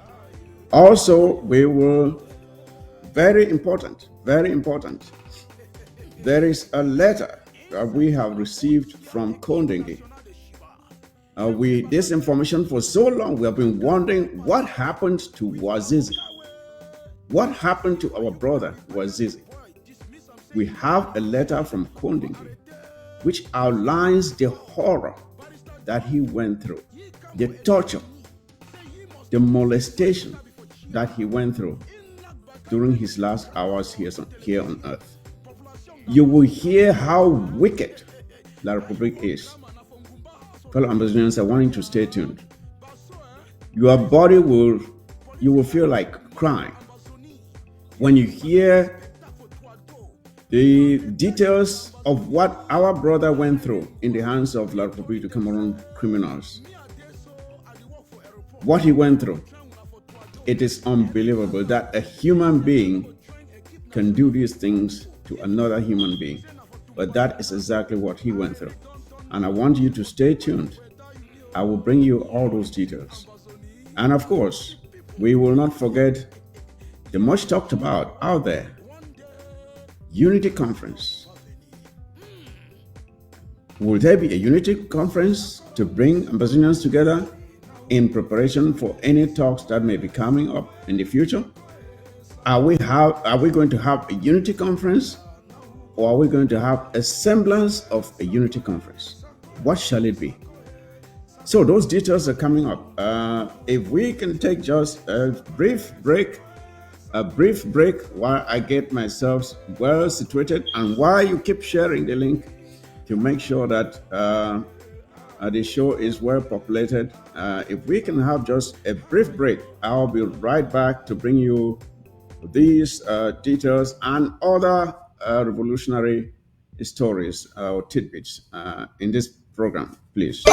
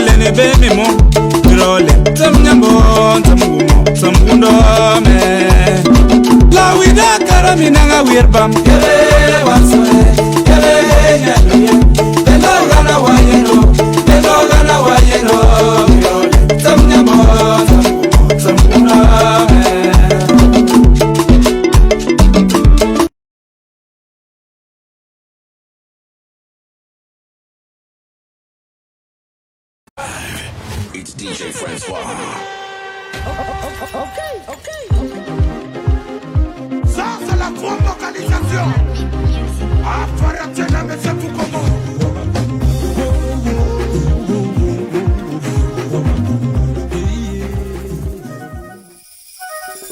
Oh, Dunga, como su agarani. Ewo Dunga, como su agarani. Ewo Dunga, como su agarani. Chibare, ngomo swakarani, dunga, dunga. Chapa, namakondi, ancien combattant, c'est ce kunyeti egbe. Agweo, c'est ce kunyeti egbe. Mama wunde kwa besom de koki ne ya pensem anaka ba ko man tumanye manyu no ke tochi se chapika se nakane sasa kunyeti egbe akweo namo manya baba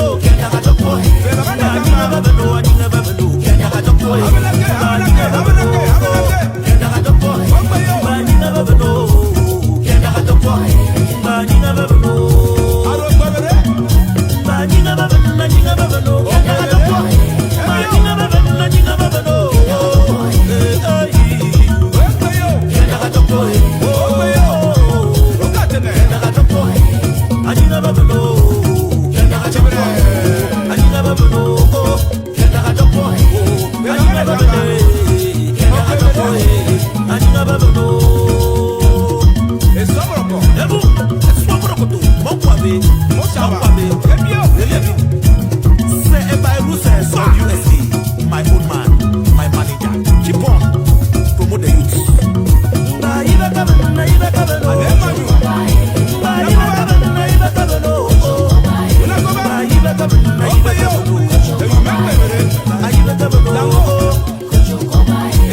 never know. I don't know. I never know.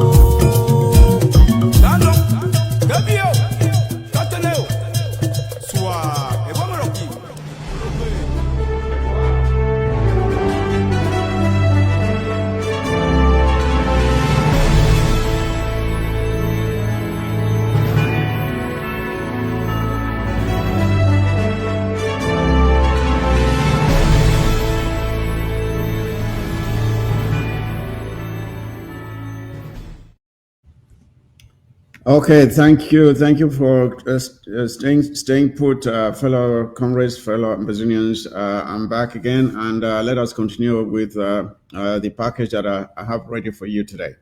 And of course, first of the item will be the arrest or the incarceration of Echo and Mebutu, what's the name again? Amugu Belinga, the very wicked guy who caused the torture of their journalists, and they too have now been taken to Kongi. But you will be very surprised to realize that even the fact that they have been taken to Kondengi does not mean that they are actually serving the same jail sentence like any other inmate in that prison. You will realize that they are like privileged prisoners because they come in there and they bring their own stuff. They are doing modifications of the area, fixing things, trucks bringing in material to renovate their living quarters, despite the fact that they may be in that environment, but their experience of prison life will be a lot different from what others are going through. Of course, what Sisiku and the others are going through is not the same as what these guys are going to face in there. To be very clear, let me just read to you a statement that describes what is going on in Kondengi with these guys when these guys came into Kondengi, when they were brought into Kondengi. So you can get a first-hand account of exactly how they were received, how they are being treated, and you see the influence that these guys had amassed, the power that they had possessed by even before being taken in. So you would realize then that they are being taken to Kondengi is just to cover up, so people can say, all right, they are in prison, but they are really not in prison. Let me just read what I have here and you'll see for yourself. Here it goes. Saturday, March 14th, 2023. This morning at 6:55 a.m., Maximum Echo and Amugu Belinga were ushered into Yaoundé Principal Prison, Kondengi. They came directly from the military tribunal where they spent the previous night.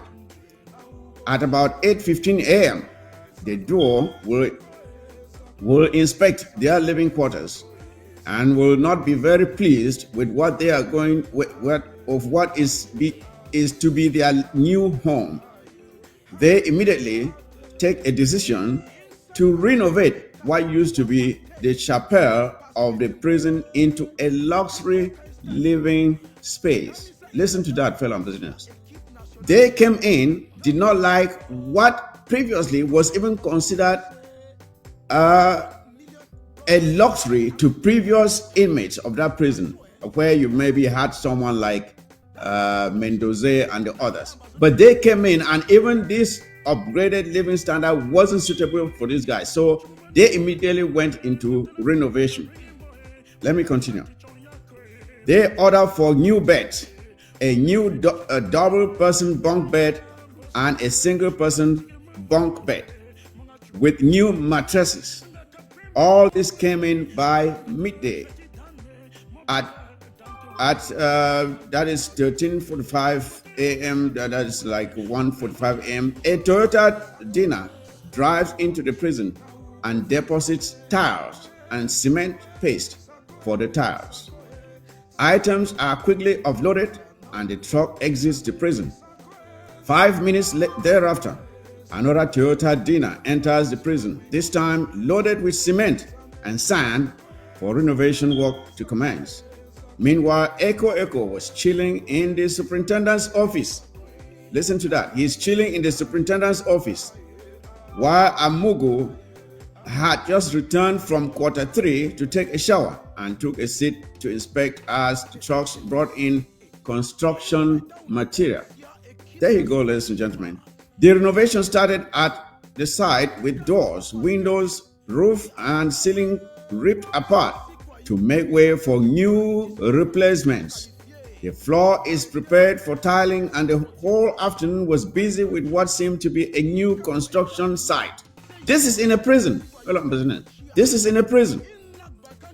At 4:15, Eko will be escorted by guards across the courtyard to quarter 3 for a shower. He has a towel in hand and a little green bucket. At 4:27, he will exit quarter 3 refreshed but visibly beaten as he kept throwing a glance around the walls and not greeting anyone. He will be left alone for curious prisoners who looked on in his solitary walk across the prison area to the main courtyard. The security situation is evidently elevated despite the presence of about 7 plainclothes individuals following Amugu all around the prison. One of his wives will brave the odds and be with his man from the time he was brought into the prison till about 5:00 p.m. The renovation work at the time of reporting was still going on at 8:09 p.m. There you go, fellow Ambazonians. This is supposed to be a prison sentence for Eko and Amugu Belinga. But here they are in a prison with the authority to order the renovation of their living quarters. And of course, you heard there that at one point, I think Eko was chilling in the superintendent's office. That is actually his own office. He has a right to go and chill there while construction work is going on to make sure the environment is conducive enough for him, that he is comfortable enough. Tiles, walls are being ripped down, the roof is being replaced, ceiling, tiles on the floor, new beds, mattresses, trucks coming in and out with material to renovate the space for supposed prisoners who have just been brought in. I wonder who else in that environment enjoys such privileges, to order. And these people want you to believe that these guys are going to prison. No, they are not going to prison. They are not being sent to prison. It's just that the pressure was too much for them to continue being free. So they said, okay, why don't you just go and lie low in there and let this thing blow over and we will set you free. And that is exactly what is going to happen. I can assure you that is exactly what is going to happen. It's just a place for this guy to go and lie low, let the storm blow over, and they will be out to start doing the very same thing they have done before. These guys are not in prison. Don't be deceived. Don't let anyone tell you that they are in prison. What prisoner goes to what prisoner will go to prison and have the audacity to renovate the whole place before settling in? The reason you go to prison is so that you serve a sentence, some kind of punishment for the crime you have committed. You don't want to go to prison and then live as if you live better than people who are free outside. As you've been told, Amugu Belinga's one of his wives was with him in prison. Real prisoners, even if you are incarcerated with your wife, you are not supposed to be together, right? Because that's part of the prison sentence, solitary. You are supposed to be separated from all the luxuries that you normally will have out there as a free person. But that is not what is happening to these guys. So I just thought I should shine a light on this inequality of treatment of those who are supposed to be prisoners. They are not in jail. They are not prisoners. It's just a cover-up, fellow Ambazonians. Don't be deceived. These guys are not in prison. Now, I think I wouldn't dwell on that too much. I just thought I should keep you aware of what is happening there. Now, my next story involves, I'm sure during the week, you must have heard some audios, maybe some videos, telling you of what is happening in Bali. War crimes are being committed in Bali, where La République du Cameroon has sent in hundreds of their criminal soldiers. You very well know that these guys they have no morals. They have no morals. So they do whatever they do, anything. And of course, once you are a so-called uniform official or officer in La République du Cameroon, you are considered an untouchable. You can do whatever, you can kill people, you can rape people, rape women, and nothing is going to happen to you. And that is exactly the impunity that these people are meting on the population of Bali. It is not that they are just doing this to adults. That will even be different. They are doing this to children. They are using rape. They're using rape as a war weapon.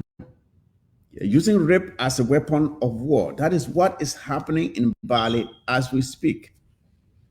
We have been told that La République du Cameroon went into Bali, gathered a good number of girls, took them to one government school in Tanko. It's supposed to be in Bali town. Government school in Tanko is supposed to be in Bali town. And these girls are systematically raped. They are systematically raped from soldier to soldier. And that is what these people are doing. And some of these girls are as young as 14 and 15 years old. That is I don't know, that is rape of a different class. When you rape and you rape minors, children who are not old enough to give consent, that is what is going on in Bali. But before we go on to talk about this and to really expand on what is happening in Bali, I want us to hear from someone who is an eyewitness of what is happening in Bali. And I hope I'll be able to reach him. I know the lines out there can be very unreliable, but I'll try to reach him. If we're lucky to reach him, we will hear from him personally what exactly is happening in Bali. Let me try to reach him.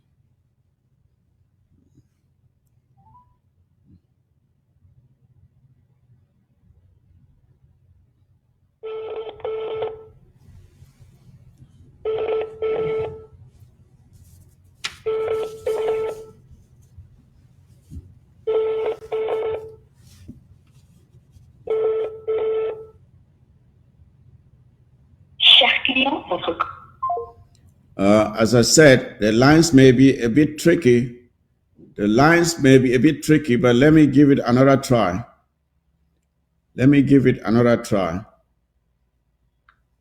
And see if it gets through.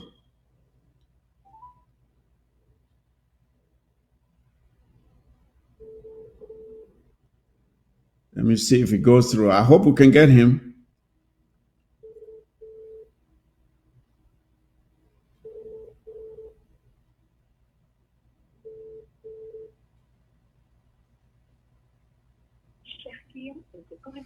I don't think we'll be lucky. We may not be lucky to get him. We may not be able to get him online, but that's the problem with phone lines in that godforsaken place. You can't just pick up a phone and call someone and get them on the phone because it's like playing a lottery. It's like playing the lottery. You have to be lucky to get through. So this is what is happening, fellow Ambazonians. We are told that as many as maybe 30 girls have been picked up in different areas within Bali, and they have been taken to this government school in Tanko in Bali. And these girls are being raped.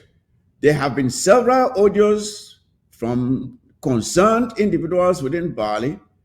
There have been several orders and alarm from some of our ARFs trying to alert us on what is going on there. And during the week, I was compelled to send out an audio to highlight and to raise the awareness of the international community, and especially fellow Ambazonians, especially these individuals who call themselves the civil rights organization, the civil rights organization.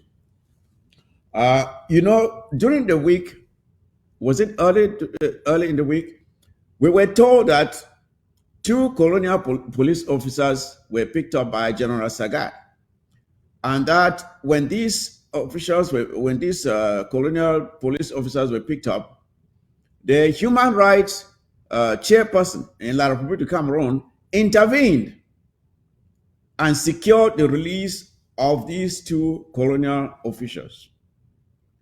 Now, here is a situation which does not involve even adults, it involves children. And you would think that this so-called human rights official will use the same urgency, the same influence to make sure that these children are released.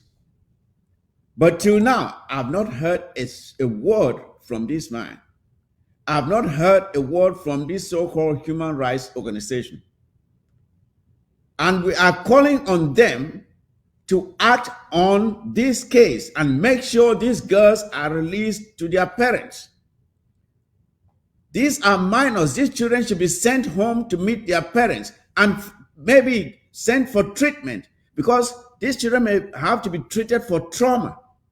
And who knows, sexually transmitted diseases that they will have to carry home and their parents will have to deal with it.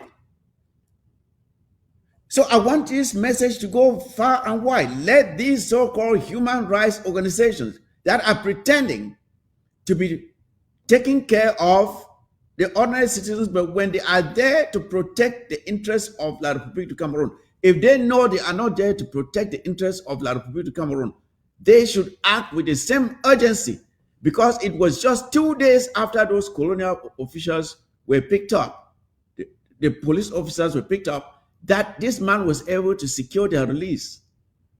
And I blame Sagat for letting them go. And even what he demanded, that the release of some of his fighters be released as well in exchange for those colonial police officers, that was not even done, and he still let them go. I don't know what kind of general he is. I don't know what kind of general Sagat is. That you arrest people who, if they had a chance to kill you, they will not give you a single chance to get away. And you arrest them and you let them go. You didn't even use them to secure your own fighters who have been taken in. You gave them in exchange for nothing. I don't know if it was in exchange for nothing. Maybe he took his money and stayed quiet. But to concentrate on what I'm saying here, fellow Ambazonians, we would like to see this human rights organization act to release this, and not just this, what is happening in Bali. We also know of what is happening in the southern zone. I think it's in Bongé and Mato, somewhere like that. In Mato, where young boys were just rounded up, ordinary civilians just minding their business, went there and rounded them up and took them away. Just young boys just minding their business. You remember the other week when the women had to storm Boya to release children who were playing football in the field? How much more of an innocent exercise can it be for children who are playing football? You come and just round them up for no reason. And you don't hear a word from this so-called human rights organization. They will not say a word. They will not say a word.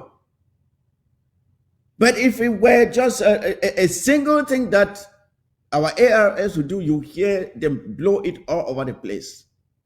They'll blow it all over the place. But let me come back to Bali. This is a place where you find the faun of Bali. I want to shine the light on the faun of Bali. He calls himself, I don't know if he's a parliamentarian or somebody. These are your subjects. These are your subjects. Children, little girls who have been arrested, locked up, and they are being used as sex toys. Where is the fun of Bali? Where is the fun of Bali? Where are the so-called colonial senators of Bali? Where is the mayor of Bali? Where are the religious authorities in Bali? What are they saying about this? What are they saying about this? Where is the president or whatever of the Bali Cultural Association that makes noise here about our ARS? Where are you now? Is it our ARFs who are raping these children now? Where are you? Why are you not speaking up? So you only know how to say something when it concerns Ambazonia. These boys or these girls, little children, are being used, sexually abused. Some will come home with diseases. They'll come home with trauma. They'll be traumatized for the rest of their lives for what they have experienced. And nobody is saying a word about it. And you call yourself the leaders of that society? This is just unbelievable. The things that people can rationalize. Those who call themselves Christians. What would Jesus do if he came face to face with such injustice, barbarism? Where are the Christians or the Muslims? Why are you not speaking up? These are children, for Christ's sake. So we are calling on those who call themselves leaders to speak up now or forever keep your mouths shut. Speak up now or forever keep, and to our ARS. To our ARS, you are the ones that are maintaining law and order in Bali at this time. You are the ones standing and challenging evil.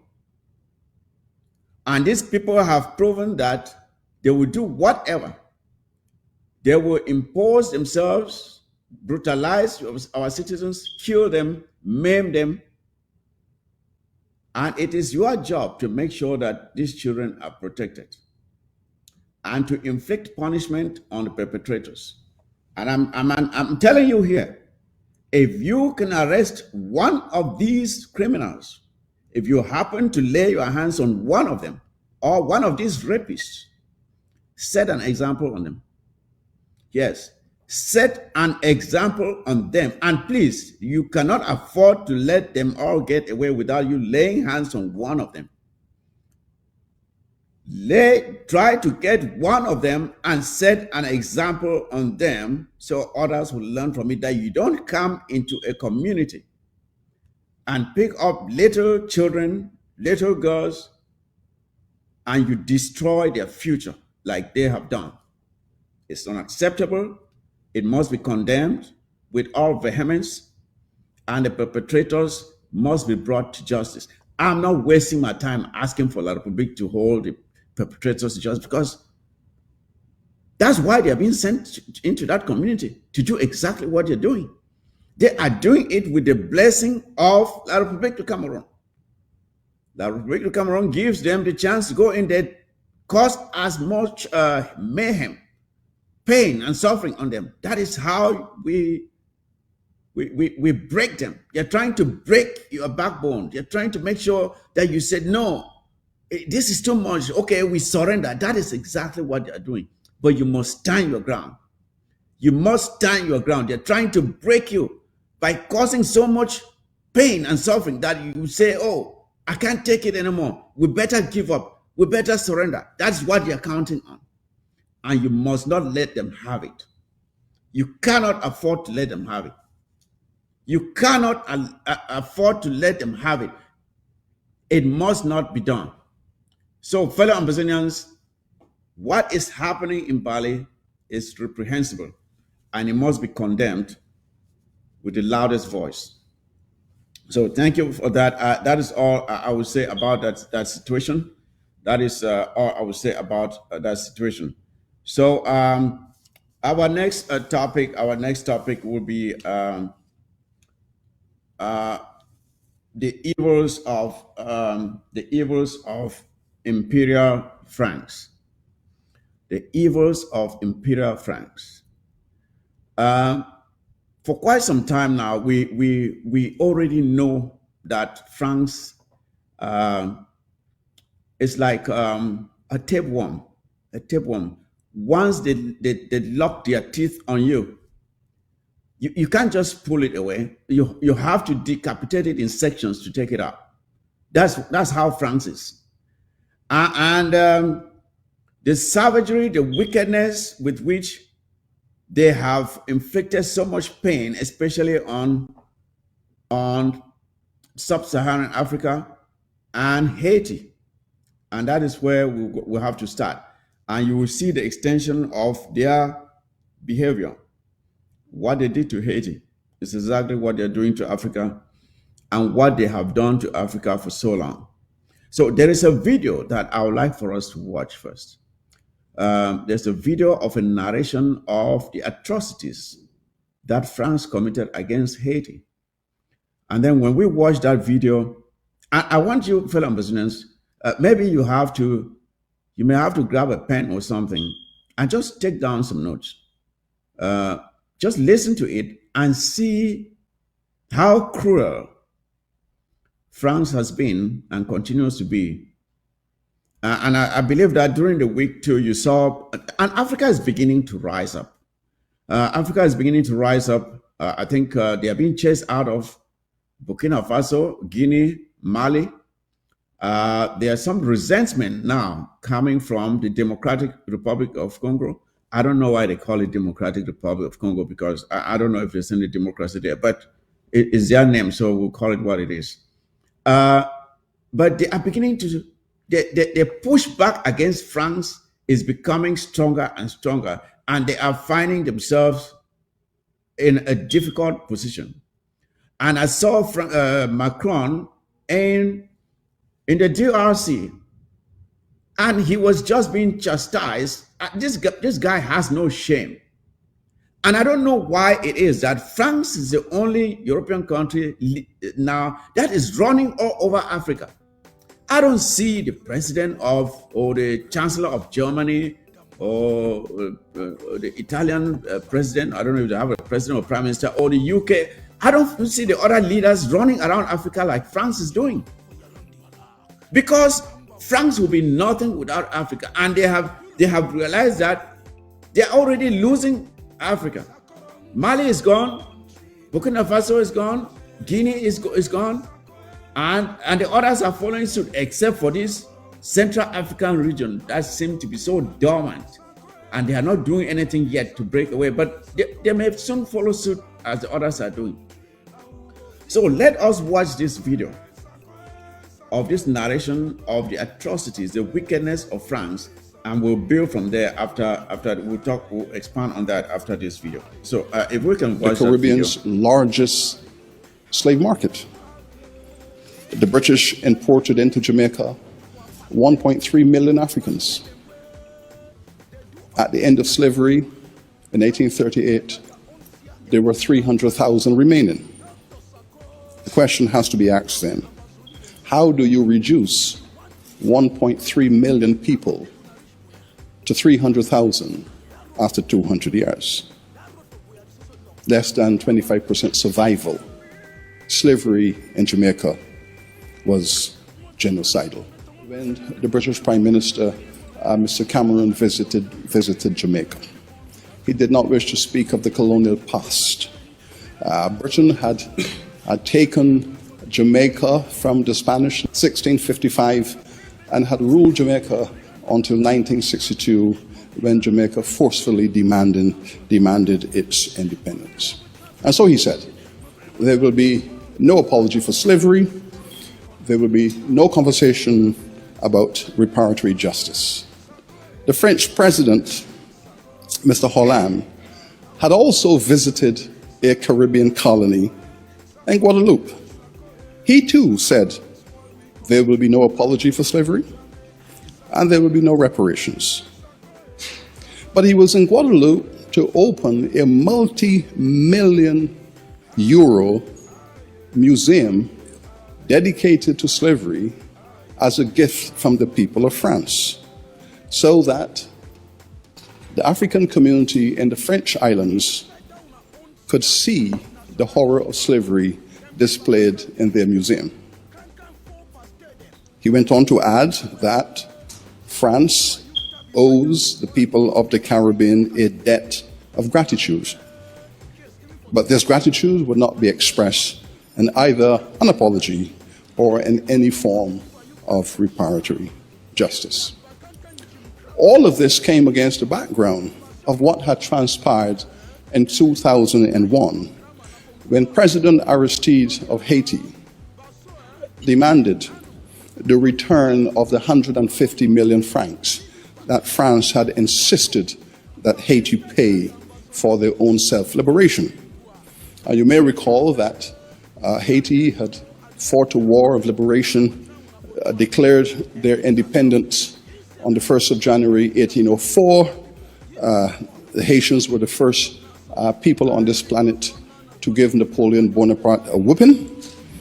And in return for this whipping, France insists that if the Haitians wish to be recognized as an independent nation state, they will have to pay compensation to their former enslavers. 1825, the Haitians are celebrating the 21st anniversary of their independence. France had refused to recognize Haiti as an independent nation.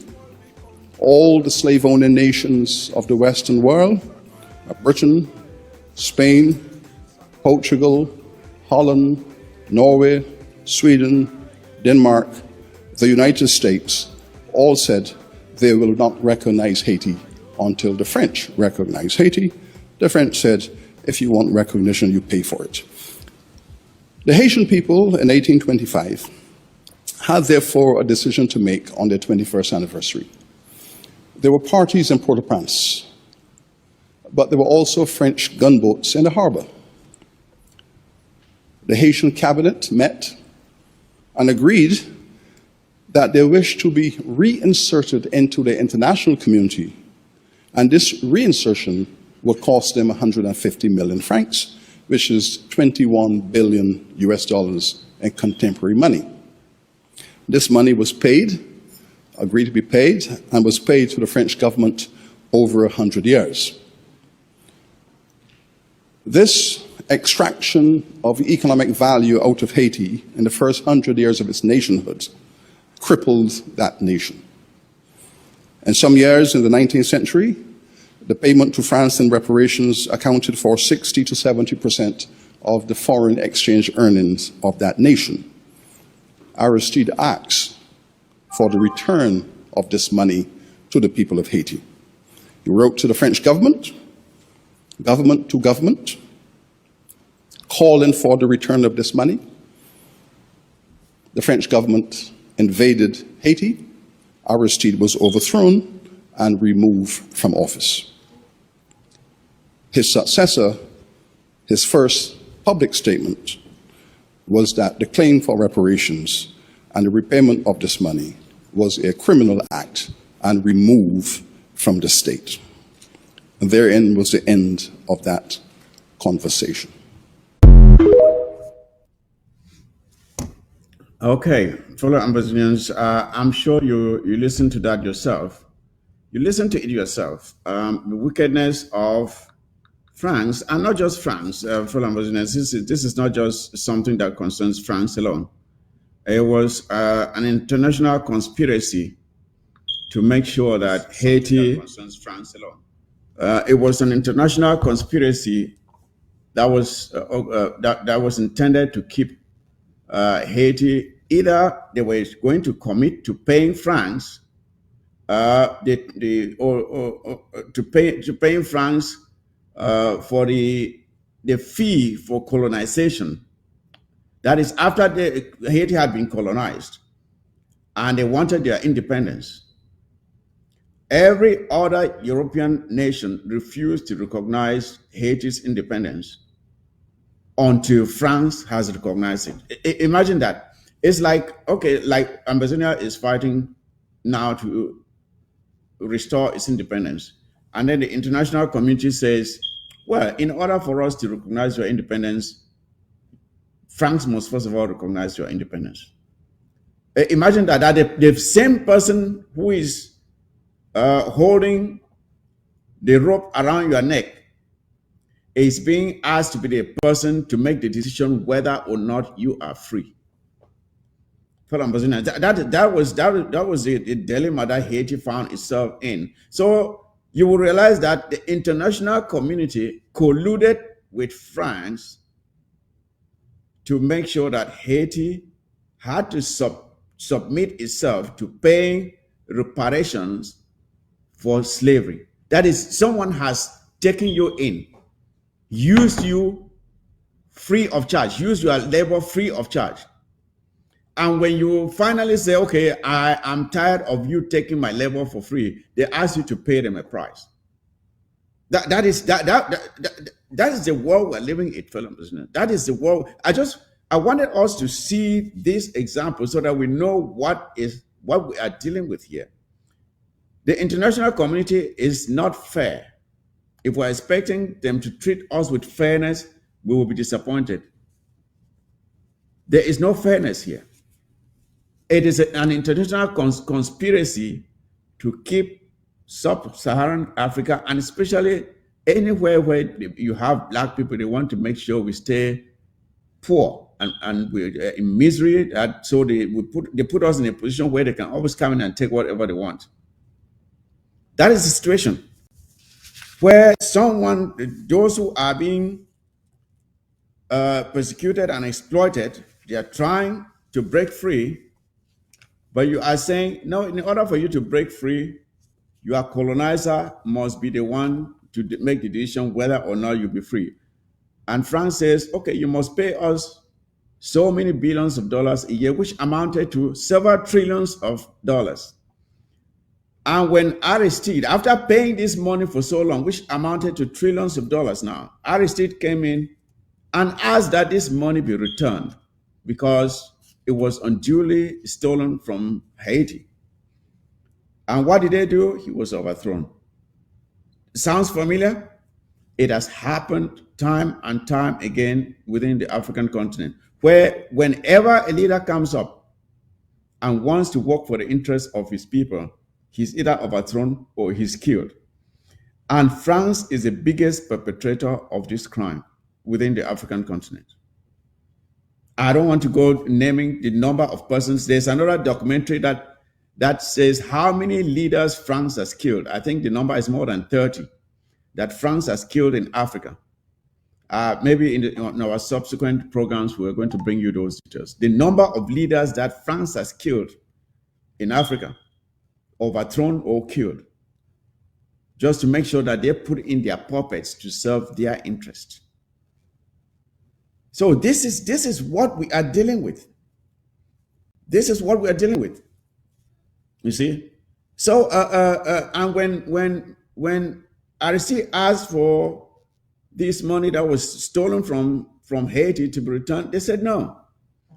And he was overthrown, and the person who replaced him now turned around and said what Aristide had requested was illegal. Imagine that what Aristide had requested was illegal, which therefore shows that the person who was put in place was a hand-picked puppet of France. He was there to do the bidding of France. And to this day that we speak, Haiti has become a failed state because of what France did to that nation. France made sure that Haiti will forever be penalized for daring to request for their freedom, being the first country that was able to defeat the French and to secure their independence. So France made sure that they were forever penalized. And to this day, Haiti is paying the price for it. That is the evil empire that France is. So we know exactly what we are dealing with here. And fellow Ambazonians, as long as we have anything to do with France, there is no way we'll ever be prosperous. France, when you are dealing with France, when France has locked its poisonous fangs on your country, you're finished. You have to fight hard to decapitate this monster from you to be free. You saw the struggle that Algeria had to go through to break free from these bloodsuckers. And Algeria is doing well today. Rwanda is doing well today. Others have done it. But we have to work hard to do it, because without it, there's no way. The one thing that France has used as the yoke around the necks of most African countries is their currency, the CFA. That's the rope that they've used to tether you so that you can only eat around a certain circle.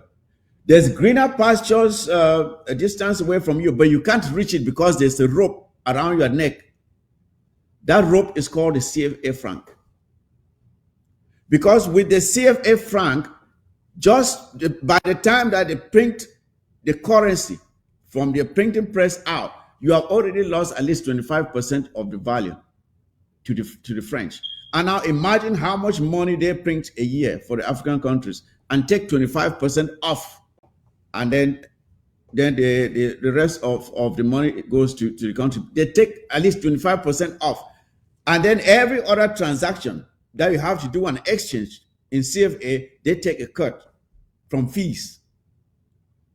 And that is why they don't want to let go. Because just the fact that you have that currency there that they are controlling, they get a cut of everything that you are, before the money comes to you. So when they bring, say, 10,000, by the time it comes to you, it's 7,500. That's how it is. And that is why we must, in order for us to ever see prosperity, we have to break away from anything French. If you look at the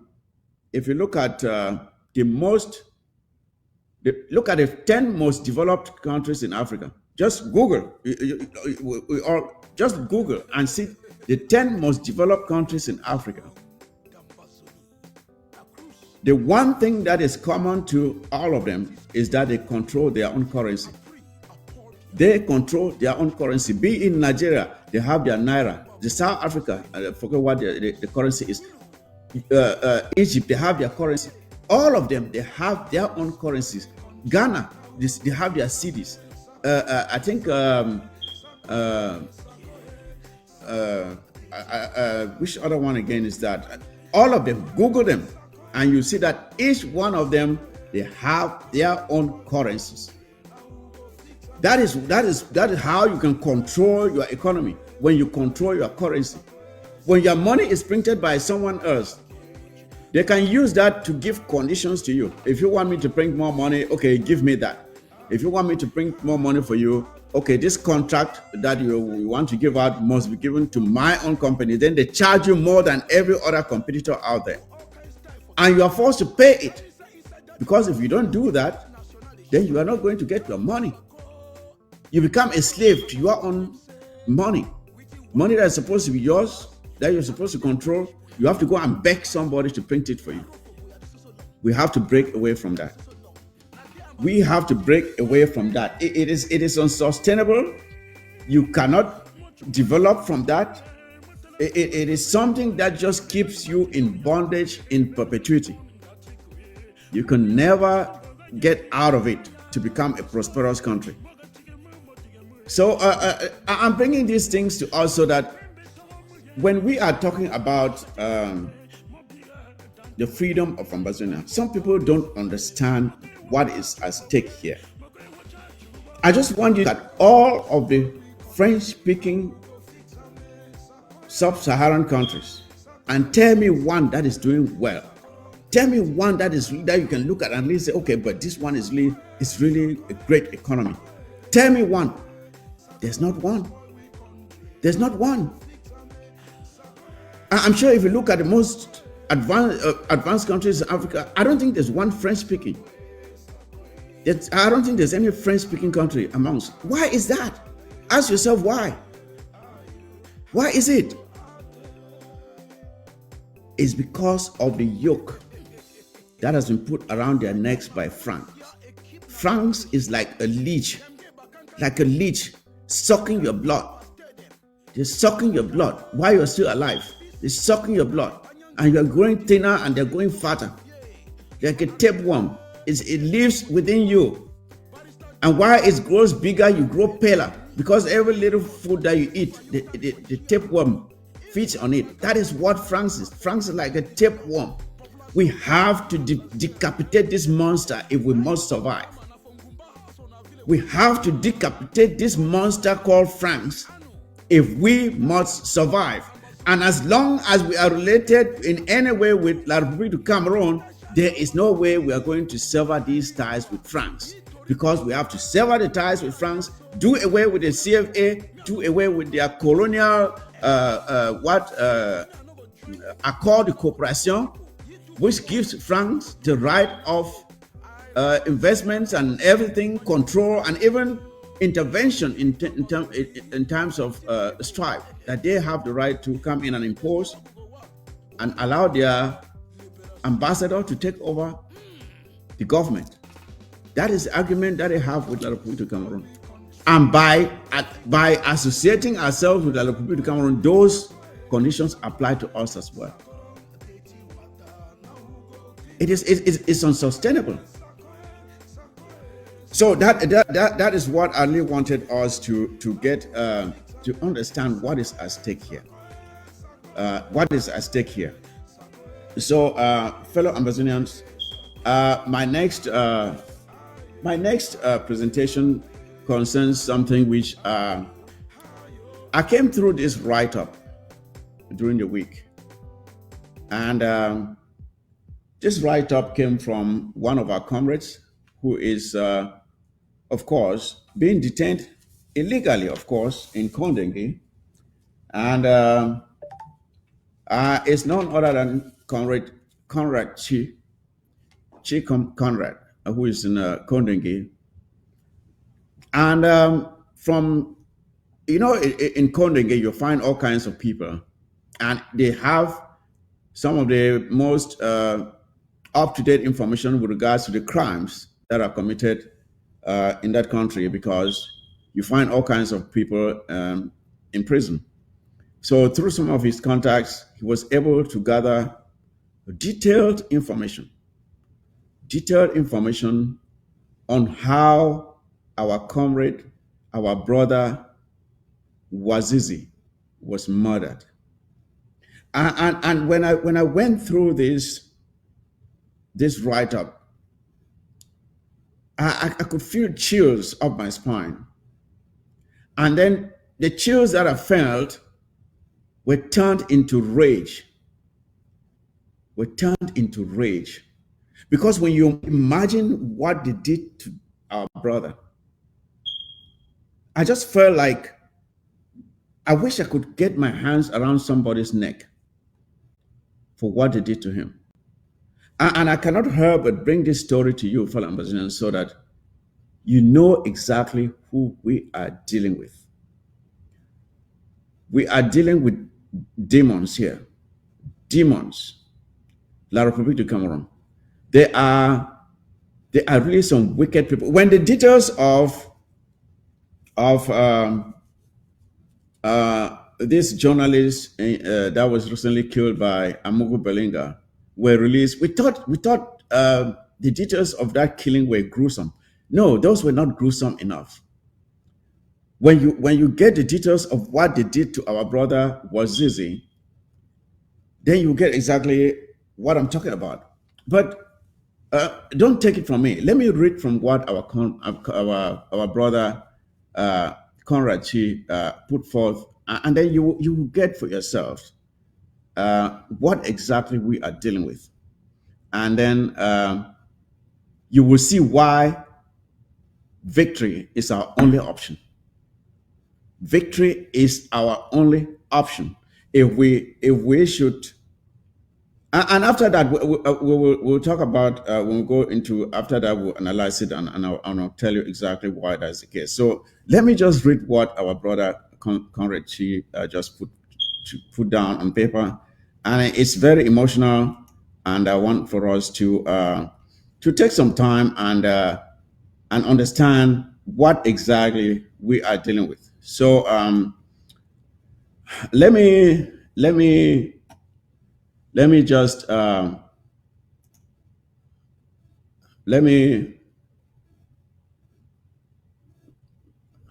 okay. Just give me a minute here. Let me get this thing going. All right. Our brother writes this. We must know our place. I know mine.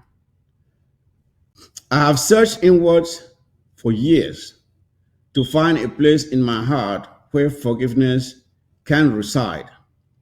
But for years still, the only thing that fills the always shrinking space in my heart to forgive is the raw and undiluted desire to have them pay for everything they have done and continue to do to us. When our brother Samuel Abue, aka Samuel Wazizi, renowned Southern Cameroon's Anglophone, Ambazonian journalist and TV host, was arbitrarily arrested or kidnapped in Boya by elements of the Cameroon Military and Central Intelligence Service, DGRE, headed by Maxime Echo Leopold, now incarcerated in the Yaoundé Principal Prison for the murder of Francophone Cameroonese journalist Martinet Zogo. He was supposed to benefit from presumption of innocence for whatever charges were levied against him and arraigned to the prison pending trial. But that did not happen. Samuel Wazizi was tortured commando style. Using the butt end of their guns, they pounced on his head with deadly hits, punching and kicking on him mercilessly. After turns and rounds of waterboarding him, they resorted to using cutlasses to lacerate his body, leaving huge cuts. And in a pool of his blood, they forced him to drink their urine and eat his own excrement. They then resorted to pinching off his finger and toenails before cutting off his index fingers on both hands. Wazizi cried and wailed with a pain so extreme that he wished for death, but did not get it, at least not at that time. No one came to his rescue. No one even tried to stop his torturers. Not even Echo, who had and have always had the power to determine how his elements comport themselves in the southern Cameroon's conflict. Moments later, the Cameroonese Francophone military men picked up an iron rod, one as large as a baseball bat, and forced it through Wazizi's anus, brutally perforating his intestines. Then they obliged him to sit on the iron rod in a squatting position, thereby leaving him in inexplicable trauma and pain, which immediately propelled him into a coma. Without pulling out the iron rod from his anus, they tied his hands and strapped the rope to the trunk of a military car and on high speed dragged him on the ground for about a kilometer, shredding his body into several pieces. Wazizi died miserably, and that is the reason the government of Cameroon disposed of what remained of Wazizi's corpse. Until date, he has refused to show or hand over even the grave to the family. The evidence would have been outrightly flagrant the Cameroon government brutally sodomized and assassinated Wazizi, an Anglophone military eyewitness recounted. Our brother Samuel Wazizi died horribly and without help, commanded by these or by those who have the power to stop the continuous brutality and human rights atrocities committed by the French Cameroon military and gendarme annexation forces in southern Cameroons like Maxime Echo Leopold. Today, the brutal murder of Francophone journalist Martinez Zogo has given rise to widespread national condemnation, even from Francophones who never raised a finger to demand justice for Samuel Wazizi. Their media houses have stationed cameras for weeks at the said premises, while scores of newspapers have risen to bring more light to the story on a daily basis. Even the president of Cameroon, Paul Biya, has instructed proper investigations into the murder of Martinez Zogo. Yet, Samuel Wazizi, the Anglophone, Southern Cameroon's journalist, who was killed under similar circumstances because he exposed the human rights atrocities committed by Cameroon by the same elements of DGRE and gendarmes, lies in his grave, cold of justice, cold of sympathy, and even pity. But I do not consider this to be the double standards. Going by the Cameroon government's position vis-a-vis Southern Cameroon's Ambazonia, we are slaves, and so do not deserve anything better than what our brother Samuel Wazizi got prior to his brutal murder. Who gave Samuel Wazizi the guts to talk for his people, to use his voice and platform to advocate for the respect of human rights by Cameroon's annexation forces. In the conflict in southern Cameroons, who said a slave could demand for his rights and get away with it? This, therefore, is not double standards, because Cameroon does not consider us equals. By them, every southern Cameroonian, including stooge Prime Minister Dion Gute, glorified slave, are slaves and deserve just what they get at the side of any revolt. So I say, we must know our place. I know mine. Our place is on the far right of good. Their place is on the far left of evil. Our place is on the top shelf of humanity. Their place is on the bottom shelf of indignity. Our place is on the right side of history. Their place is in the latrines of history, and because their place is engraved on the French stone of evil as perpetual permanent slaves, we shall always look towards the bigger good of a bright future as a free people and a free nation, void of the indignity of Afrique's penury and post-colonial pact of disguised slavery. So and so, their place is cemented as real slaves of France, while southern Cameroons will be free from the shackles of annexation and neo-colonization forever. My brothers and sisters of southern Cameroons, you are no slaves and have never been slaves to any man. For our fathers before us, in their gentlemanly nature, thought brotherhood could be forged with a barbarian set across the Mongo. That was a mistake, and one we are determined to correct today. For in every southern Cameroonian is the desire to shake off the misery brought upon them by this unholy living together, one which has brought us to rely on our wits and strength for hope and survival. We are alone in this, my people, and so we must know our place. I know mine. You should know yours. That you are not welcomed across the Mongo. You, not part of the society that eats her own children and feeds on the trauma of her very own fathers and mothers. You are not part of a people that sodomize her own and celebrate impunity.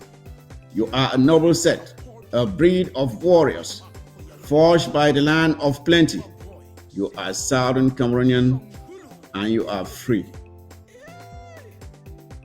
So stand together now and stick together tomorrow. For this road is not for one or the other. It is for you and you. It is even more for you who thinks living in the shanty ghetto of marshlands of Cameroon makes you safe. It is for you who thinks speaking French and faking a smile at their arrogant nurses and doctors will guarantee you good treatment. It is more for you who thinks your brothers and sisters are not supposed to fight to free our homeland.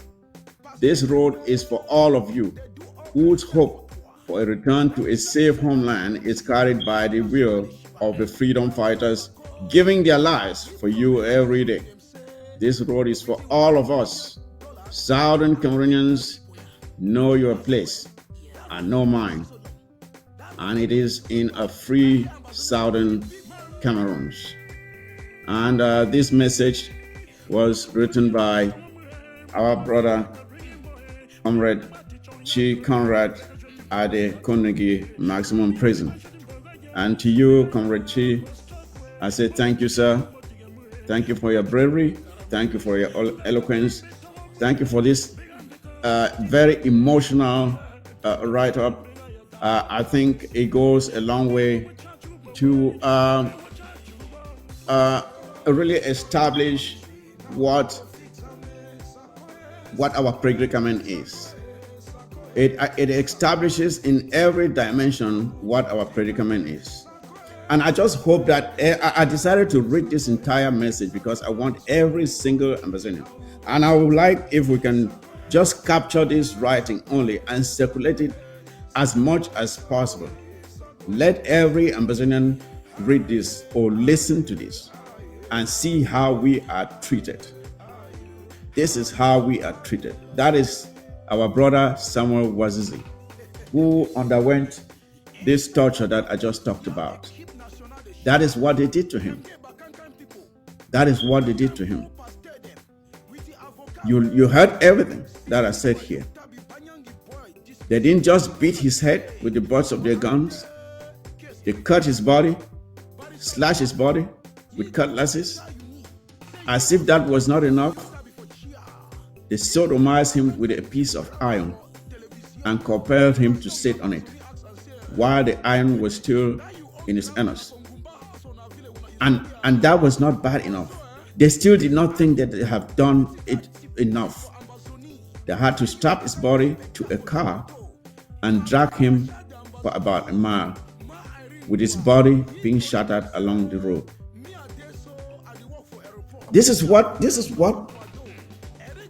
That is how they see us. I want this to sink in. That is how they see us. That this is what we deserve. Talk about the beheadings on camera.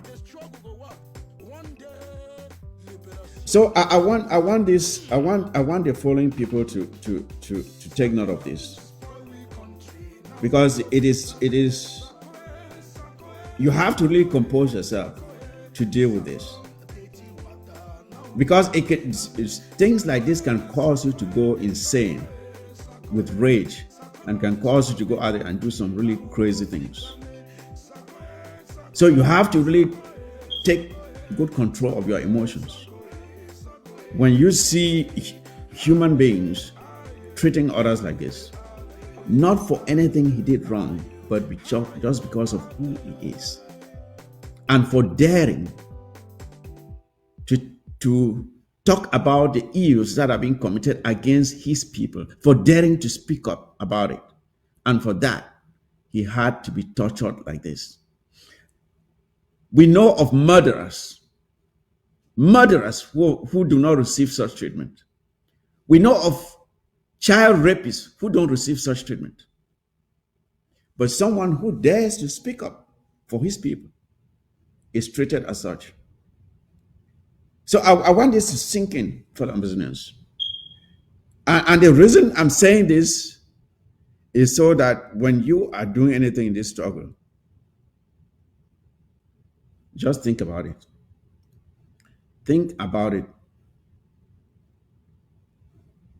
And this is what our predicament is for the foreseeable future if we don't correct it now.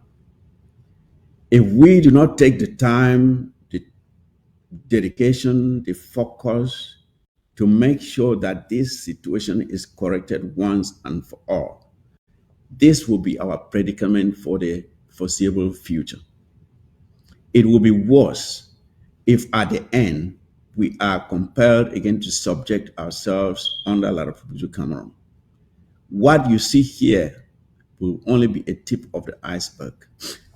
What will happen is, let me tell you this. Those of you who are out there saying, oh, that's nothing. Let me tell you what's coming. Let me tell you what's coming. If we do not succeed, the next thing is French Cameroonians will simply bam case and so on. They will come into your territory. Those of you who have pieces of land, by the time we get home, a Bamileke man will be building a house on your land. And what are you going to do? They'll take your land and build their houses on it, and you will do nothing about it. Because when you go to court, the magistrate, remember, this struggle started because they started bringing their magistrates into our courts, bringing their teachers into our schools. So if we are subdued, those magistrates will be there. You take your case to court, it is their judges that will be there to try the case. The governor, of course, is their citizen. The DO is them. All the military people is them. Where will you take your case to? Who will hear your case? And what justice will you receive? So I want you people to know what is coming. Know what is coming, including you, enablers, those who are enabling La Republique. You call yourself blacklegs. Fools, that's what you are. You are not blacklegs, you are fools. Because you don't even know what you're doing. You're doing it to yourselves. You're doing it to yourselves. Just wait till this thing ends up without us being free. Then you will regret, you will lament. The same people whom you thought were your friends will kick you around. And you want to talk to say full account. And what are you going to do then? What will you do? So this is what is in store for us. And I want everyone, all those who are aiding and abetting this injustice against the people of the Southern Cameroon, those who call themselves prime ministers, who has no voice, who makes a decision and a simple minister of communication cancels that decision and he stays mute because he has no powers, and you call yourself a prime minister.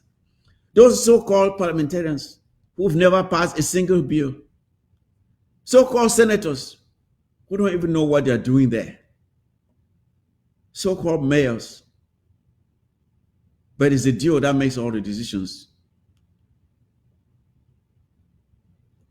You may think you are living large, but your days are numbered. Your days are numbered. I want all of you who are helping and enabling, and those of you who are betraying your brothers fighting to free you from slavery. You are going to the very colonial military and telling them, oh, that's where they are hiding. You think yet because they give you a beer and you drink, or they give you $1,000 to 1,000 francs, 2,000 francs, and you think you have money. You are selling your own destiny for cheap, and you are going to pay a heavy price for it. So I want you to listen very carefully. See what was done to Wazizi. His body tied after being tortured in the most inhumane manner, forced to drink their urine and eat his own shit. That is what is in store for us. In our own land, this is not happening because we went to their territory to take anything from it. No, this is in our own land. Our own land, for Christ's sake. And we have to go through this. It is so painful. It is so painful. And when I see people, especially those who consider themselves educated, those who say they are religious people, staying silent in the face of such injustice. And I wonder do these institutions even mean anything anymore? Do they mean anything anymore? I thought religious institutions were supposed to stand up against evil and in support of the underprivileged, the marginalized, the oppressed. But now you see those who are supposed to be religious leaders having a good time, hanging out with the very oppressors who are subjecting their own people to the most inhumane form of treatment. So, fellow Ambazonians, this is our destiny. It is up to us to take it and shape it as we see fit, or we will forever remain in this perpetual state of misery. It is up to us. Our destiny is in our own hands. Therefore, with this, what I'm saying finally on this topic is this. Every single thing that you do in this struggle, you have to ask yourself how that thing is going to contribute to the liberation of the people of the Southern Cameroons. It cannot be because of your own interest.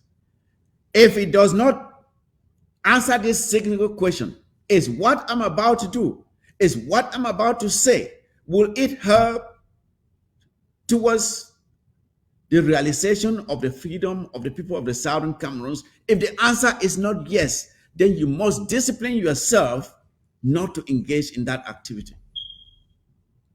If the answer is not yes to anything you are trying to do or say, if the answer is not yes, that is going to contribute towards our liberation, then you must do everything to censor yourself and make sure you don't do it. Do only those things that will help in our liberation. And everything else you must discipline yourself to reject it. No matter how tempting it may be, you have to discipline yourself. And to that, I would like to tilt to the next topic, which I'll talk on it very briefly, because there's still a lot happening and things are still unfolding. So I don't want to get ahead of myself. But fellow Ambazonians, this very much ties into what I just discussed here. There have been a lot of talk about the need for us to come together. And there have been this talk about Ambazonians having a conference where we can come together as brothers and sisters, sit together, look at each other eyeball to eyeball, and come up with the best ideas on how to push this liberation struggle to a final conclusion. We have heard about the idea of conferences here, conferences there. But I hope that all those who are pushing any idea of a conference are doing so for the right reasons. For the right reasons, as I've said, for the reasons of making sure Ambazonia is free and not for self-exaltation. If you know that your idea of calling for a conference is for the liberation of the Southern Cameroons, that is just imperative that you reach out to other comrades, get their own points of view, so that together we can make sure that our best ideas and our best ideas only, and that our best experts and our best experts only are allowed to speak for us. And that we are speaking for Ambazonia only. And that we have one agenda, one purpose, one objective, which must be towards the liberation of the people of the Southern Cameroons. We cannot continue allowing our people to go through this trauma, the sufferings that I've outlined in this presentation, from Bali to the treatment of our brother Wazizi, to those in Bonge and Mautu, to the misery that our people are suffering every day from the hands of these colonial invaders. We have to make sure our people get some relief. And that every single one of us must hold ourselves to account and ask ourselves how we are conducting ourselves in this process. Are our intentions genuine? Are we in it for Ambazonia, or are we in it for ourselves? Each and every one of us must answer that question and answer it sincerely. This moment right now is very critical. And one false mistake, and we may never have the opportunity of correcting it again. We must get it right. We must get it right, and we must get it right now. What kind of conference are we going to have? A conference that seeks to free Ambazonia, or a conference that seeks to exalt somebody or some people? What kind of conference are we going to have? The days ahead, we will explore this topic again more. But I would not like to go into it too much now. But rest assured that if anyone thinks that they can pull a dark cloth over the heads of Ambazonians at this time, we will call you out. We will call you out, no matter who you are. So people should be very careful. Ambazonians are watching. They are watching and they're listening very keenly. There are lives. There are lives that depend on this, on the outcome of this struggle. Millions of lives. The futures of our children and children's children.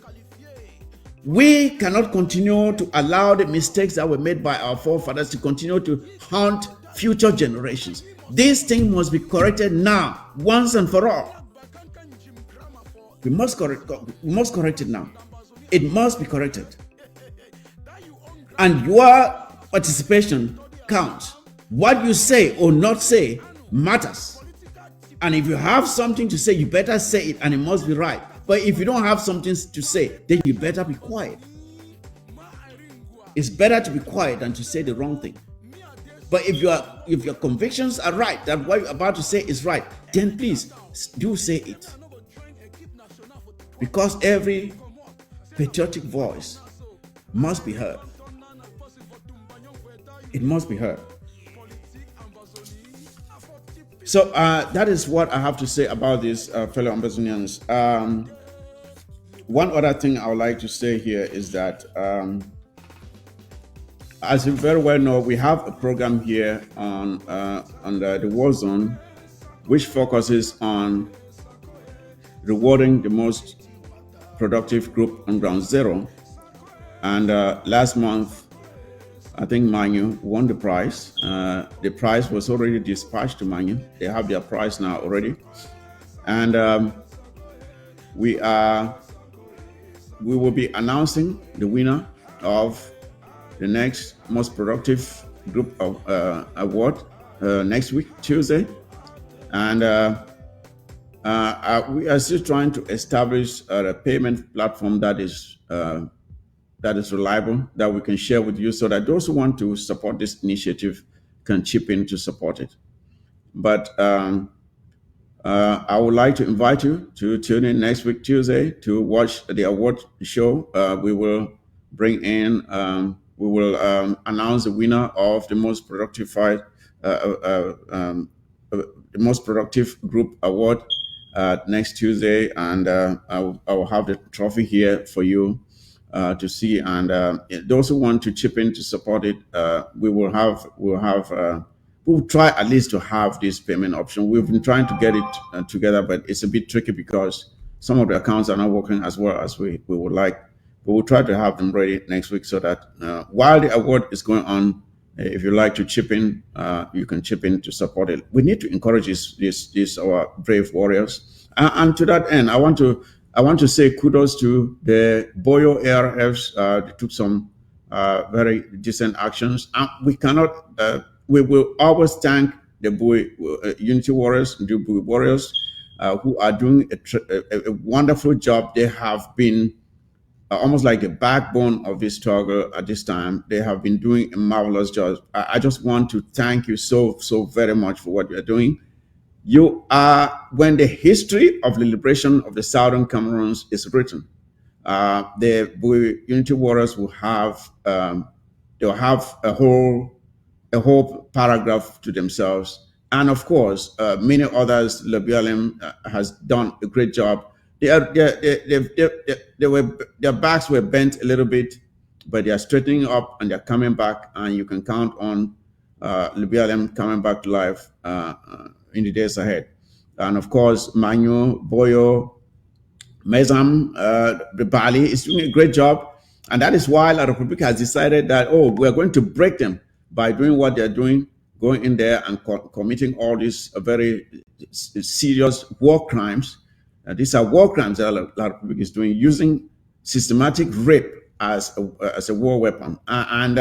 These people will be held to account. Like I said, our ARS, if you're able to get hold of one of these criminals, please set an example on them. Set an example on them. Fellow Ambazonians, I really thank you for staying put and for following this discussion here. Take this message. Take the messages, the information you have gathered here today, and share it. Let all Ambazonians see what we are dealing with and see the alternative to success. The alternative to success is not good. We have to succeed, or else we are doomed. So we must make sure that we take this thing to a final conclusion. And with that, ladies and gentlemen, I don't want to keep you any longer. I had to do this today alone because I had a lot to do, a lot of reading, and I didn't want to bring my guests in who may not have enough time to contribute. So next week, I'll be coming in with a panel to talk about other things. So thanks for being put. And again, take good care of yourselves, fellow Ambazonians, and do not forget to take care of each other. We are each other's keeper.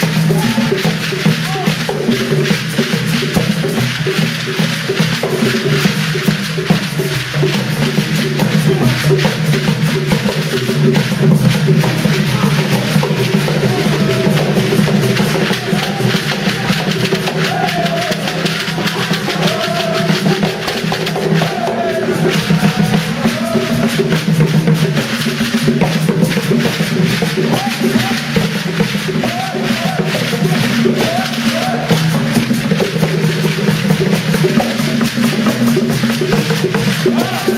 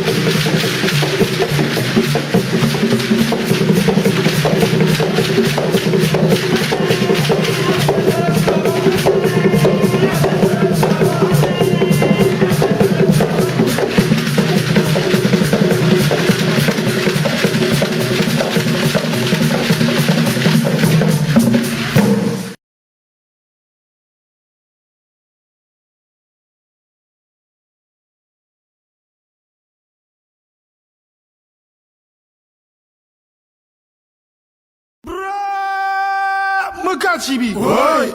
Enaba momo. Oi. Enaba gamo. Oi. Enaba yudikum. Oi.